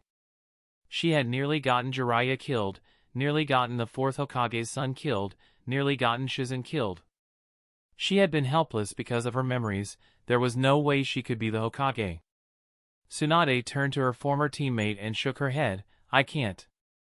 I can't be Hokage, Jiraiya. I'm sorry, but I simply can't. Jiraiya reached out and Tsunade hugged him, and despite her breasts pressing against him, he didn't have a single lecherous thought. It's all right. No one is going to make you Hokage if you don't want to be. Jiraiya had hoped for a different outcome. He had hoped that time had eased her wounds. He had hoped that Naruto, the boy who never gave up, would convince her to take up her grandfather's mantle. But Naruto had done nothing but condemn her and then refused to fight her when challenged. Naruto was right, fighting someone just because of a disagreement was foolish. But because he did not, Tsunade never saw the fire within Naruto, the passion to never give up. He couldn't blame the boy for not accepting her challenge. She was one of the Sannin. And then the way things went down with Orochimaru was just bad for Tsunade. Yes, no one had died and he was incredibly thankful for that. But Tsunade had lay helpless in the dirt. She had almost gotten several people killed, and it probably reinforced her view that she wasn't strong enough, capable enough, or worthy enough for the title. At this point nothing he could say would change her mind. Tsunade, I'll be the Hokage. I only ask that you stay for a while, let Shizen reacquaint herself with the village of her youth. Tsunade nodded. All right, it's the least I can do. I have no desire to talk with the council. I'll go find a place for me and Shizen. Jiraiya accepted her answer and then let her be. He didn't think he was a good selection for Hokage. But now he would be selected, and he would be damned if he brought ruin to Konoha. Jiraiya would become the Godame and do his very best. Break. Nearly everyone was on board with Jiraiya becoming Hokage. The Jonin had no problems with the legendary Toad Sage, though a few of the male Jonin were highly concerned about a potential delay in the next volume of their literature. The daimyo also thought highly of Jiraiya, and so the choice was ratified and made. Jiraiya immediately confirmed much of what had already been done. The least strategy was to give the illusion that they were near full strength. As such, Jonin were completing missions at a very fast clip. ANBU Black Ops were also doing missions that normally would be considered beneath them, but right now they needed to just get them done. As the Godame Hokage, Jiraiya's first task was something he felt was long overdue. After the first council session, he excused everyone but Danzo and Kakashi. He started with a bombshell. Danzo, I am aware Root still exists. Danzo gave no visible reaction other than to say, Sarutobi disbanded at years. Jiraiya slapped his hand on the table. Don't lie to me, Danzo. I'll have you executed for treason if you continue your falsehoods. Danzo's eyes went to Kakashi and then back to Jiraiya. Root serves a purpose, it protects this village. Root can keep its name and continue to exist, but changes will be made. I need a full accounting of every shinobi under your control, their abilities, skills, and mission history. Furthermore, your abhorrent recruitment and training practices end now. Danzo seethed inside. Root was his, he had built it, and he would be the one in control. Danzo stood up. Don't be an idealistic fool. Konoha was almost destroyed because of your sensei's foolish naivete. Root supports the great tree from the shadows. Without it we would be in an even worse state. I refuse to allow you to destroy Konoha. Kakashi raised his killing intent and spoke softly. Danzo, this is your Hokage. You can feel free to disagree with him, but you will obey. Danzo shifted. Fighting here would be stupid. Even if he won, Konohagakure would be hard-pressed to recover the loss of two of its most powerful shinobi. Moreover, the council would never work with him if he assassinated the newly selected Hokage. Even with his stolen eye and arm, the chances of him actually winning were microscopic. Danzo was defeated for the moment. He lowered his gaze and said, I understand, Jiraiya-sama. You will have a full listing of the shinobi within Root on your desk in the morning. Jiraiya knew Danzo would be trouble in the future, but if he obeyed he would allow him to contain his role. But the way he trained and raised shinobi would be stopped immediately. Danzo left and Kakashi turned to Jiraiya. If you will excuse me, Lord Hokage, I'll be heading out with my team. Jiraiya waved him off. Kakashi's presence shouldn't have been needed, but the Jonin had insisted it would be wise. With his Sharingan he knew Danzo was far from the cripple he pretended to be. Jiraiya still hadn't been worried, but it didn't hurt to make it clear where Kakashi's loyalties were. That off his to-do list, he made his way to his office and cringed at all the paperwork. My fans will suffer for what I do for the village. There may never be another book released at this rate. With a heavy sigh, Jiraiya got to work. With the stack of information on Root coming in tomorrow, he needed to make a sizable dent as soon as possible. Break. Team 7 set off on a string of missions. Due to the quantity of missions available, it was easy to link missions together. Escort duty to one land seamlessly wove into an assassination in the same area before returning home. Normally it was frowned about to chain missions together because if you failed the first one it automatically meant the second failed. That led to dissatisfied customers and less revenue for the village. It also was a black mark on the reputation of the village. Success rate mattered greatly. However, this was Kakashi, so the idea of him failing a B mission was laughable. In the next month, Team 7 would complete 13 B-rank missions, and a pair of C-rank missions only taken due to proximity. On those missions, Team 7 further enhanced their teamwork. Sakura's Jinjutsu proved to quite valuable for the less direct combat-oriented assignments. Jinjutsu allowed for assassinations to give the appearance of suicide, sometimes mission parameters forbid the frontal approach. In direct combat, Team 7 obliterated any opposition. Zabuza and Haku made their wave mission an A-rank mission, meaning that typical opposition for AB rank was below the difficulty of Zabuza and Haku. In fact, they only encountered Chunin-level threat on all of their missions. That was true until the last mission of the month. The mission was potentially dangerous because the gem merchant was traveling with a large amount of merchandise. Missions came into the leaf from all sorts of people.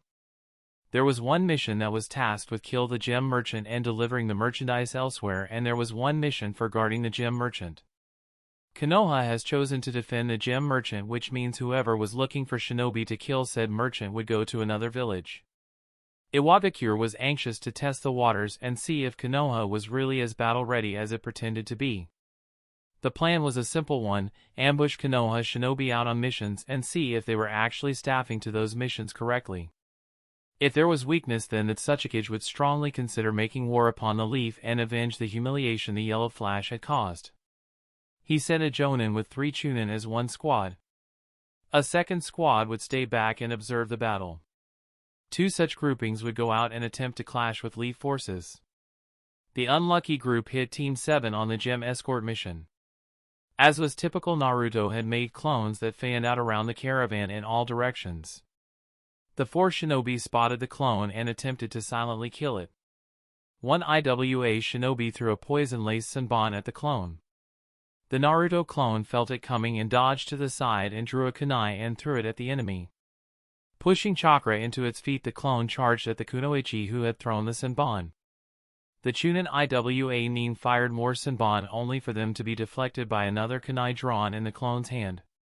The Jonin, a strong earth user, was irritated at his student's failure and flashed through hand seals using Doton, Doskiryu, Earth Style, Earth Dragon.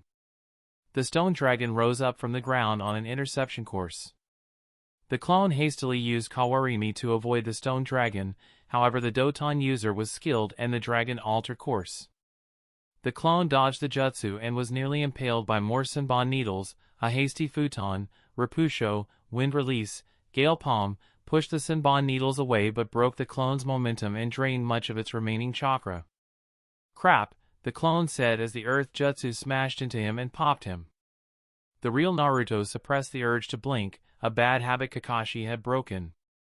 A shinobi could die in a blink of an eye, and to do it every time a clone dissipates could be fatal. Naruto quickly relayed the information: 2 IWA shinobi, 1 is a strong earth jutsu, threat level moderate. If anything, it was an overestimation, but it never hurt to be cautious, and it was unknown if there were more threats around. Likely they were given the common practice of 4-man squads. Kakashi considered what would be the best course of action. The mission was important, but paramount was the potential conflict with IWA. Don't kill them unless necessary. Naruto pinned them down with the clones. I'll take them out. If any circle around to attack you here, deal with them. Naruto made 50 clones and sent 40 of them into the wooden area. The road itself was clear, but on either side thick forests allowed ambushers to come from almost any angle. Kakashi trailed behind the clones. He left a clone behind to watch over his team. The Jonin activated his Sharingan and began moving with exceptional stealth worthy of the elite Jonin that he was. The Naruto clones hit the IWA shinobi like a wrecking ball. While it only took a decently hard strike to dissipate a clone, the fact was that the clones were fast. Only the Jonin Doton user could match their speed. The kunoichi with the senbon was firing them at a rapid pace, but had only successfully tagged one. She threw a poisonous smoke bomb that could have been effective if not blown away by a wind jutsu. The other 2 Chunin also made an appearance. One was another Doton user and the other was a taijutsu specialist. Sadly for the taijutsu specialist, his speed and strength were only equal to a clone, and there was an army of clones. The Jonin called a retreat only for Kakashi to rise up out of the ground, aiming a kunai for his throat. The jonin grasped the wrist before the blade could descend, which was exactly what Kakashi expected. With bone-jarring force, Kakashi's knee came up and slammed into the man's abdomen.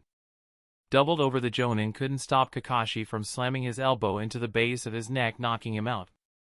The taijutsu specialist was clubbed unconscious by a Naruto clone. The Chunin Doton specialist put up a rock wall to help ward off pursuit, but clones simply ran up one side and down the other. The Kunoichi threw the last of her Senbon and threw Makabishi behind her as she ran. The clones easily avoided them. To the two IWA shinobi, it was like a scene from a nightmare. An army of blonde-haired enemies getting past every defense they had, running them to the ground. Soon enough they were surrounded and exhausted. Their only hope was if the observation team intervened. Their shadow team saw that it was Sharingan no Kakashi who was leading the team and decided to avoid confrontation. They longed to be the ones to put down the fourth Hokage's last remaining student.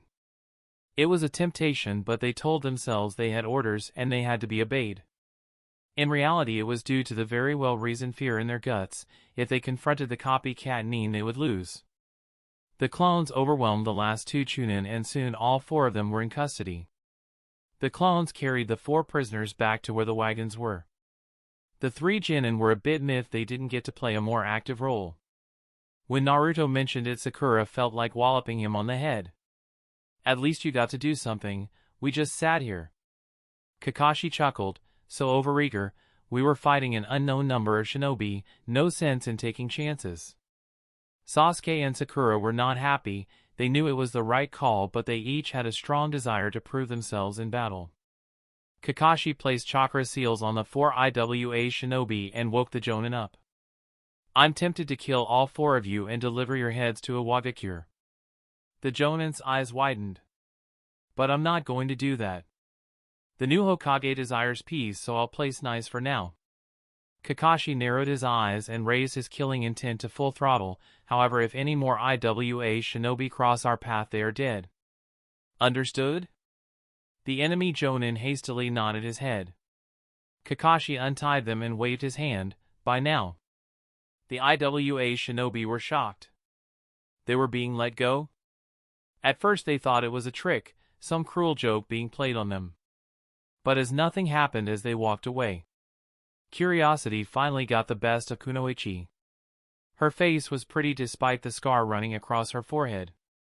Why? Why would you let us go? Sasuke yawned. Because you aren't worth our time. Sakura laughed at Sasuke's taunt, both because she wanted to be on Sasuke's side and also because she knew the confident and arrogant attitude would bolster the perception that Kakashi was pushing. Naruto added, that wasn't nice, Sasuke. They managed to take out 10 of my clones. I only had 40 left. I might have actually had to use the jutsu again if Kakashi-sensei wasn't with us. All four of the Konoha shinobi laughed, causing the IWA squad to be both furious and embarrassed. None of them were stupid enough to start something, and they quickly left the area filled with shame. The Shadow Squad leader sent word back to IWA. The stories about Kakashi's team were true. The boy, Naruto Uzumaki, would be added to their bingo books at minimum B rank threat, and if his summoning skills could be confirmed in A rank threat. Kakashi turned to his squad. Well done, however, I will caution all of you again about arrogance and pride. They will get you killed even when fighting inferior shinobi. All three responded with, Hi Kakashi-sensei. It was a fine line between confidence and arrogance. He would watch his team to make sure they didn't stray too far from that line. The rest of the mission was uneventful. Upon returning to Konoha, things had settled down some. Kakashi had Naruto make a few clones to work on D-rank missions while the team did nothing else but train for a solid week. Team 7 trained on the road on occasion but couldn't push themselves and risk the success of their mission. A week on home ground allowed them to cut loose. Naruto mastered a new jutsu. Futon, Shinkajyoku, wind release vacuum bullets, was a wind jutsu that fired what amounted to a dozen bullets of air. Each bullet could pierce flesh. The jutsu was not designed to pierce strong defenses, however it would be an effective kill move against lightly armored opponents. One weakness was that the user had to breathe in air and manipulate it. The victim did have at least a second or two to find cover or prepare a defense. However, the speed of the air bullets once exhaled traveled much faster than any thrown object. Sakura was absorbed with learning seals. Under careful supervision, she had created her first explosive tag. It was weaker than the standard one, however, once she progressed in her studies, she would be able to make explosive tags with a larger blast radius and a higher temperature. Kakashi and Jiraiya both lectured her extensively, and not being stupid, there would be no practicing explosive seals without supervision. Sakura was itching to experiment but saw the wisdom in waiting. Sasuke focused on his taijutsu and picked up a few more lighting techniques. Of note was Raitun, Shirchu Shirbari, lighting release, 4-pillar bind. This technique pulled 4 pillars from the earth and trapped the victim in a field of lightning. Typically it was not fatal, primarily it was used for capture. Team 7 would use it to set up a kill by trapping the enemy and then finishing them off with an offensive jutsu or Naruto throwing a chakra kunai. In regards to chakra kunai, Jiraiya came through for Naruto. The Jinchuriki was quite happy with his 6 new chakra kunai that were almost identical to the ones he had lost when fighting Manda. Break. While Team 7 was completing their B-ranked missions, Shizen started volunteering at the hospital. Her presence was greatly appreciated. Having a medical nin who had trained under the legendary Tsunade was a boon to morale. Many civilians and shinobi had been injured during the invasion. Everyone had already been treated, however several were at various states of rehabilitation. Shizen cared for Lady Tsunade greatly, but she missed this. She liked waking up in the morning to the same familiar smiling faces. She loved being able to help her village each day, curing the sick and helping the injured recover. One of the rehabilitation cases was Choji. His leg had to be amputated and he was struggling to get used to the prosthetic. The biggest concern was being able to travel swiftly. He couldn't push chakra into the prosthetic to help him travel, meaning unless he wanted to try doing it one-legged, it was impossible to keep up in tree jumping. Shizen had an idea that may be able to help him, however it was beyond her skill. Seeing Choji work hard every day motivated her. The fact that his team had kept him on the roster despite his injuries was a testament to how much they cared for him. They had only been doing D rank since he had been injured. Shizen approached Tsunade about the issue. "Lady Tsunade, you've been cooped up drinking the entire time we've been here." Tsunade gave her an aggravated look. "If there were any casinos in this village, I'd have somewhere to go." Shizen gave a frustrated sigh and put her hands on her hips. "Tsunade, there are people who need your help. I know one boy who would give almost anything to have his leg back. I know you've studied a technique that can help him. Please, Lady Tsunade, you know you owe Team 7 for saving your life. This boy is a friend of theirs, come see him at least." Tsunade slammed her fist on the table. "And then what? I heal one boy and then 100 others will come. Before you know it, I'll be chained to this village. I've agreed to stay for your sake, but I don't plan on staying forever." "The answer is no." Shizen turned and walked out of the door. She would get Tsunade to help. She wasn't going to give up. Break. It had been 2 days since Shizen had asked her to help the genin. Tsunade continued to drink her sake and ignore the village. Every day was a painful reminder of what she had lost. Within the confines of their temporary home, she could forget exactly where she was. She would imagine it was just another hotel room. Just another village that she was passing through. A knock sounded at the door. Tsunade grumbled and stood up, only slightly woozy despite the copious amount of alcohol she had consumed. She opened the door and saw the large bulky frame of Choza Akimichi. He was the father of Choji and had come personally to beg for assistance. He bowed his head low. "Tsunade-sama, your assistant Shizen told me you might have the ability to heal my son." Tsunade twitched with rage, not at Choza but at Shizen. "How dare she do this to me?" Tsunade shook her head forcefully. "I'm not here to heal anyone." "Sorry." She moved to close the door, but Choza pushed his hand in the way. Tsunade could have forced the door closed, but it would have crushed Choza's hand. "Please, it is what my son has ever wanted." "I can pay. Ask what you want and I will do it." Tsunade growled, what he always wanted. To be a shinobi? To die in battle before his time? Maybe this is a wake-up call for him. Let him be happy doing something that won't get him killed. The Akimichi clan head frowned. His dream is to protect his friends. Shikamaru and Ino are his teammates. He wants to be there to protect them. Tsunade swallowed thickly. She had dreamed many times of being there to save her brother. She had dreamed of the chance to heal Dan before he died of his wounds. Those dreams haunted her nights and her days. A sharp knife of sorrow twisted in her heart. She turned away and in a soft voice said, "My dreams have never come true, but I will try to fulfill your sons. Take me to him and I'll see what I can do." Choza thanked her profusely and led her to Choji. Break. Team 8 had taken to Kakashi's training well.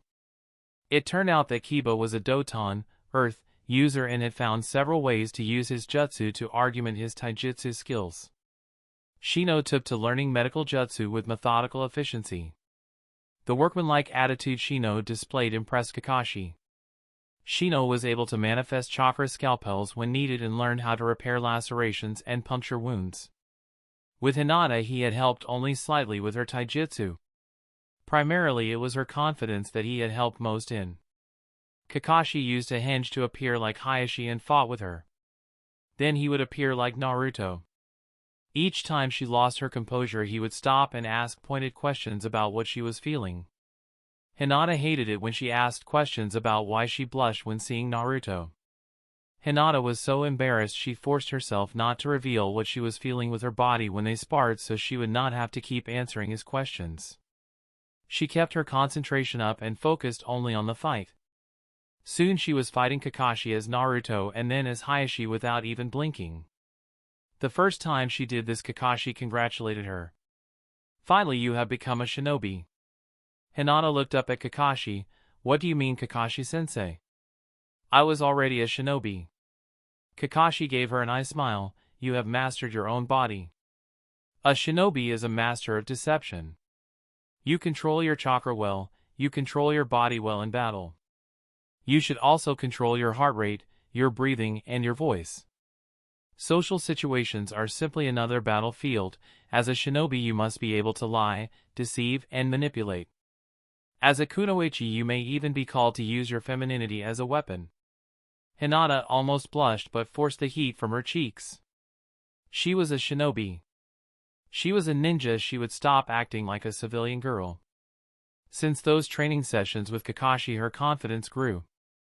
By projecting confidence she became confident. While Team 7 had gone out on B-rank mission after B-rank mission, Team 8 stuck with the C-rank missions. That however did not stop the IWA shinobi from attacking them. The Tsuchikage had sent 2 separate groups out to test Konoha's abilities. The first had run afoul with Team 7, the second fought Kurenai's genin team. Chapter 20, Striking Back. Tsunade and Shizune performed the procedure on Choji. He would keep the prosthetic leg but Tsunade would actually graft skin and nerves through the prosthetic leg to the bottom of the artificial foot. Chakra could then flow on flesh allowing Choji to use the leg. It would also respond much better to him than a normal prosthetic. Tsunade had to have Jiraiya use a seal that kept the flesh from decaying since no nutrients could flow to it. The procedure was not dangerous to Choji, however it was extremely difficult to do and it took hours of painstaking precision before Tsunade and Shizune were finished. Choji would not be able to use all of his family jutsu but he could definitely now once again be a member of Asuma's team. Tsunade was thanked over and over again by Shikamaru, Choza, Ino, and many others. Tsunade felt a warm glow of accomplishment fill her. She had forgotten what it was like to heal shinobi from Konoha. Walking back to her temporary abode she did not feel the sadness and despair she normally did when walking the paths of Konohagakure. Perhaps it's time I stayed here. Shizune is happy and I'm sure I could convince Jiraiya to start a medical program like I had always wanted. Break. Kakashi met with the Godame Hokage towards the end of his team's week off of serious missions. It was late at night and Jiraiya was still doing paperwork. Kakashi chuckled as he entered. "Good evening, Hokage-sama." Jiraiya had sensed him as he came into his office and looked up. "This is your fault, you know." Kakashi gave him an eye smile. "My fault? That you have become Hokage and are ensuring our village's protection?" "Why yes. Yes it is. The Toad Sage grumbled, "Gloat all you want behind that mask, Kakashi, but because of you there won't be any more Ika books." Kakashi scratched at his mask. Well, that is powerful incentive for me to stop punishing you." Jiraiya looked at him with a puzzled expression. "What do you mean?" "Well, with the training I've used with my students I've learned how to deal with paperwork, but I had been keeping it from you since you nearly got my students killed fighting Orochimaru." Jiraiya nervously laughed. "Oh, come on now. How was I supposed to know he would be there? And then you did let yourself be drugged." Jiraiya growled, "All right, enough. Tell me how to escape this paperwork." The Hokage glared at Kakashi and warned, "And if you say a katan jutsu I will be assigning you D-rank missions for the rest of your career." Kakashi chuckled, "Mama, no need to be so hasty. It's simple." Kakashi stared at Jiraiya for a few seconds, letting the tension melt. "Kage Bunshin." Jiraiya's eyes popped to their widest possible. The Kage Bunshin could do the paperwork for him.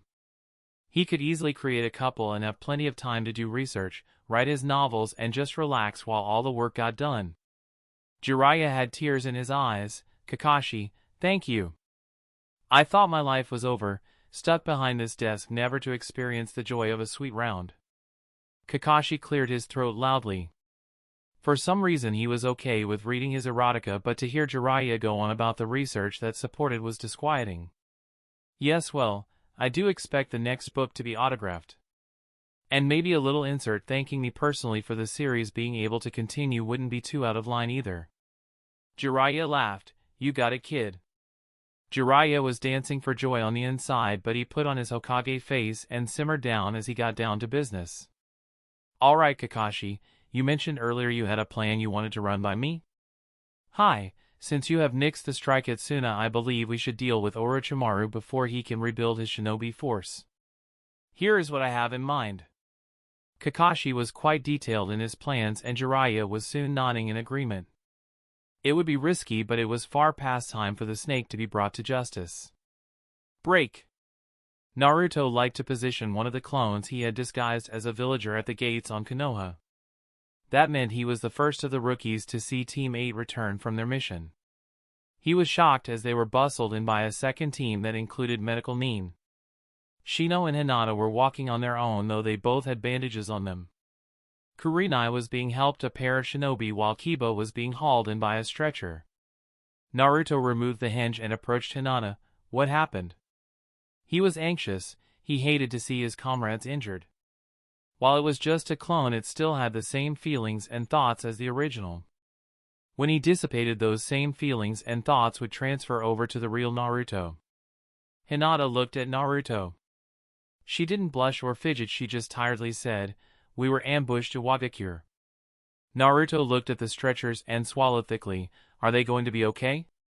Hinata looked downcast as she responded, "Kurenai will be, but I don't know about Kiba. He lost a lot of blood and his heart stopped. If Shino hadn't learned basic medical training, he would be dead." Naruto wasn't sure what to say but felt obligated to say something. "Everything I've read about Inuzukas tells me they have great stamina and recuperative powers. I'm sure he'll be fine." "Hinata, were you hurt?" She looked at Naruto, hoping his words were accurate. "I suffered some injuries but took no serious wounds." "But I... Hinata blamed the lack of sleep and exhaustion. Kakashi had trained her better than this. Forcing herself to calm down, she spoke clearly. "I killed 2 IWA shinobi. I haven't slept well since. After what they did to Kiba and Kurenai, I'm glad you killed them," the clone said heatedly. Hinata looked at the blonde-haired boy she had always admired. He had taken abuse for years and never retaliated. He was not someone like Sasuke who was bent on the path of revenge. Had he changed now that he had become a shinobi? Was the boy she loved no longer an entity that existed? Or was he merely saying something to make her feel better? Or did he only get angry when it was other people hurt? Maybe he wouldn't take vengeance for himself but would do it if his precious people were attacked. Her mind whirled with these questions and she realized she had been silent for several moments. "Naruto, can we talk later?" The clone nodded. "Sure, and if I can do anything for you or Team 8, just let me know." Hinata thanked him and then hurried after her wounded comrades. The Naruto clone dispelled himself and the real Naruto who had been training his Kenjutsu forms received the memories. Naruto was surrounded by his clones who were working on various chakra control exercises. A few clones had been lobbing various objects at him to cut at random intervals to improve his reaction speed while staying true to his Kenjutsu style. Damn it. Iwabikure must have sent multiple squads to mess with us, Naruto said out loud. He created a few more clones and had them race over to Sakura, Sasuke and Kakashi. The clone that went to Kakashi burst into a clearing where Kakashi was training. Kakashi had his own clone that was moving at a high rate of speed around trees, dodging to the side, using Shunshin and Kawarimi seemingly at random. Suddenly the air around the clone distorted and seemed to be trying to devour the clone. However, the clone wasn't hit square by whatever was absorbing it and was able to Kawarimi away. The Naruto clone saw the piece of wood disappear. The real Kakashi was breathing quite heavily. His Mangekyo Sharingan had given him the ability to use Kamui. The power of it was frightening, however it had significant drawbacks. For one, it drastically drained his chakra. Kakashi may have been a genius, however he did not naturally have high chakra reserves. With his constant training his chakra reserves had expanded to be near Kage level, but with this technique even that did not allow for too many uses. The second and greater risk from a long-term perspective is that it damaged his Sharingan. While the damage wasn't significant over time, he suspected he would lose all ability to use his Sharingan. This made it highly frustrating for him to train with it since in effect he only had a finite number of uses of it. He did not know if this was truly finite or if spacing out the uses would delay the effects, but testing a hypothesis thoroughly was not an option.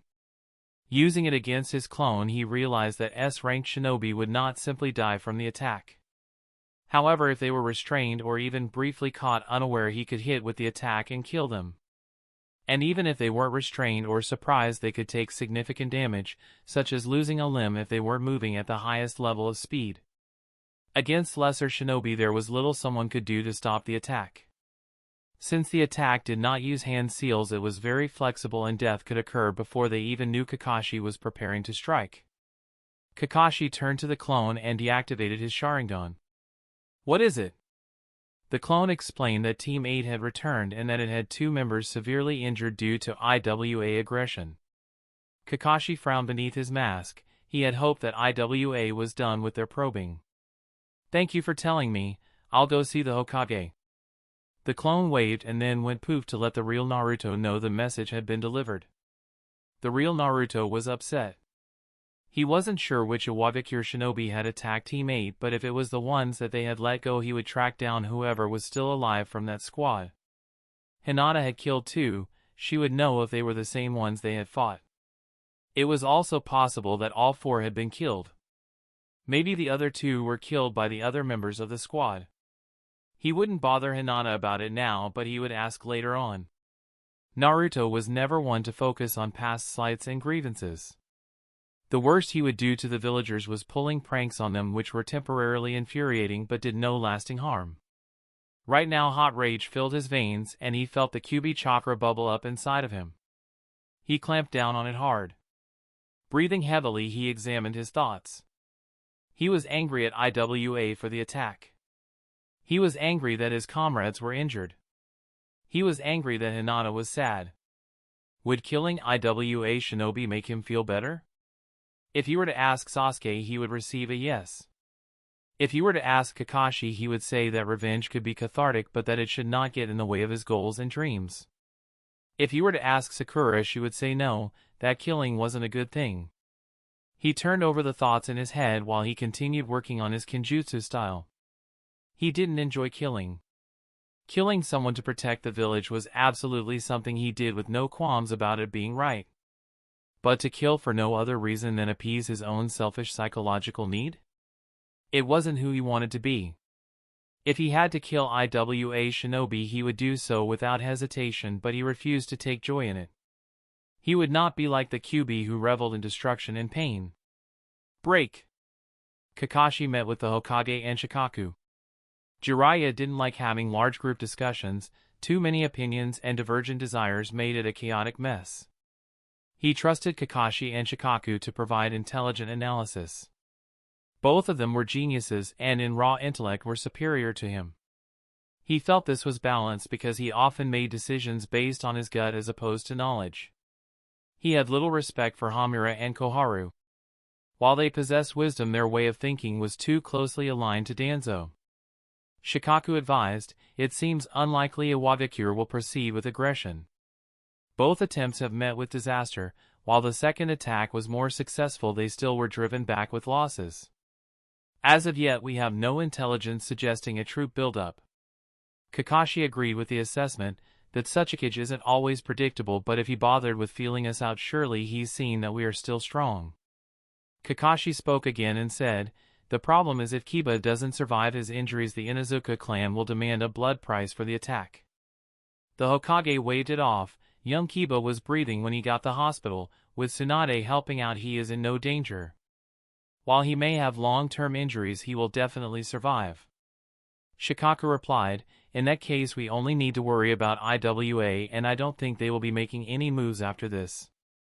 Jiraiya pursed his lips and thought, "All right, let's give it a few more weeks before we begin our operation against Hokage. It would be a disaster if our best were out of the village and IWA was going to attack." They were in agreement on that. They moved on to their plans to deal with Orochimaru. "Kakashi, I've given your proposal more thought and I'm making a change to it." Only those three knew of Kakashi's plan. Hokage had used most of its forces to hit their village. If Orochimaru had in fact used his jutsu to inhibit a new body, he would have his arms back. Kakashi disliked not knowing all of the specifics of how the Snake Sannin's immortality jutsu worked. They only had Jiraiya's conjecture that he drew on from spying on Orochimaru's movements for years and recovered research documentation. Better plan for the worst. Orochimaru will be at full strength and I need to make sure my team is ready to survive that. Break. Sakura was working diligently on Fuinjutsu. It had been a surprise when the Hokage visited her and showed her a seal used on the village shelters. The seal hardened the material around it. Stone would take more damage before breaking. Wood could be made resistant to fire. The shelters were covered in these seals. The seals slowly bled chakra around them, meaning they had to constantly be replenished. Sakura got used to making this seal to help out with those efforts. She also was able to experiment slightly with this type of Fuinjutsu. If the Fuinjutsu failed, there would be no explosion. Sakura delighted in the experimentation aspect of Fuinjutsu. Depending on the material, a different seal could work better, and then it became really complex when you were trying to use the same seal on multiple materials mixed together. This Fuinjutsu had some combat application as well. It could be used on the ground itself, making the immediate area harder to burrow through using Doton. It was a nasty surprise that could counter some of Kabuto's attacks from underneath. Like most Fuinjutsu, it required more time to complete than standard ninjutsu attacks. In Sakura's case, she was confident that her team could protect her. The pink-haired genin spent hours and hours studying Fuinjutsu and practicing seals. She had even skipped visiting Kiba in the hospital to practice more.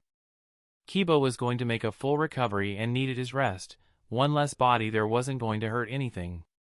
And Fuinjutsu was just so fascinating. When Jiraiya had told her that they were going to be going on an S-rank mission, she redoubled her efforts to be able to provide offensive support with her Fuinjutsu. While the ground-hardening seal may help out, she longed for something truly offensive. She wasn't having a whole lot of luck. It was known that Yuzushiogakure no Sato, village hidden by whirling tides, was feared for their combat application of Fuinjutsu. But almost none of the books provided detail. What exactly were chakra chains? How did Fuinjutsu increase the power of elemental jutsu used? The old texts provided precious few details. It was surprising to her that Jiraiya did not know more. He was a seal master. Shouldn't he know how to use it in combat? The Toad Sage had just chuckled. I don't use a lot of Fuinjutsu in combat. I tried to warn you, it's not necessarily best used in combat. She remembered how he had scratched his head in mild embarrassment. Of course I told that to the Yondaime, and he went on to become known as the Yellow Flash because of his mastery of Fuinjutsu allowed him to perfect Hiraishin no Jutsu, Flying Thunder God technique. I guess being a seal master doesn't mean you really have mastered the art of seals. Jiraiya's jaw dropped and he responded with faux outrage, Pinky. I know more about seals than anyone alive today. Sakura laughed. If she hadn't gone on the trip to retrieve Tsunade with him, she would never have been so carefree with the Hokage. But since she had, she went ahead and responded, well, when the village that is full of seal specialists is destroyed, I guess they had to lower standards. Jiraiya's mouth worked but no words came out. He crossed his arms and grumped, I have paperwork to do. Next time ask your sensei for help with Fuinjutsu. With that he zipped away with a shunshin, leaving Sakura smirking. Sakura returned to her Fuinjutsu studies even more determined to master the art. So much had been lost. She would be the one to recover it, and she would then be an even more integral part of the team. Sakura was confident in her abilities, but even with her Jinjutsu talent and teamwork, she was the weakest link on the team. Naruto had amazing chakra reserves, allowing him to summon massive battle toads and nearly endless clones. Not to mention his taijutsu was becoming scary. It wasn't the technique that was dangerous but the sheer power behind the attack. And Sasuke-kun with his Sharingan was even more dangerous in close quarters. He also had a healthy dose of jutsu for 2 separate chakra types. But if I can make Fuinjutsu battle-worthy, I can hold my own. And maybe then Sasuke-kun will see how strong of kunoichi I really am. He wants to restore his clan. He isn't one to let little things like love and feelings impair his goals. He wants revenge first and then to rebuild his clan. He will want a strong kunoichi, and that is where I will come in. Then I will teach him about love and kindness, and we will be happy for the rest of our lives. Sakura was no longer considered a fangirl because of her outward actions. Internally she still had her dream of being married to her Sasuke-kun. She was just now picking a path that would give her the most chance. Pushing thoughts of the future aside, the strong-willed girl continued with her Fuinjutsu studies. Break. Sasuke had been informed of the S-rank mission. Kakashi had also told him that he was essentially going to be used as bait. This then led to a discussion on why Orochimaru wanted his body. His brother Itachi had bested Orochimaru using the Sharingan. Plus the Sharingan could be used to copy nearly any jutsu, which was a major goal for Orochimaru. Sasuke didn't mind being used as bait. In fact, he was looking forward to it. If Itachi could defeat Orochimaru, it would be a good test to see how close he was to his brother. Despite his youthful pride, he knew that Orochimaru would utterly decimate him in a one-on-one battle. With his team behind him, it should be an excellent test. Sasuke had come to a decision. He would not be facing Itachi alone. Not having his team with him would be like going into battle without kunai or without his Sharingan active. An essential part of his shinobi fighting style was teamwork. Sasuke was aware enough to know that Kakashi had done this deliberately, but frankly he didn't care. As long as his team was willing to go after Itachi, he was happy to be part of it. Sasuke was confident that Sakura and Naruto would gladly stand by him and help get his revenge. He lived for the day he could take Itachi down. He would avenge his village, his clan, and his family. He idly wondered if Itachi would beg before he died. While Sasuke was tempted to torture his older brother like he had been tortured, it went against the training Kakashi taught. As long as an enemy is alive, they are a threat. When the final battle with Itachi took place, Sasuke was determined to end it using precision. There would be no mistakes. After the battle ended, he could revel in his victory, but not a moment before. Sasuke manipulated the Chidori in his hand. With his Sharingan aiding him, he had started to manipulate the jutsu.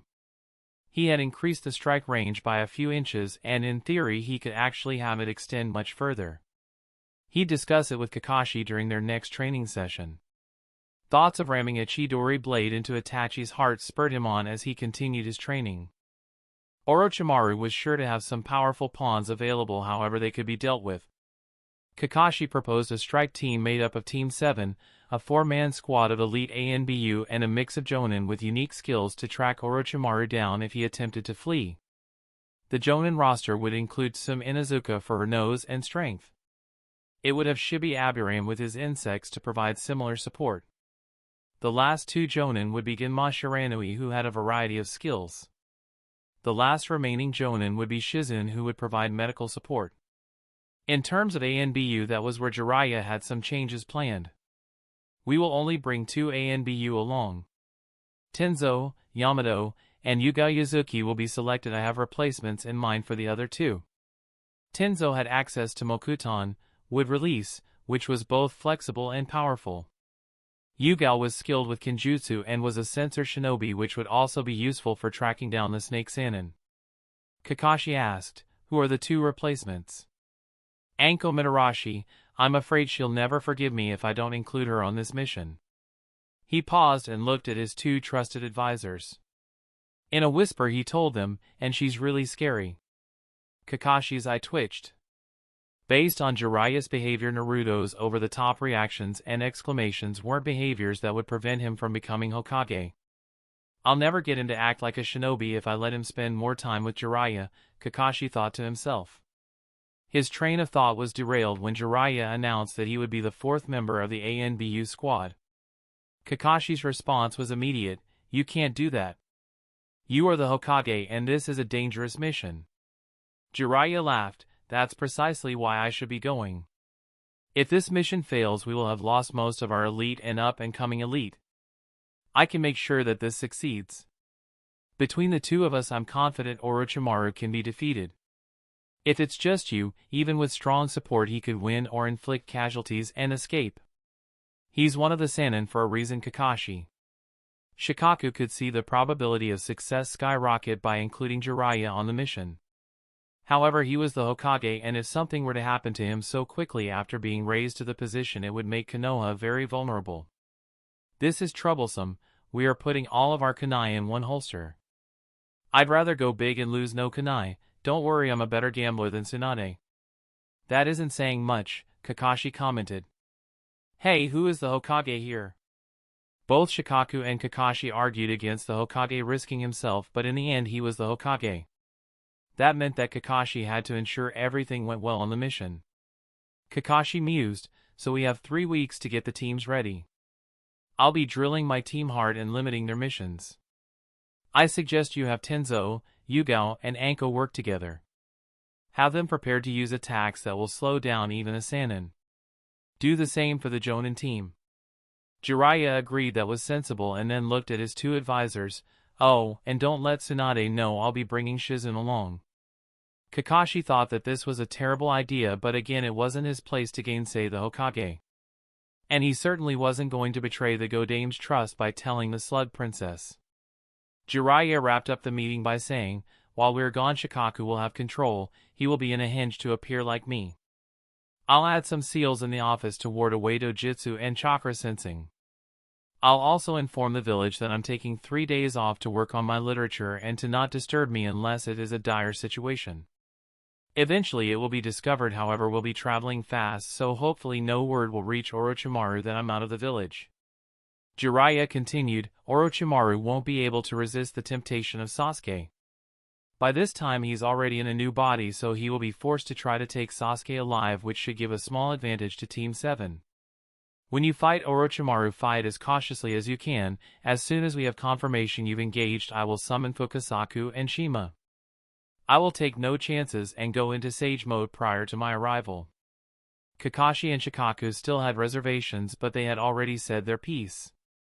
Shikaku began to think about other ways to obscure the Hokage's departure. Kakashi had some training to do with his team. That's the end of this tale for now. Thank you for watching and I'll see you in part 3. Peace.